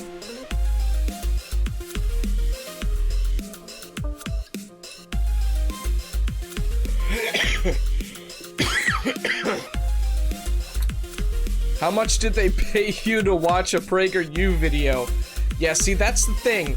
I did it on my own volition, okay? And that's why you should go and subscribe to my YouTube channel, and you should subscribe to my Twitch channel. And hey, if you got a Prime sub, then you could subscribe for free, and you won't have to watch those freaking commercials. You can also donate. I got a Patreon. You can get some cool perks. Like, my Patreon is a minimum of $1 a month. Like, come on. Also, I'm gonna add more stuff to that. I'm gonna start making it so that I can give people, like, behind-the-scenes stuff. Why are you called a fungus? Because I'm a fungus. I'm a mushroom. You like the Sanic rings? Thank you. That's been a thing on my channel since, like, I first started streaming.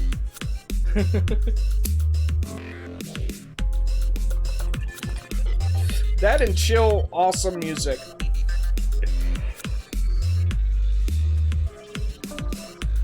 I forget exactly why, but I think one time I was like, someone commented on my mushroom avatar, and I'm like, yes, I'm actually a fungus, and I'm like, huh, that sounds like a good name.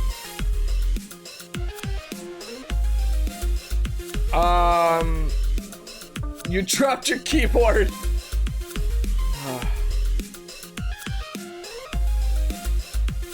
What's that, Inverse? What do you want to do?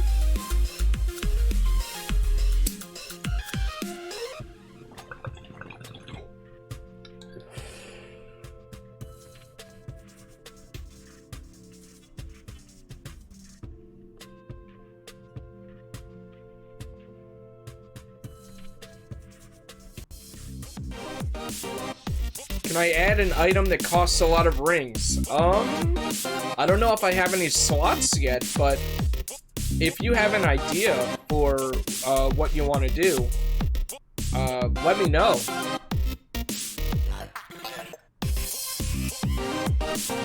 The one where the guy is screaming Sonic Adventure 2?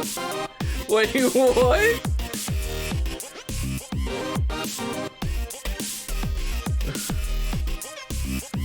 Ah! No! Chris, damn it! I'm gonna bonk you. I can't do that because I don't know why. My shit isn't set up.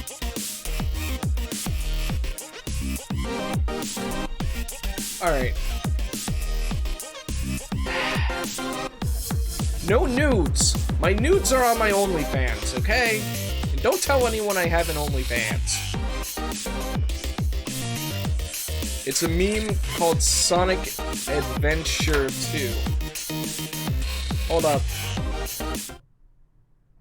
We gotta stop. We gotta stop.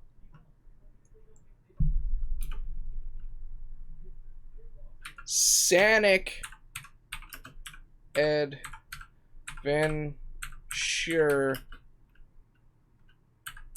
2.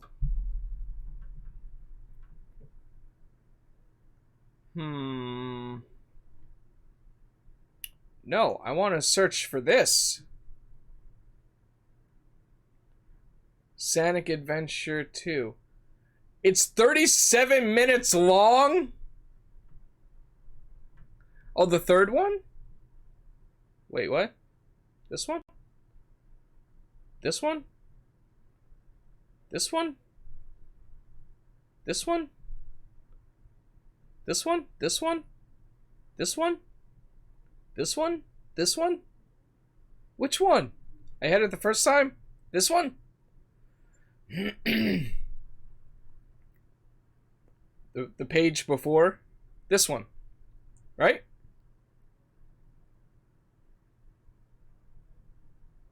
This one?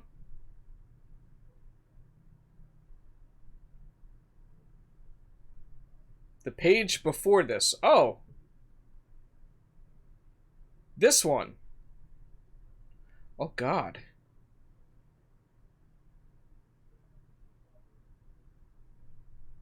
This one? The Sonic Adventure 2? Okay, the third one. City Escapes?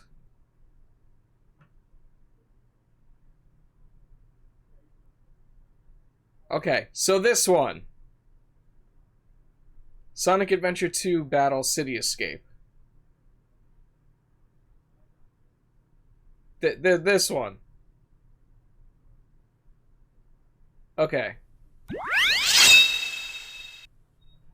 Oh God, that's so loud.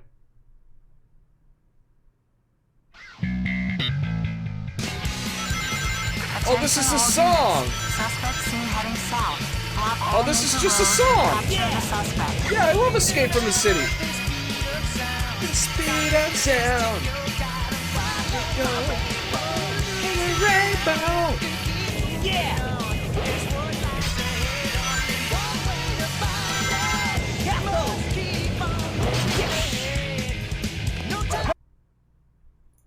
Hold up. I want to find the actual song. I don't know if it's copyright or not, but we'll see. Oh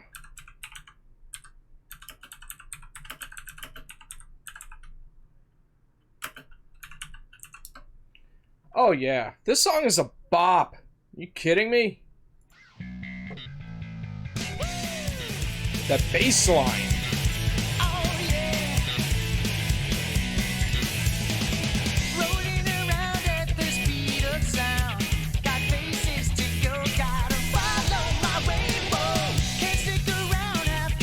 I really want to play Sonic Adventure 2 at some point in the future.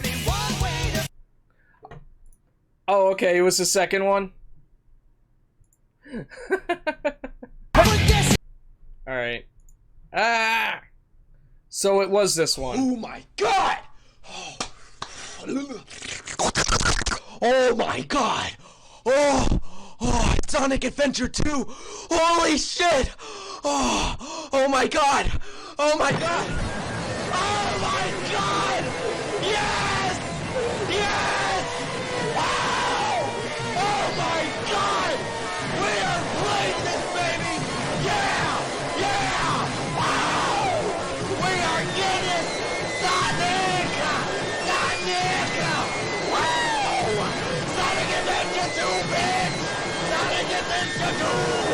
Yeah, bitch! Wow! Oh my god! Oh my god! Oh my god! Wow! Wow!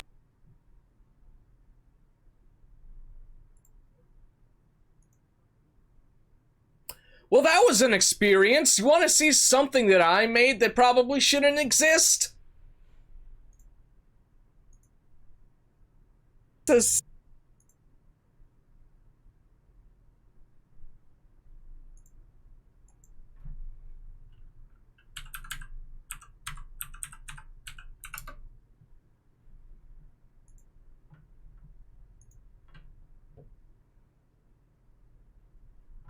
Wait, what the fuck?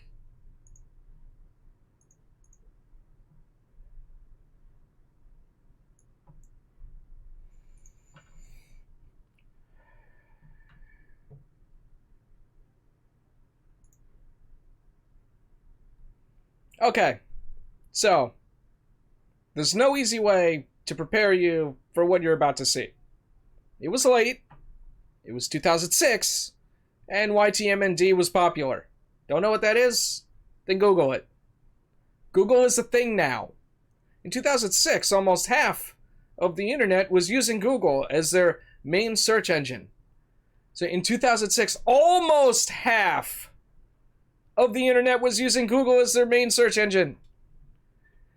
Context.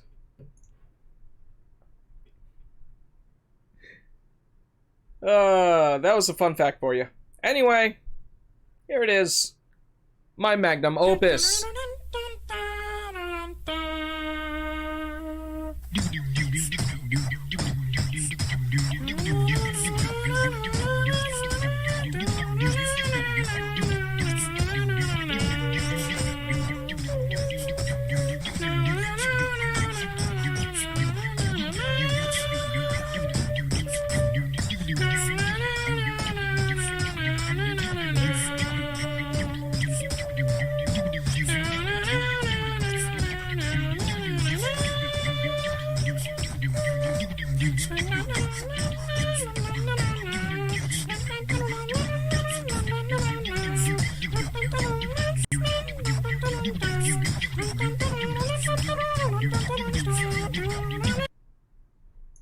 Yeah, no, that goes on for like another 10 minutes.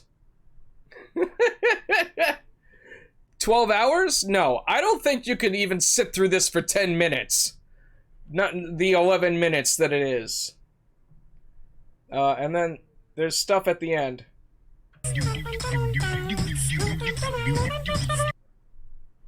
It sounds like the Chow Garden. Thanks.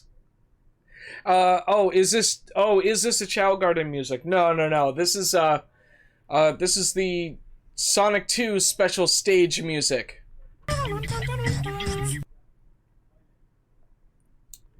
Well, there you go. I really hope you enjoyed that nightmarish fever dream. Just take solace in the fact that I spent hours of my time to edit this garbage on a 10-minute loop.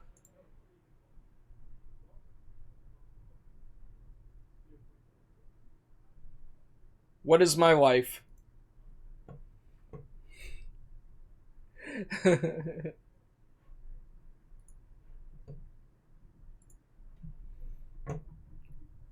You folks ready for Minecraft? What the fuck? Oh no, it autoplayed. Oh no, it autoplayed!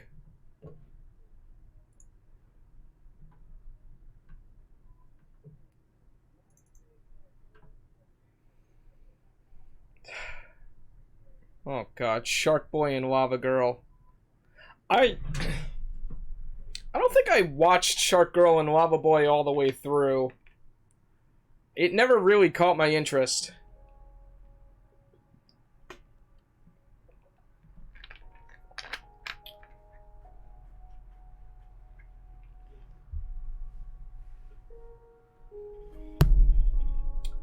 Alright. So the winner of the poll...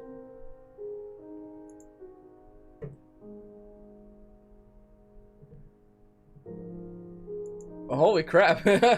RTX off with 10 votes. Holy crap. Okay. Pretty cool. Alright, we'll do RTX off. Was netherite necessary? I mean, we did need a way for additional progress, and I do like... I mean, they added some good, useful stuff regarding netherite, so... I think, yeah. Netherite did a pretty good job of, you know, being a new feature. Hold on, I need to...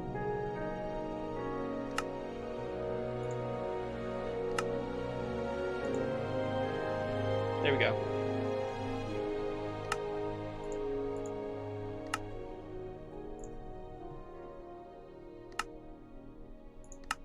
Resources, let's see. We're going to deactivate these. Okay.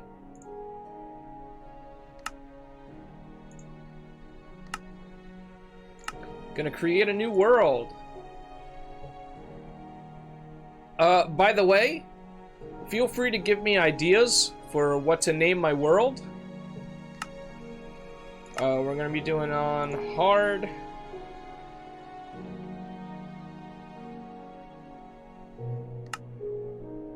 Show coordinates. I do not remember Hexit. Not sure what that means. Even a sharpness 5 diamond sword doesn't do half a heart.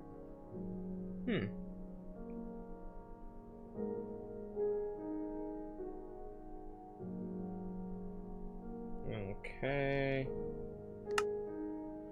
Resource packs.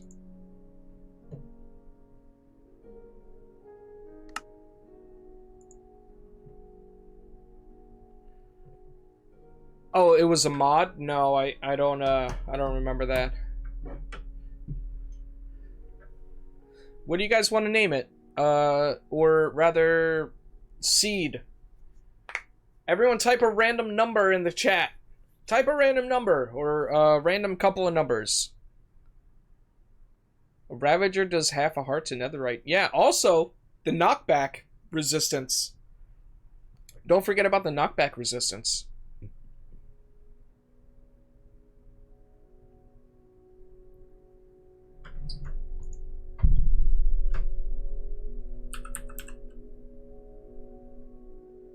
Shit.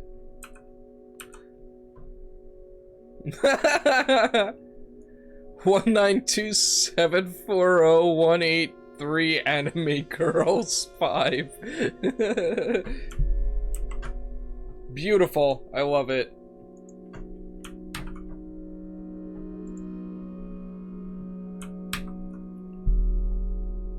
Oh my god, I have to pee again. Are you kidding me?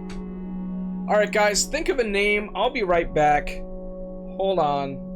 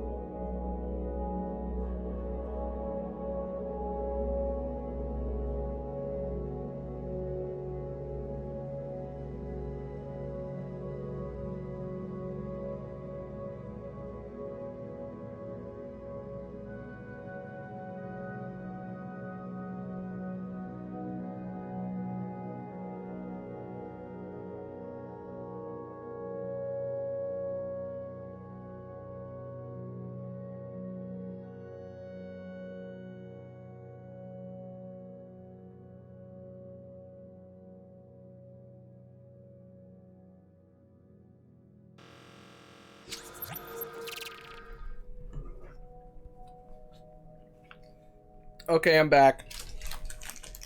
Got myself a snack. It may look like a chocolate Rice Krispies treat. It does have a little sugar in it, but it's got a lot of protein.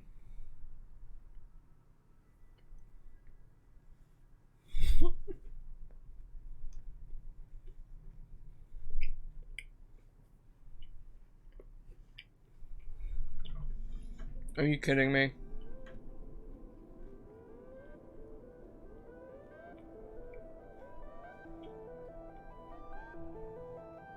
(1-800-ANIME GIRLS NOW 5) Emergency Anime Girls World. Come on, guys! Give me something better that isn't just anime girls.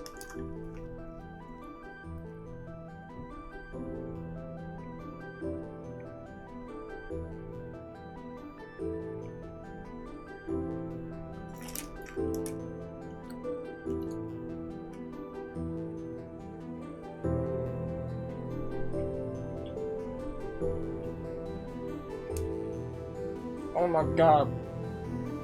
You guys have such a one-track mind.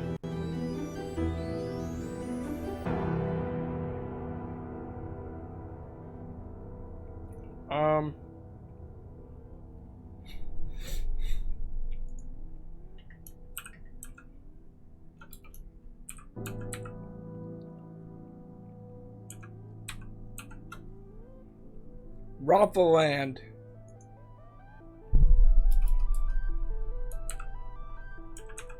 How about that? Stripers Inc. I know you mean strippers. Oh my god.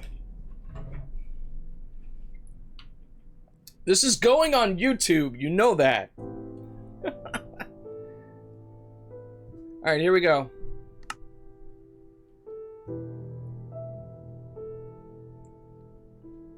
Let me know if the game volume is too loud or what. Oh shit! What? I spawned in a flower forest? Yo! Oh my god, I spawned and there's bees literally right here! Yo! We got bees! Oh my god, this is beautiful! Hell yeah! Grab some red. Actually, can we... Does that give us pink or magenta? Some blue. Let's see. Now I can make... Yes, magenta dye. Okay, good. Blue dye, red dye, purple dye. Cool. Alright, first things first. Get dye so you can have a magenta bed. Oh shit, did I forget to do the intro?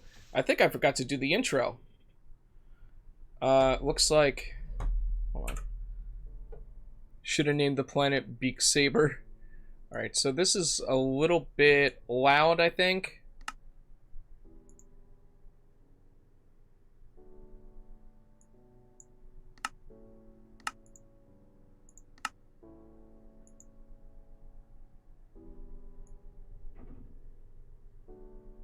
Yeah, first thing, do the intro.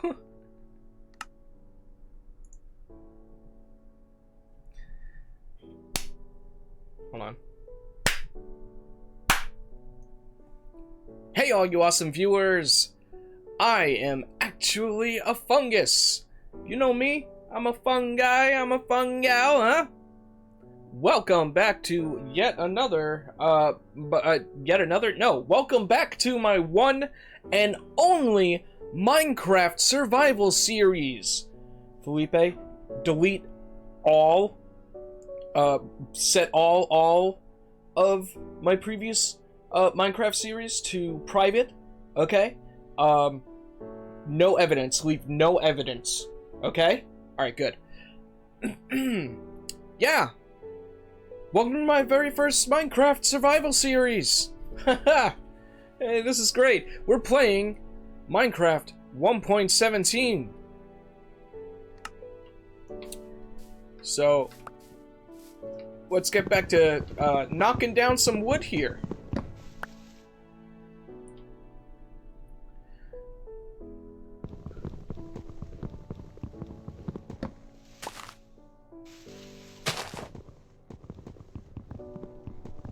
Okay. Yeah, so, how's everyone doing tonight? I hope you're excited for Minecraft. Okay, I'm gonna go to this tree here. I'm gonna get this one. We're in a flower forest, so we might be able to find some sheep. Maybe we can find, a field? A plains? You gonna survive the first night, knock on wood? Of course I'm gonna survive the first night! I always survive the first night. Okay. Alright, I have more oak wood. Make a crafting table.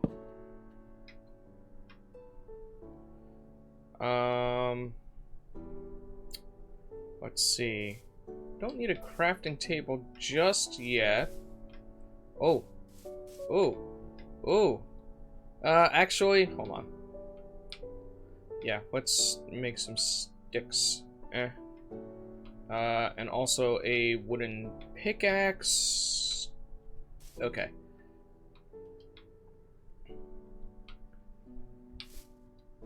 Oh, you know what? Yeah, no. I'm gonna get some stone right away. Yeah, we're gonna go get stoned! Get it? Yeah, I like weed. Okay, cool, give me that. Pig, pig, pig, pig! Alright. Okay, chickens, alright, good sign, good sign.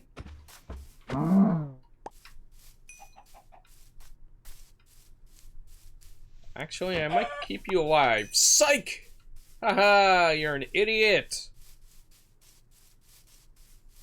Dull-brained chicken. Oh! Oh, boy. We got a village over there. Oh, boy, a ravine. I don't know if I want to go too far that way. Alright, come on, sheep.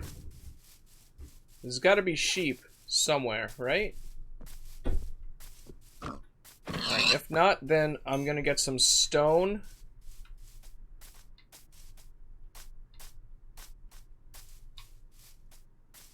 Oh, we got coal over there too. Alright, cool. This is where the anime girl seed kicks in. Phrasing! Alright. Alright, we got some new looking coal. Look at that. This is what you guys asked for. This is what you voted for. Alright? On twitch.tv/actually_a_fungus. Yeah.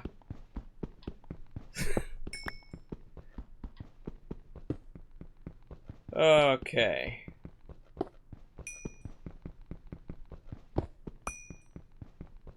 Oh yeah, give me that coal, give me that coal. Oh, this is beautiful, this is beautiful. I might actually even be able to make this, my house, to be honest. Or the start to my house, let's see.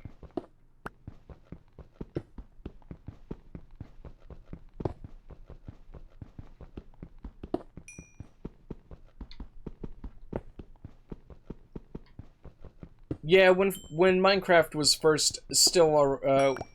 first around and gaining popularity, I didn't really play it that much. I played it on my Xbox a little bit, and I had trouble learning the basics, I think, and I think I got frustrated and just gave up.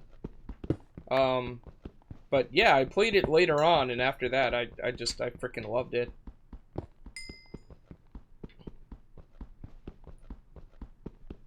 Damn it!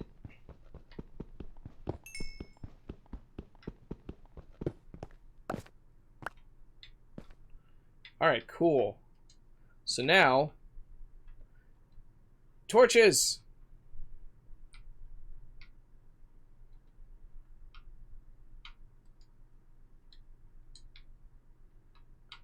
Bam, bam, bam, bam, bam. Bam. Cool. I mean, this seems pretty okay for first spot. No, where's my crafting table? Where'd I leave my crafting table?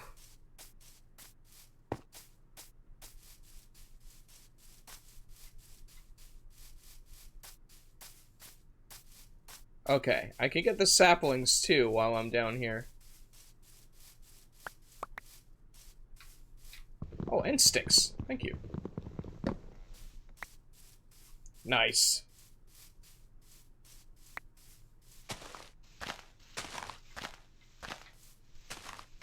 Gimme seedlings, saplings, gimme. Oh, the night, she is approaching.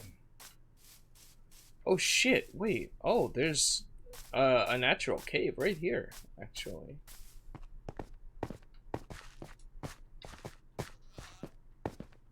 Oh, hey, a goat. Hey, what's up, goat?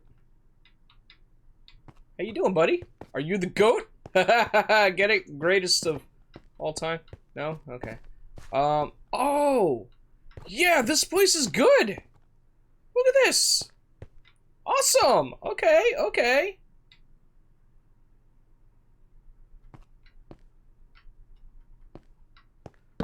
Let's put that there. Make a stone pickaxe. And... stone sword. Oh boy. It's getting to be nighttime.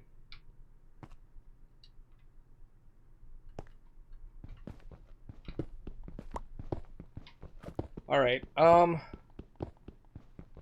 I want to try to seal this up as much as possible. Oh god. The freaking goat scared the shit out of me.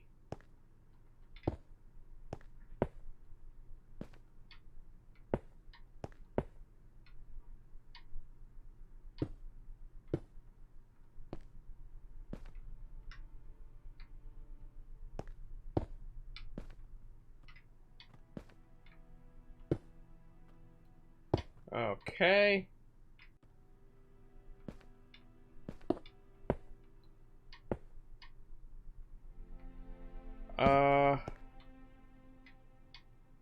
Alright, nice.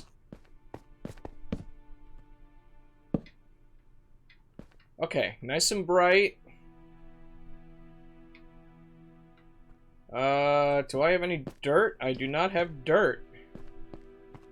Can I make a door?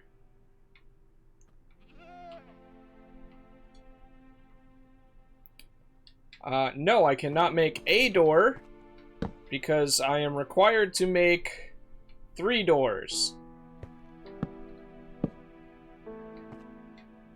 Alright, I guess that has to go there temporarily.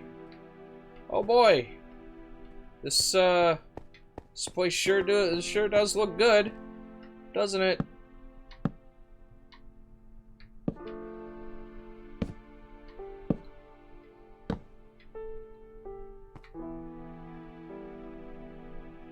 Nice. Okay.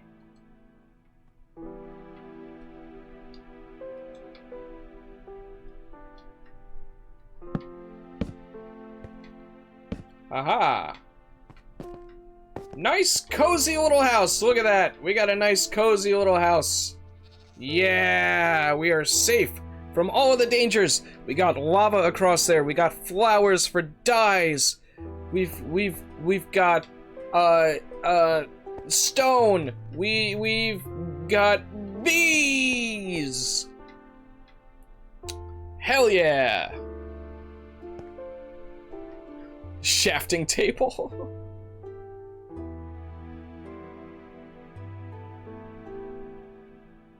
Oh boy. Alright, so now I guess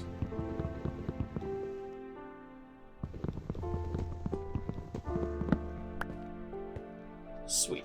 That doesn't take too long. Let's get some more stone and make this place a little bit bigger. This will be our temporary base of operations. And we'll be here at least until the sun comes up.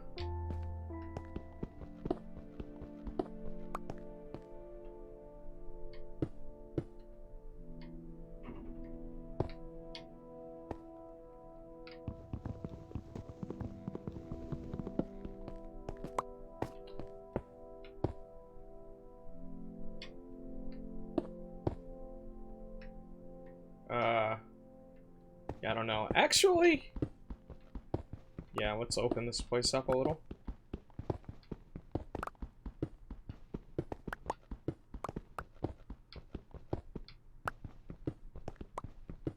Cool.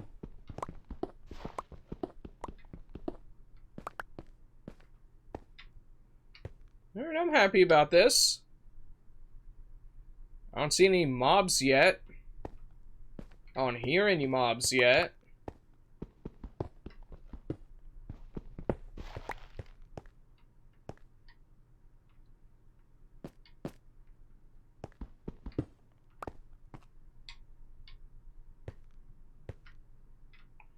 Okay, well,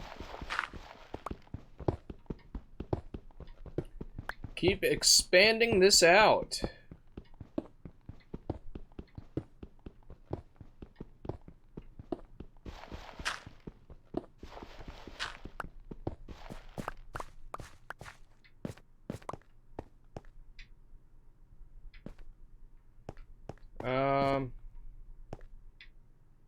Let's actually put the crafting table right here.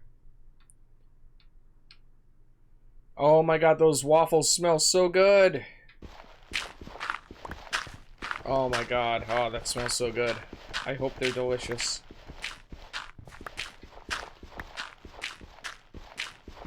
Yay, I'm getting dirt. I'm getting a lot of dirt. I don't know why I'm happy about that. Perhaps I am a politician and I am trying to play dirty.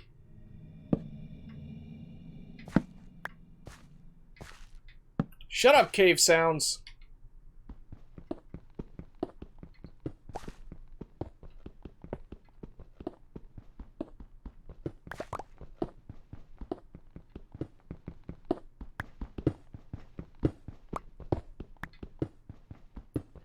Alright.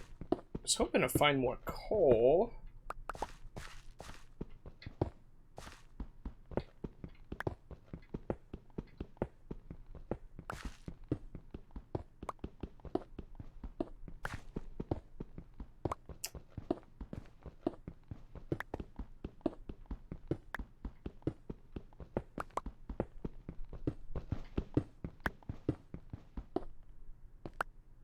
Okay.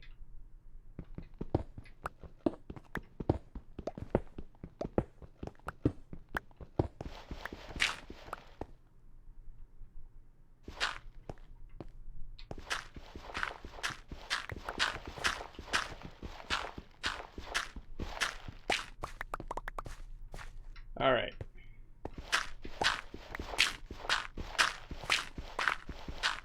Okay, so we're almost done sorting this out here.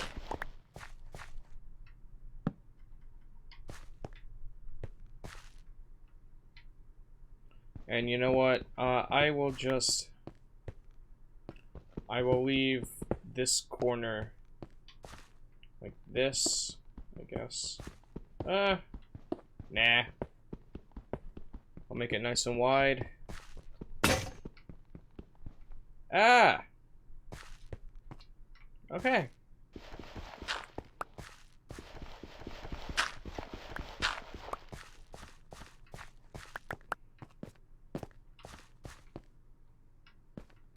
Okay, so let me take crafting table. Where crafting table? I'll put crafting table here. Okay. So we need, oh hell yeah, waffles. Thank you.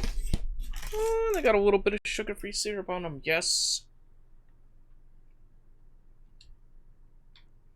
Okay, so what do we want to do here? What can we do? A chest, that's a yes. And a furnace, also a yes.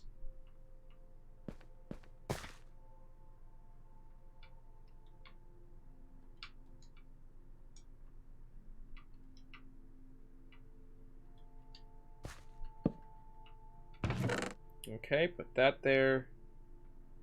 Bam. Bam. Bam, bam. Bam. Bam. Bam.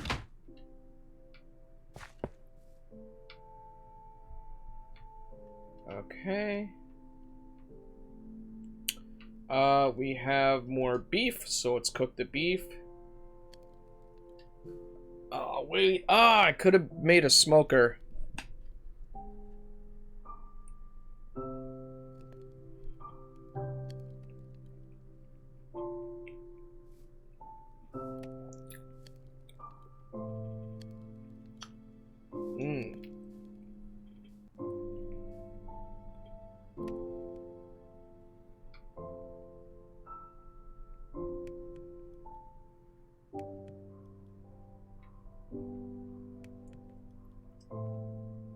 Okay.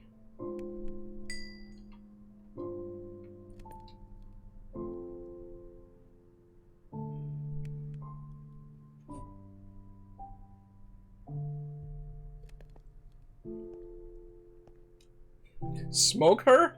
I hardly know her.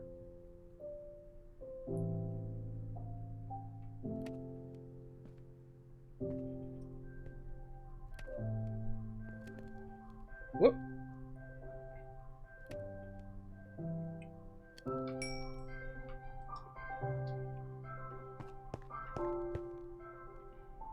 Oh.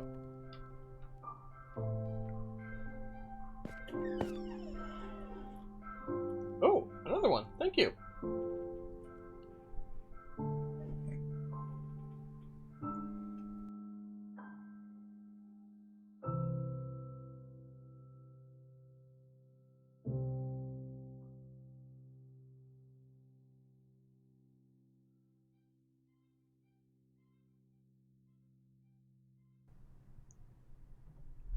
Okay. Ah, what the hell? Okay. Okay, apparently that affects my HUD. Okay, so...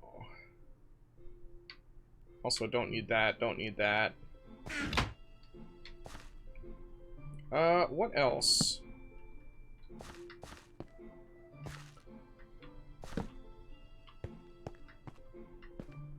Gotta make sure stuff doesn't spawn here.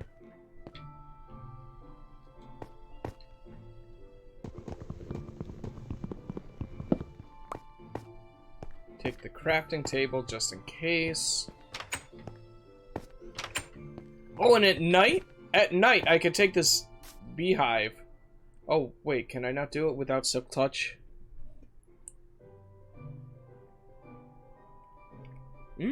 Oh, wow, that's good. Hey, Tomcat, how's it going? Good to see ya! Welcome back. Wait, why am I not...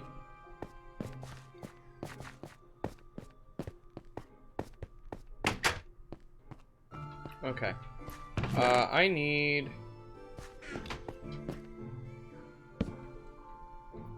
Oh my god, I could have just done that. Oh my god.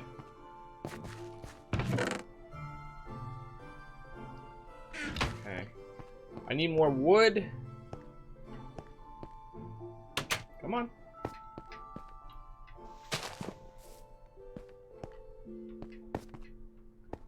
I kind of like that.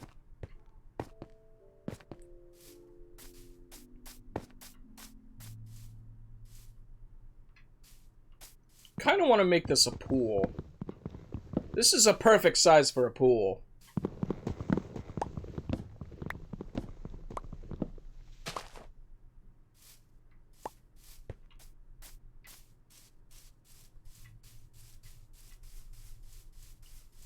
Alright, let's explore and deforest a little bit.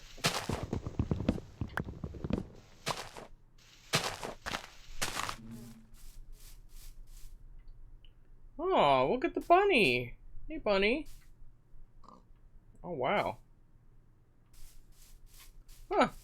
They let me get pretty close to them, actually.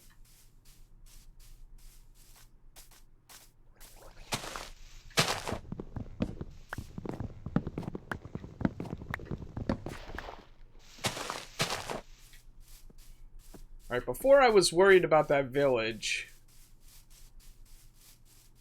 I don't know how worried about it I should be. Oh, wow. Wow, look at that birch forest. That's cool. Okay, and we got some cold mountains up there. Let's go check out that village. I want to check out that village. Let's check out that village. Winding down for the night. Helped explain a few things politically to a 15-year-old kid earlier. Oh. Hope you saved them hope I saved them some political grief. I see, I see. I hope you helped them out too. Alright, so the reason why I was... Huh!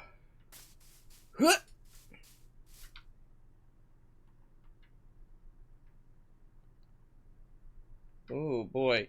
There's iron right there. There's water. Okay. That water might be a way of getting down there, actually.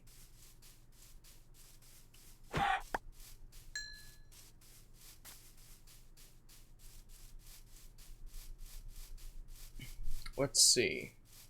Sheep! Okay, let's murder the cows.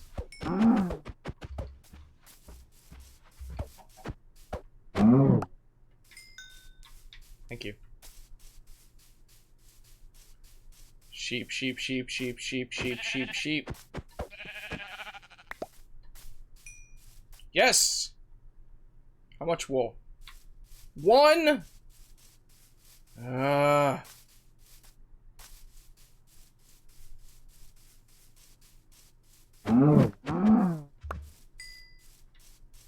I want a bed, damn it.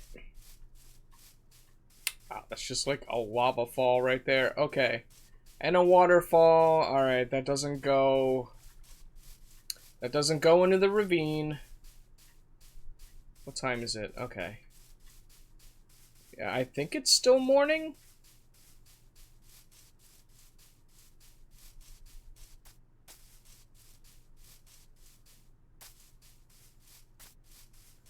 Alright, so I was hesitant about going this way because I don't know if you can see it. You probably can. There's a pillager outpost right there.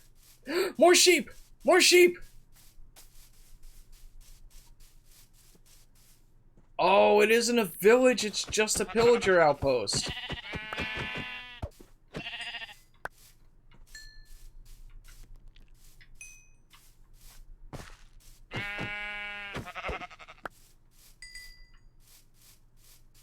Oh boy.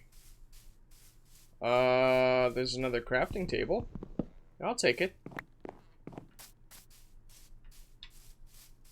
Yeah, screw this.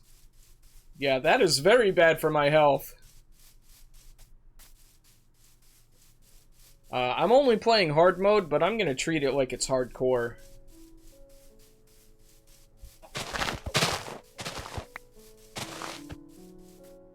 Got seeds.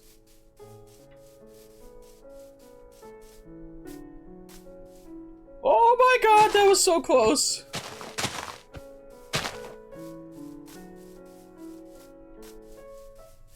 Oh my god, that was so close.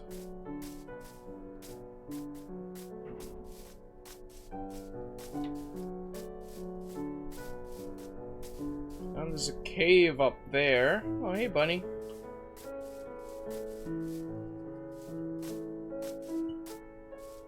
I haven't seen any axolotls yet.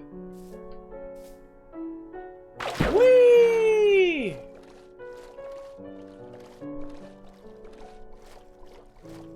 We got llamas over there. Oh yeah, that reminds me.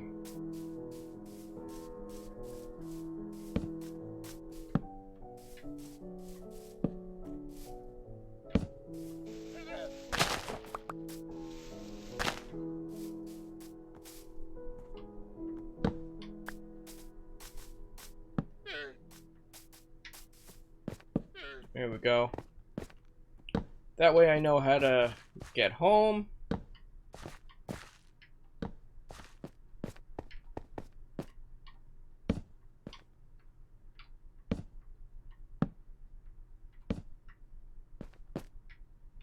Okay, that's good enough, I guess. Is it getting late out again? It's getting late again, isn't it? Alright, let's gather more saplings and sticks and stuff.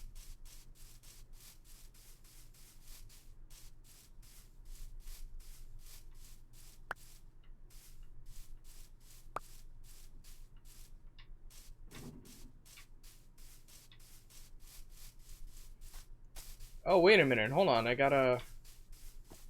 Well, no, let's go back in the house. Set our spawn point in there, just in case.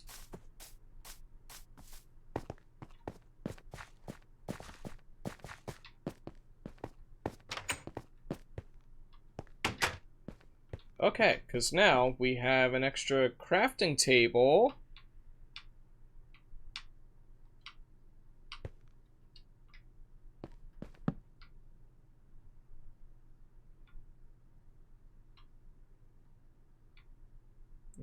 Okay.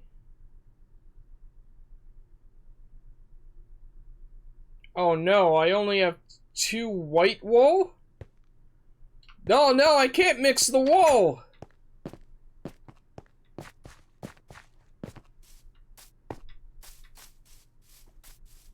Damn it, I need another sheep. Did this one grow up yet? Hey kid, grow up. Grow up, damn it.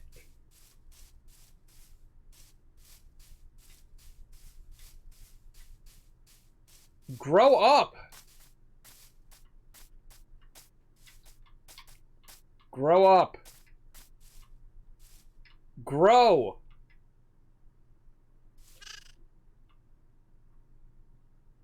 Grow.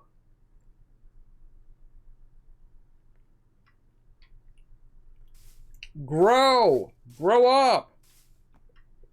Become an adult. Adultify. Act your age.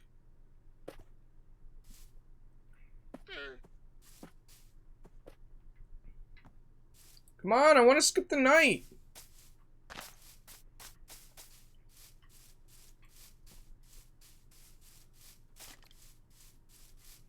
Ba-da.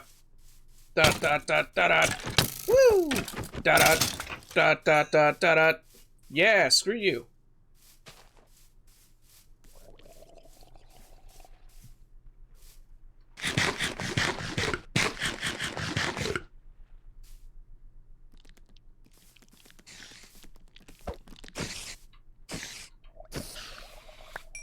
Gotcha.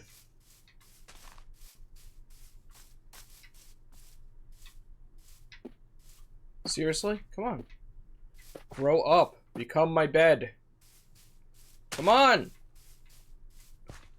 I don't want to kill a child.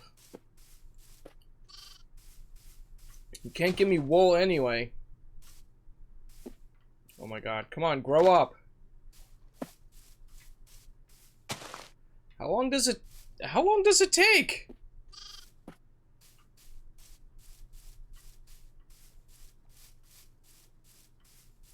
Grow.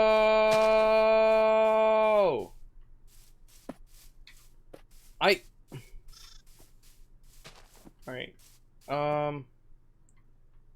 Should be able to do this though. Oh god, no! Oh god, no! No, I killed the bees! I killed the bees! No! Oh no! Oh no! Oh, I can't eat. I can't eat. Ah! Stop! Stop!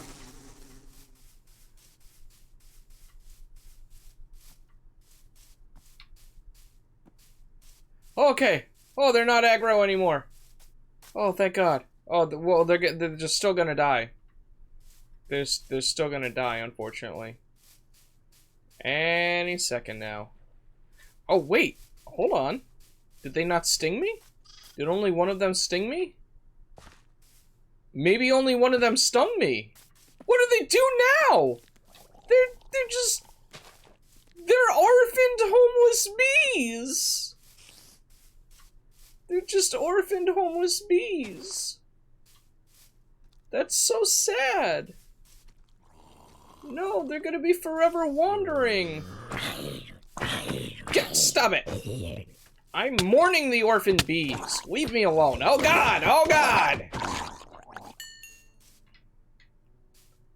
Jeebus. What, you want some? You want some?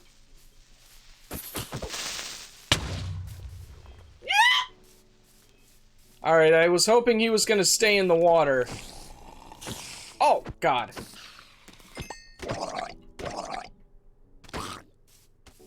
You have leather armor on. Oh, hey, leather armor. Can I not pick it up? Oh my God, I'm full. Yay! Alright.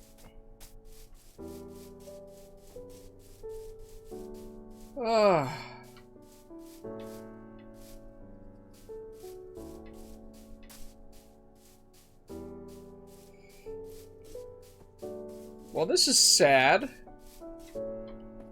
Wait, where'd the sheep go? Oh, there you are. Why won't it turn into an adult?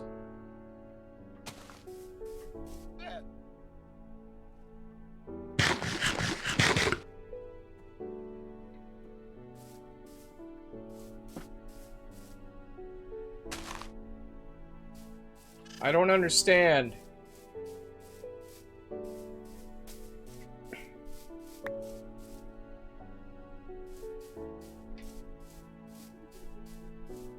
Hey, skeleton. What are you doing, buddy? Give me your bones! Thank you.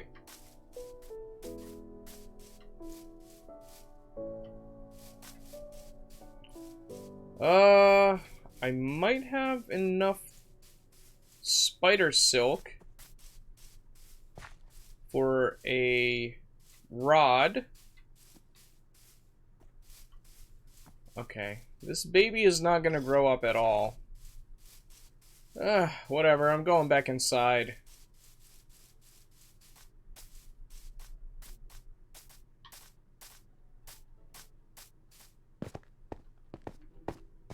I need to fix that path. Scary!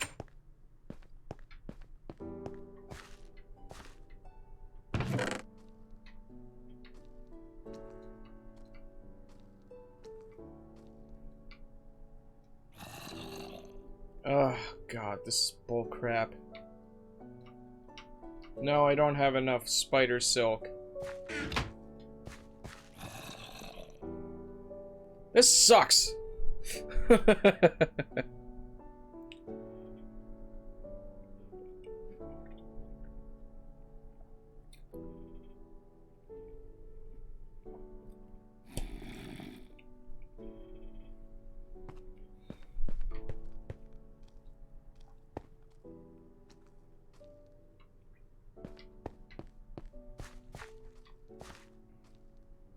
I thought I had enough wool, but I didn't. Now I have to wait through another night.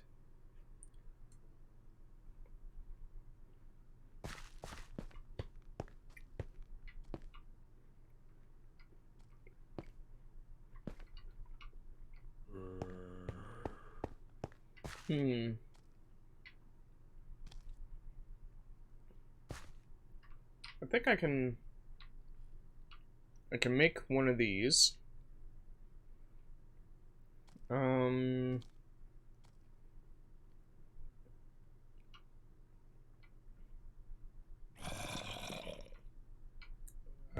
Smoker.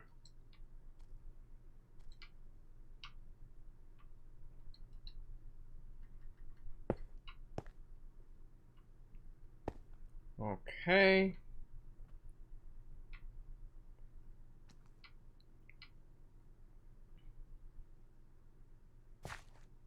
Okay, now I need more coal. That's what I need. Let's see, smooth stone.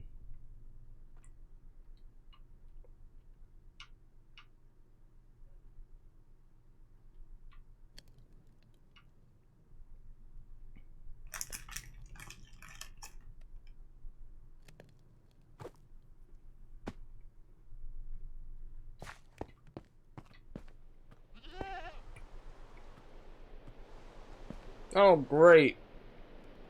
It's raining.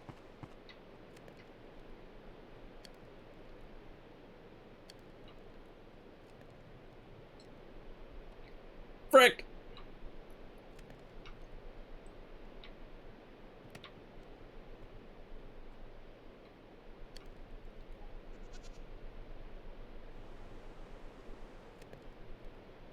Okay.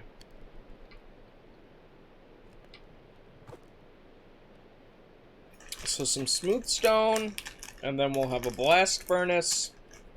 And then we can look for more exposed coal.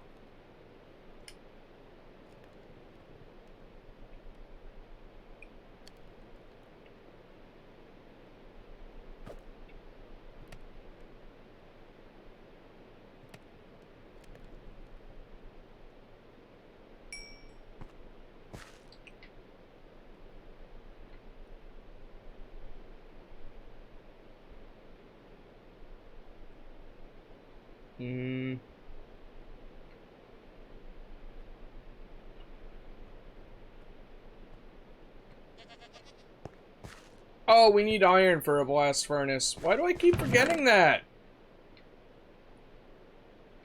Okay. We'll put the smooth stone in there.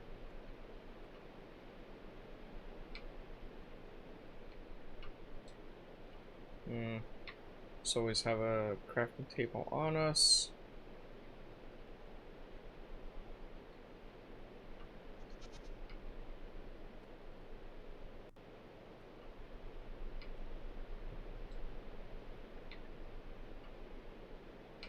Okay, need another chest, that's for sure.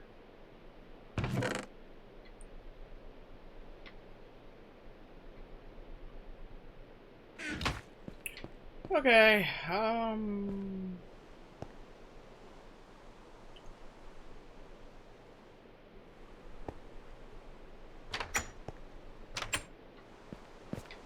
alright, let's go find more sheep.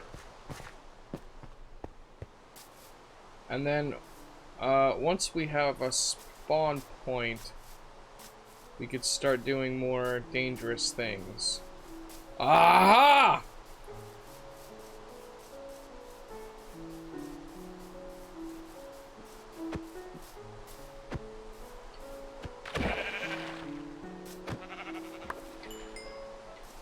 Gotcha. And you know what? I'm gonna slaughter you too, just for the fun of it. Yeah.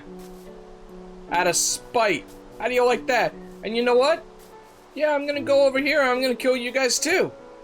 You wanna know why? Spite.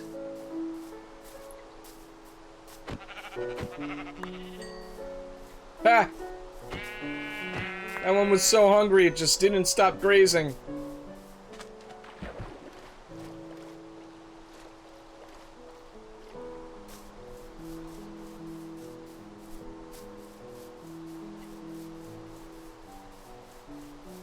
Alright, so I'm gonna make one bed, and then I'm gonna make a second bed.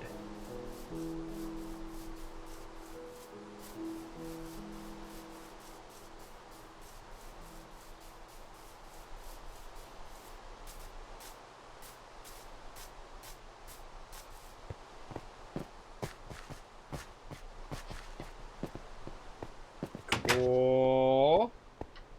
Happy about this. Thank you.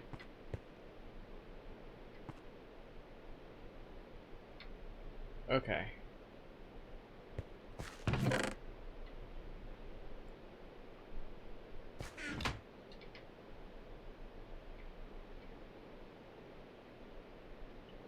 Magenta bed.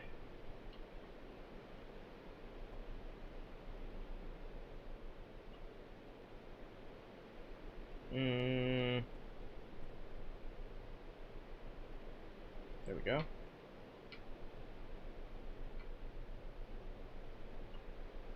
Another magenta bed. And there we go.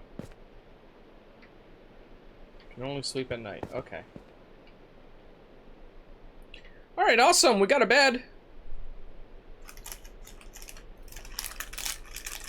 That's some pretty good stuff. Good stuff. Yep. Pretty exciting stuff.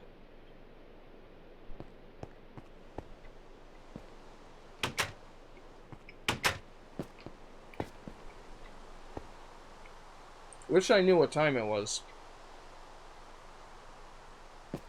Alright, well, I want iron.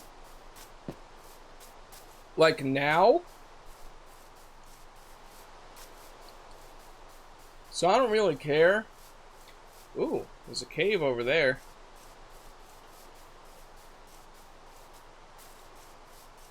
I'm going to that ravine. I don't even know what time it is right now. I have no concept of time.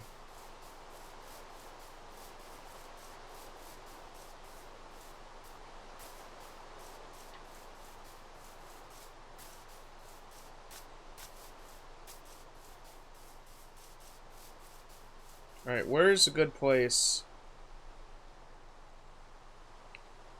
Oh, that looks tough.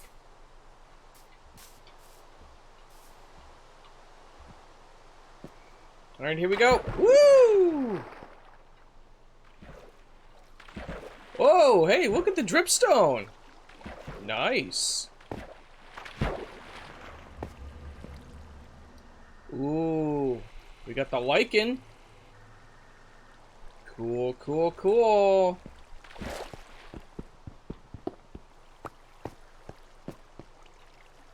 Alright, we got some iron. Iron hype.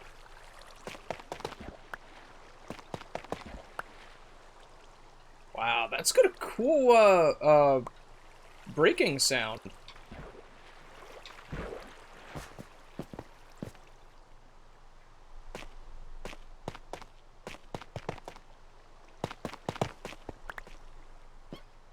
Oh, that sounds so interesting.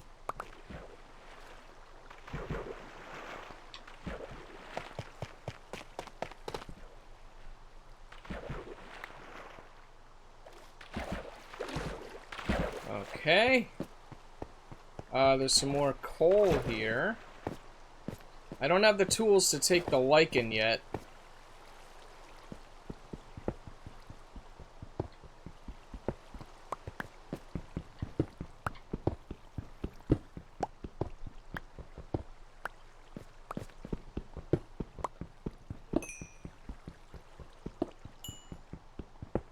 Alright.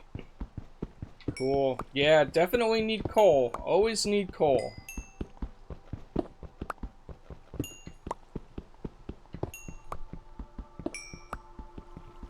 You know, dig a stairway out of here if I have to. Ooh, copper!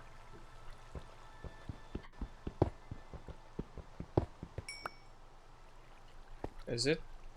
Oh, there's more iron too. Okay, good. Alright, this is good. This is good. We're getting a bunch of stuff.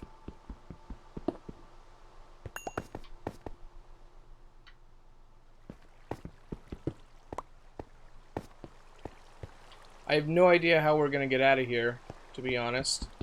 Oh, looks like the elevation goes up a little. Yo, yes. More iron. Gimme. Gimme that raw iron. That's nice.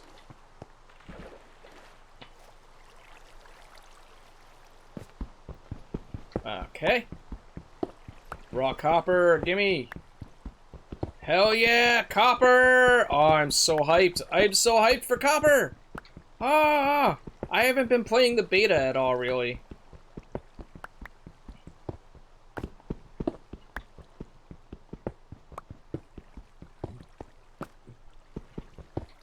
Oh, shit. Wow, there's a shit ton of copper here! Oh my god. Okay, yeah, it's getting dark. Oh no! Oh no! Oh no! Oh god,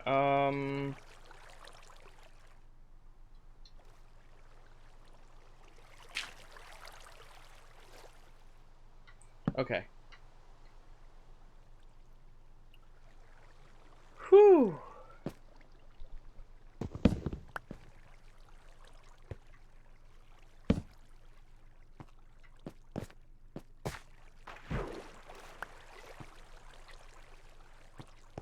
cool.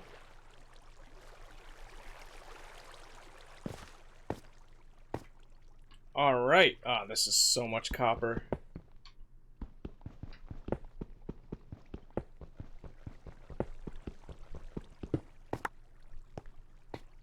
Nice. Alright. This is good. This is good.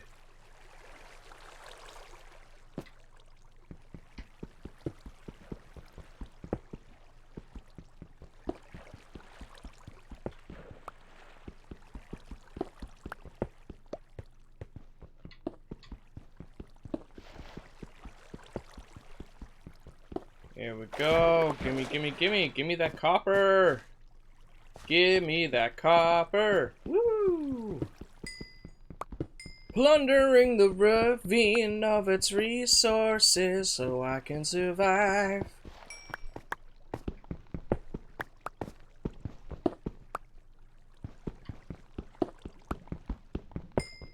Yes, give me that coal. Give me that coal. Very good, very good. Okay. Got more iron here.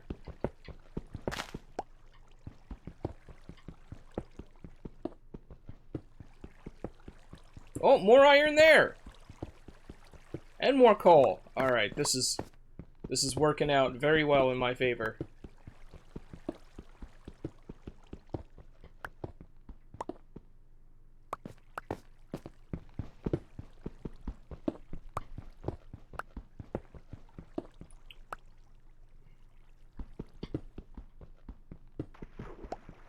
There we go.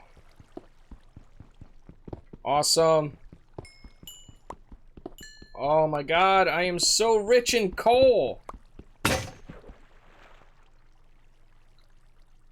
Crap! Oh.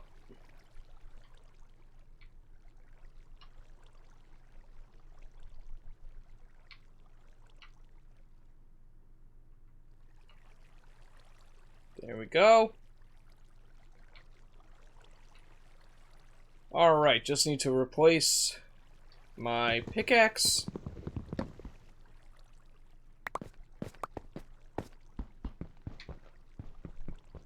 And we're all good. Nothing to worry about. No, Chris, I don't want to hear a dirty joke about copper right now.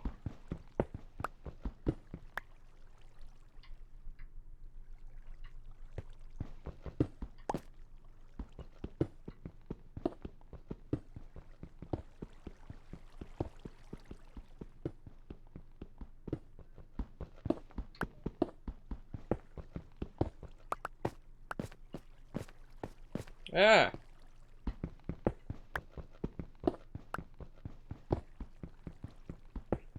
Ooh, these are some pretty nice textures here.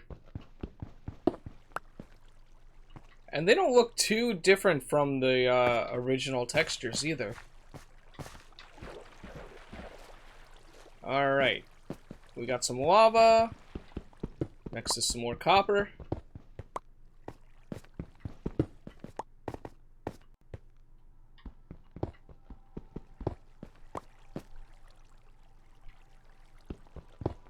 I can see you later then. Okay.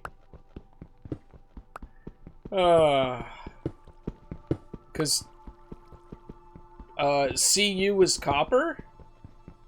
Is that right?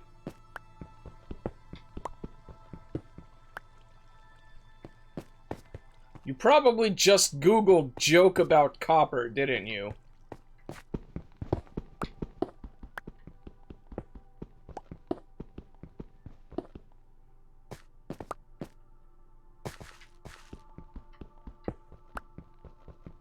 Gimme! Yeah, give me the iron!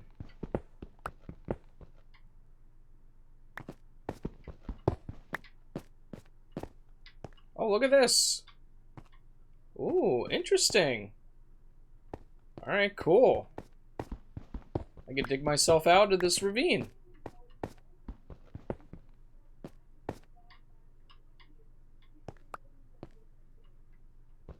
Alright, let's do it.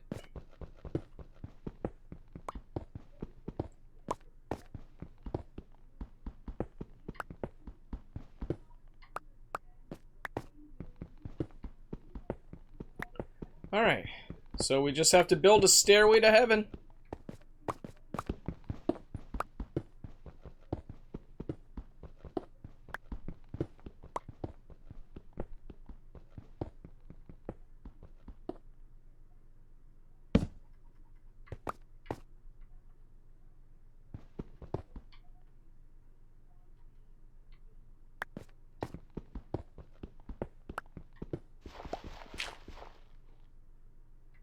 Okay. There we go.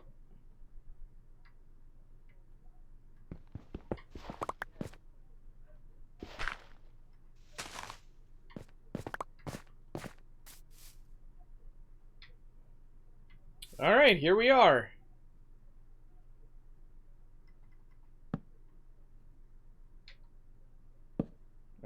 Let's put this stuff here. Just so I know at all times that this is here.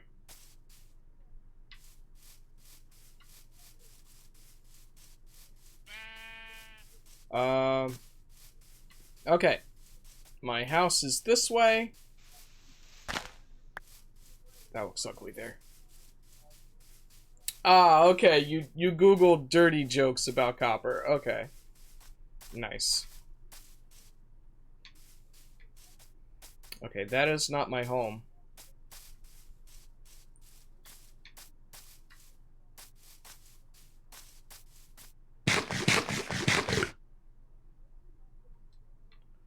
Oh my god, I'm so hungry. Well, my character is. There we go. Here it is. This is house. Yes, this is house. This is my home. Ah, those poor bees. I feel really bad for those bees. Like, really bad.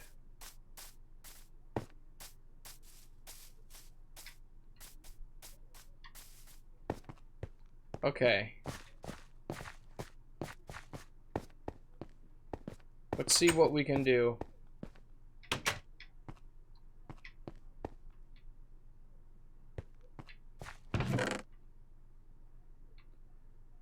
Alright, don't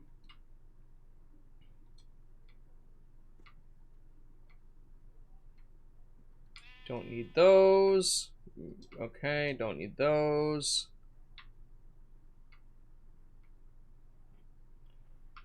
Wow. A stack and 5 copper.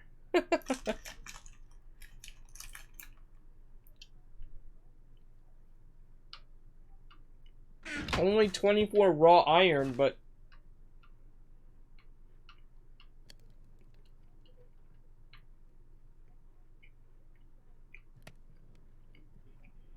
Each one will give me an ingot? Okay.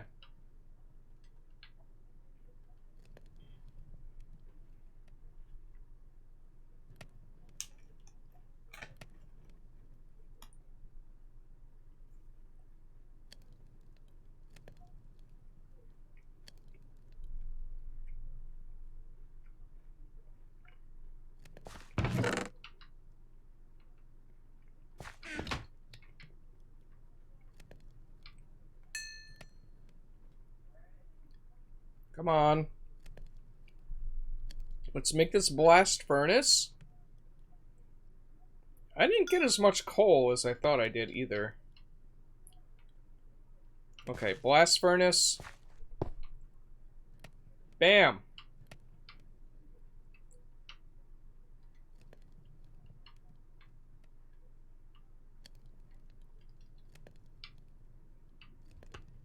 Okay, smelt that copper.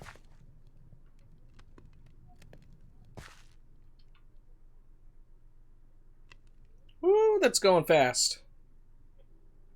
Gotta smelt fast. Gotta smelt fast.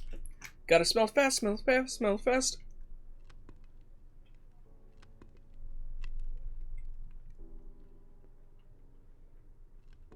Okay. While that's going on, let's, more torches. Okay.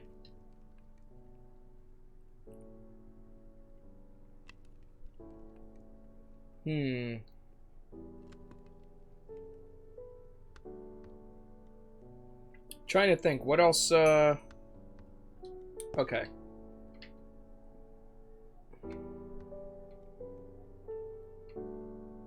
Block of raw copper. Nice. Ooh, shears? Oh, a bucket. Definitely need a bucket.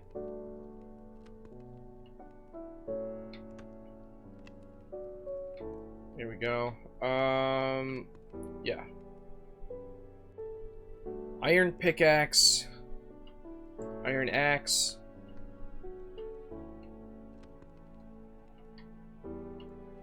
Iron shovel.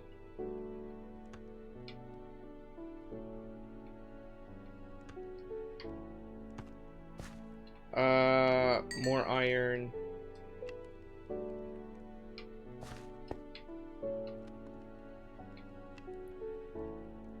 What else did we need? Sword. Iron sword.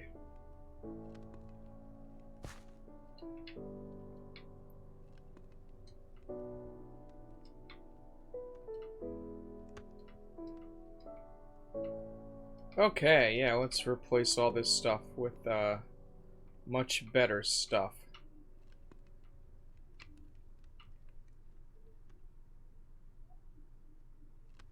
There we go.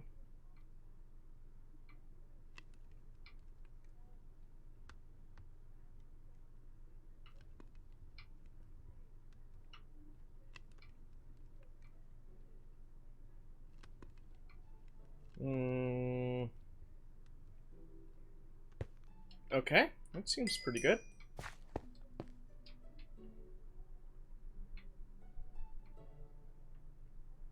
Alright, let's make a block of raw copper then.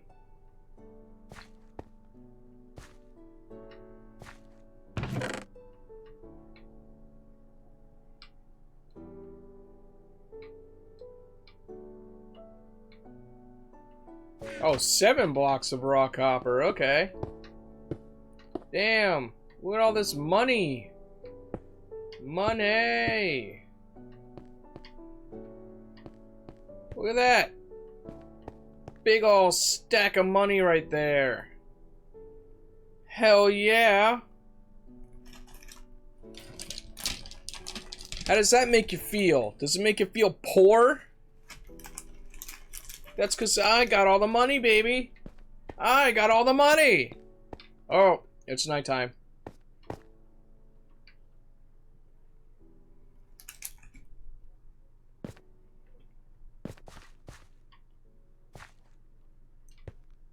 Wait, did I use up all of the iron? We have 7 iron left, okay. Boots?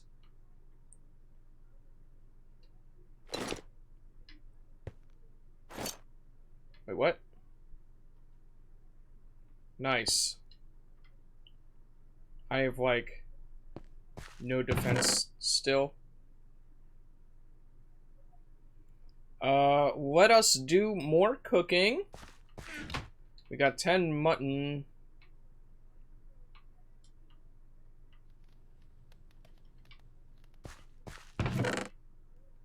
Let's leave a bit of coal here.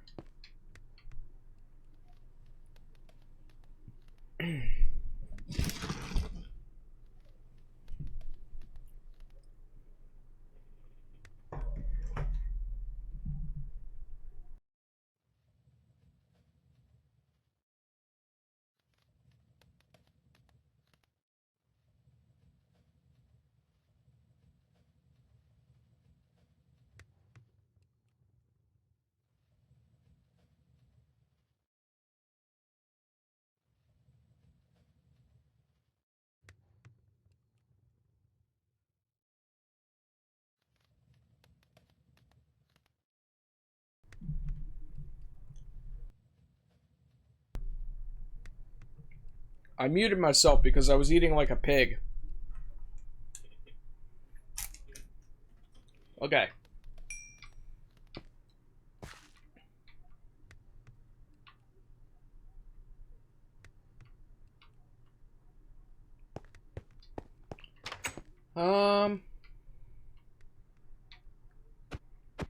That looks like a nice patch of land to make a house on. Okay, so now... We can do so many things now. We could start farming.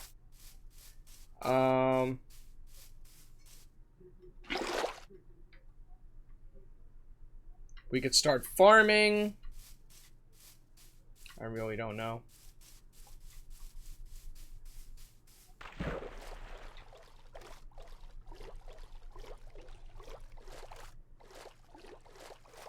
Okay. Let's get more coal. It's delicious, amazing, colored, textured coal. It looks so good. Oh, there's so much coal here. Level 10! Woo!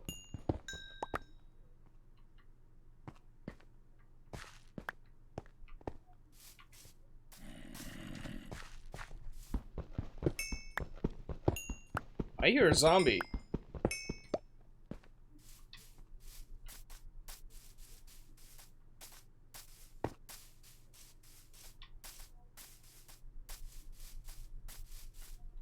I need more wood too, to be honest.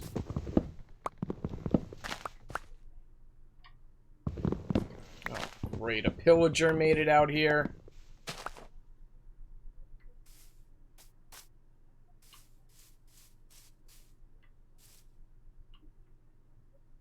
Oh, I should have made a shield.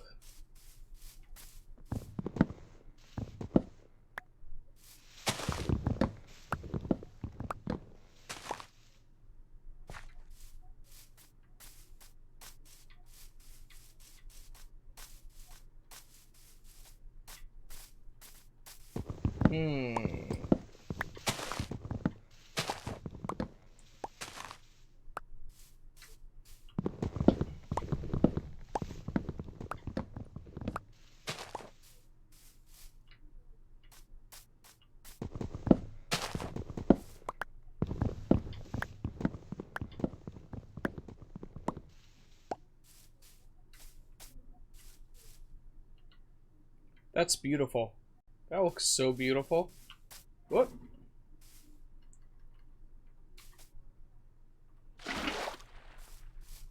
Woo! I did it!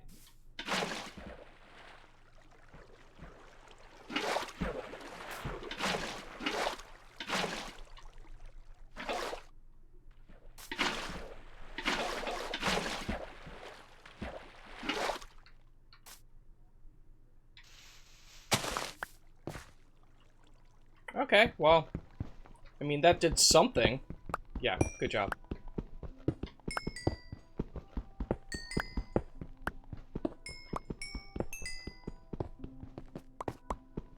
Yeah, take all the resources. They are mine.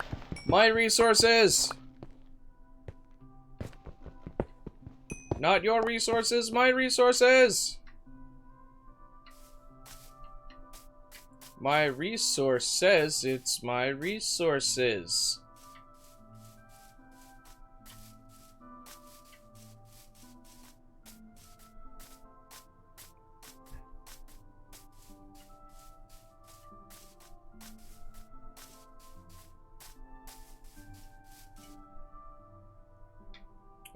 Okay, so nice fields.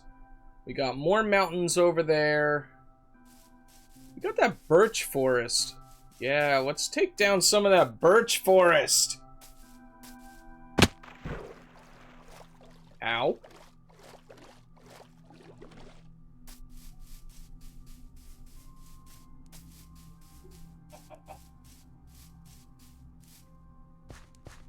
Okay. Yeah, don't worry, Chris. I'm going to bed soon. Or at least I'm ending the stream soon.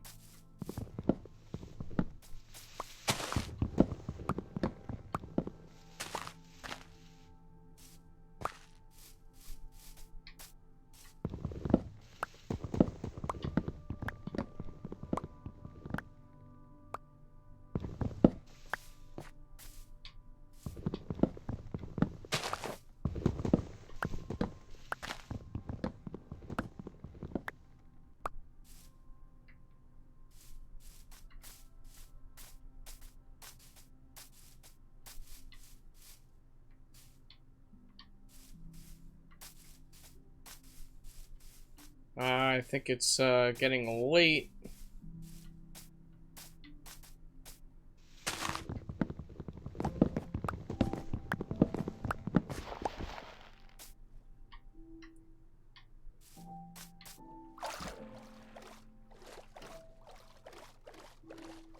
Hello.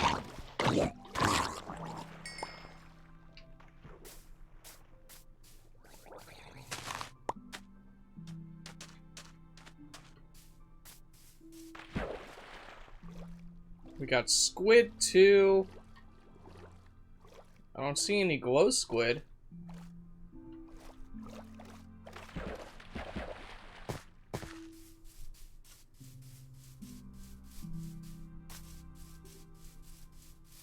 Just don't feel like it's been that long. How long have I been playing Minecraft?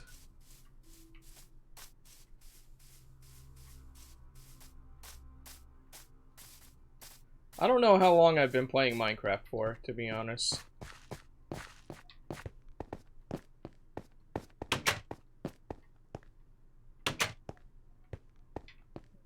Okay.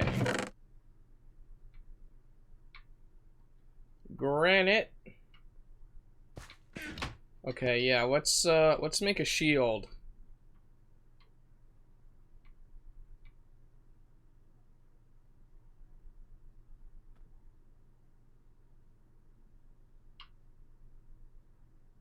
Okay, I'm missing one more.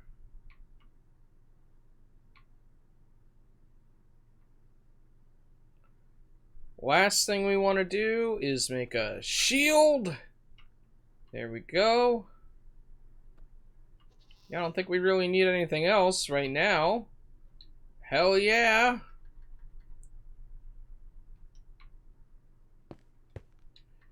Nice. Alright, we have a shield now. We are fully equipped in, well, I mean, we have leather armor and iron boots. We have iron gear. And we have a shield. Yeah, we're ready. We're ready for anything. We got a bed. We got 2 beds. This is awesome. This is awesome. Great progress today. Shut up, llama. Alright. Yeah, we got pretty good progress for the first episode. This is pretty awesome.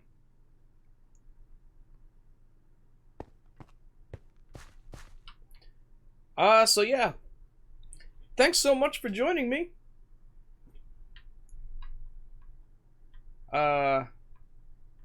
Wait, do I do an outro? I think I do an outro, right? Yeah? Yeah? Thanks so much for watching if you liked it. No, wait, not that kind of an outro because I have my end card.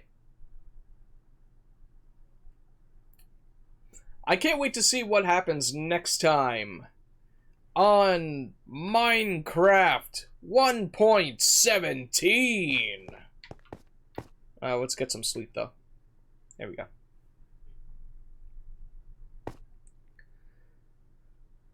Alright. Let's save and quit. Let's go on a raid.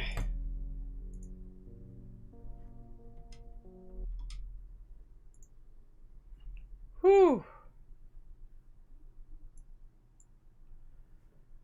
Alright. Yes. Anyone that wants to chat it up in the Discord, there is the link. Also, follow me on Twitch if you haven't already. Subscribe with Prime if you haven't. Subscribe to the YouTube channel. We're going to find a raid target now. So let's see.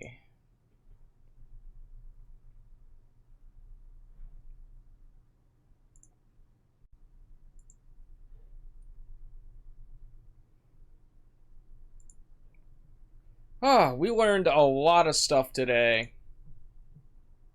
We learned so much stuff today. I am getting tired. Who are we raiding? Who are we raiding?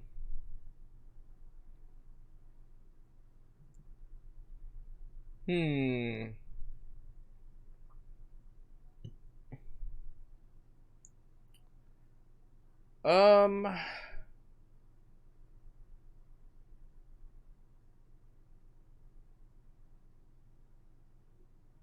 Hmm. Do you want to raid someone who's doing politics or raid someone who's playing games? Because we got a couple people doing politics. Couple people or just one? Let's see.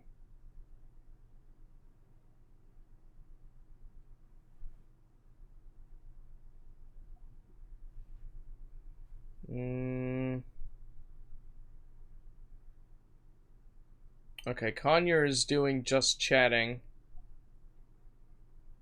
And then there's Feminist Critique doing politics.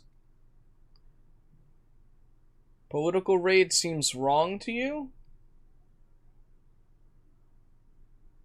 I don't know how it seems wrong.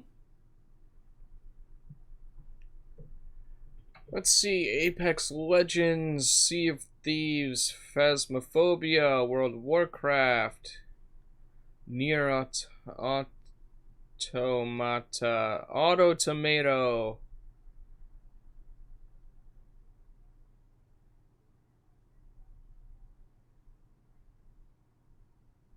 Jackbox, Tabletop RPGs.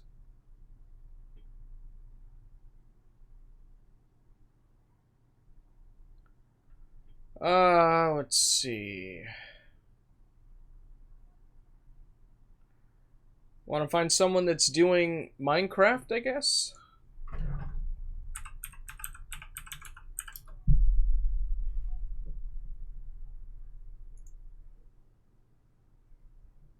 No, that's the channel.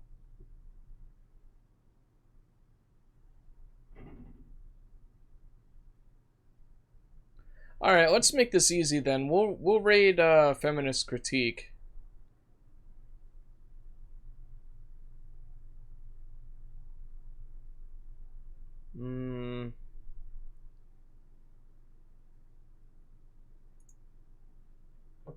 Let's see.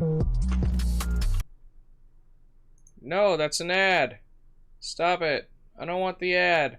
I don't care about Monster.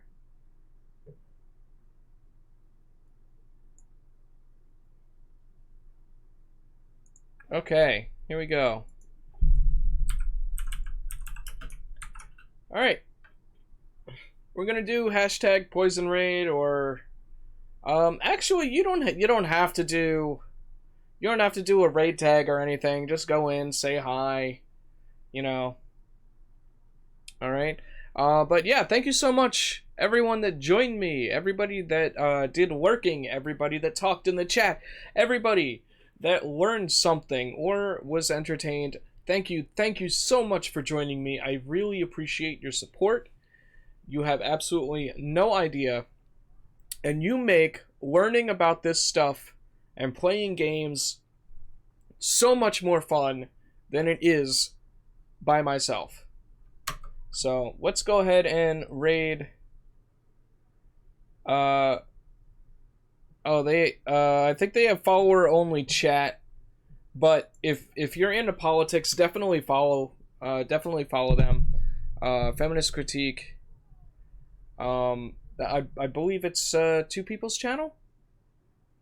Anyway, they're freaking awesome.